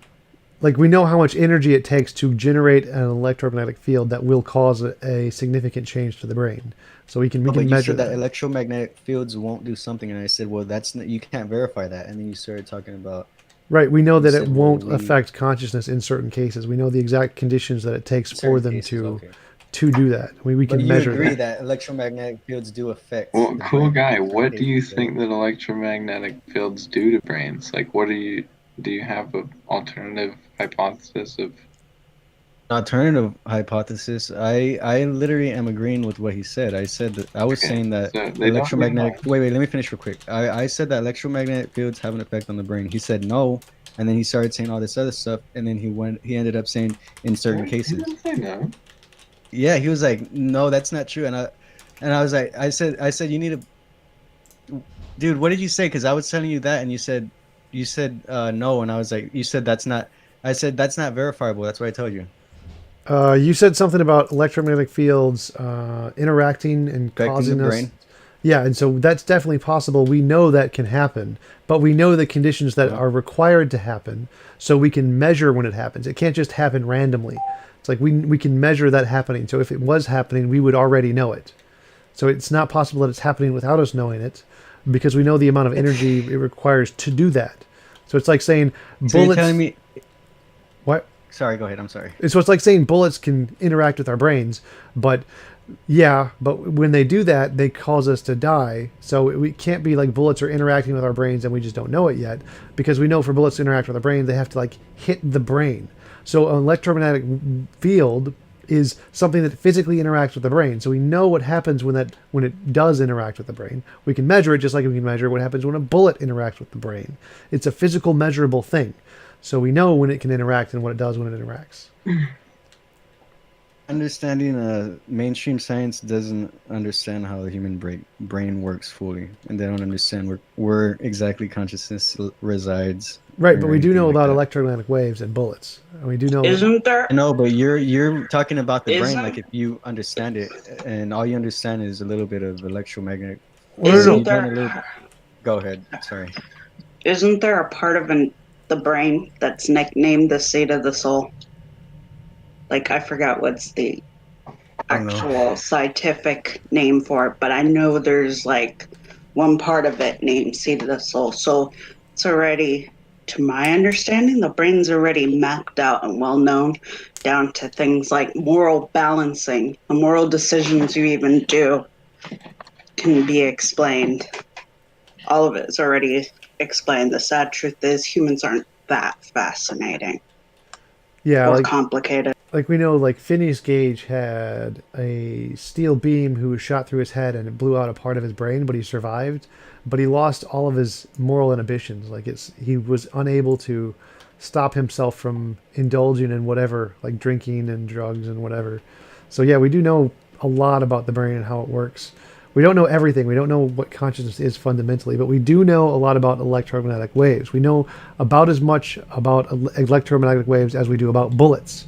So saying that electromagnetic waves could affect our brains is like saying bullets could affect our brains. Yes, they definitely can, because they're a physical thing that we can measure. But we know what it takes for them to interact with the brain. It's not like they're magical. So what does it take? What does it take then? Because I'm over Energy. here saying that It takes like extremely high. Oh yeah, magnetic field. it takes extremely high. Okay, and that's based off of what research, what based off of experimentations are you talking about? TMS, So I can look at transcranial that. magnetic off of- stimulation. They literally take the FDA electromagnetic approved. waves and they shock your brain to see what happens. They literally do it. Okay, yeah, I know they do that, but So if we do that, that's the evidence. That's the proof you have to tell me that to prove to me that what I'm saying is, so you're saying right now you don't think we're being affected at all by any outside Well, stimulus I think what you're trying to get when it at is comes that to there's some. electromagnetic. right, we know how much it takes to interact with the brain. If it doesn't have that much energy, then it doesn't interact with the brain. Like if I blow on you, like with my breath, I'm not going to knock you over because the amount of energy isn't enough to knock you over. And so we can say the same thing about an electromagnetic wave. It takes a certain energy to be able to interact with the brain, and if it's less than that, then it doesn't do anything. Like if I was blowing on you, it wouldn't knock you over. So we know the But the amount of problem energy. here is you're focusing on the brain, and I'm talking about consciousness here.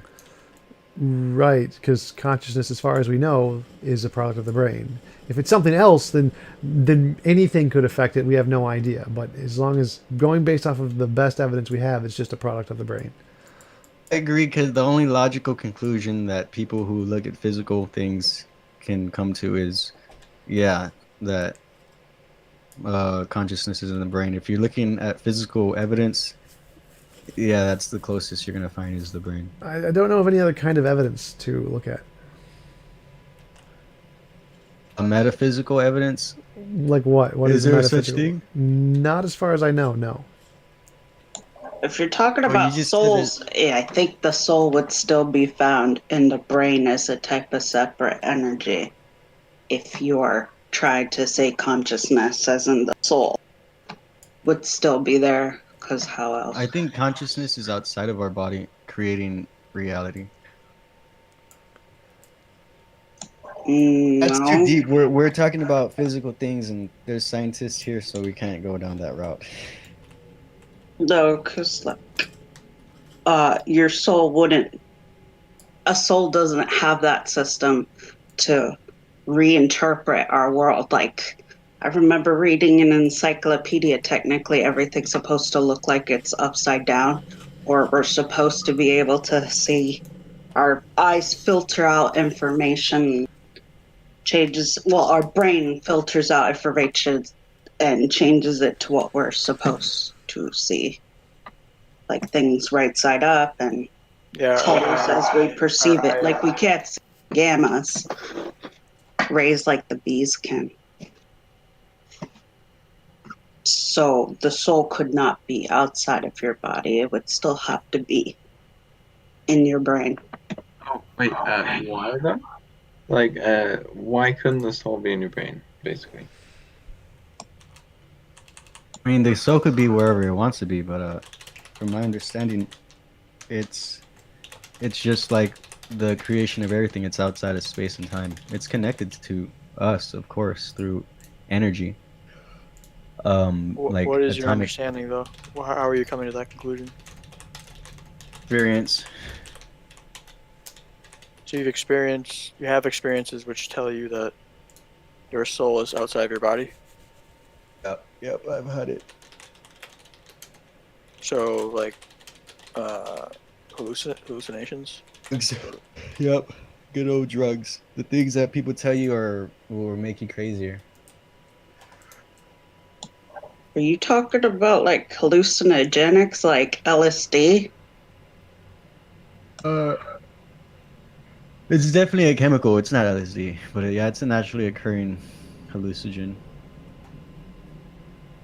I feel like that's another big thing they oppress. That's a part of spirituality is information does get transferred in more than one way, and when you consume You know something, you do the take in. shamans that use that stuff just used it as a way to talk to their gods or spirits or to fight demons in their astral plane.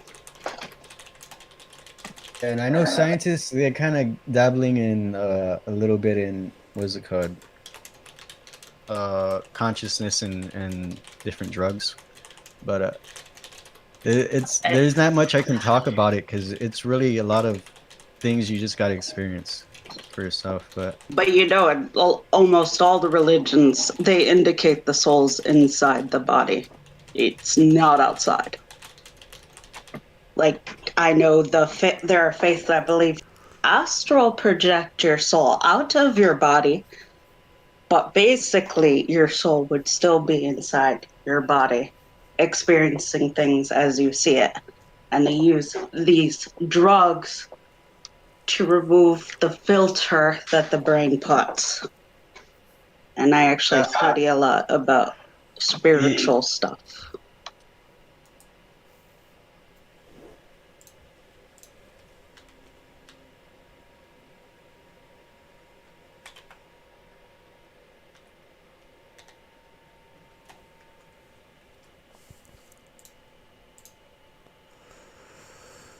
All right, guys. Well, I'm getting hungry. I'm going to go get some food. It was great talking with you, and you can definitely come back anytime when I'm doing these live streams. Appreciate having all of you back sometime.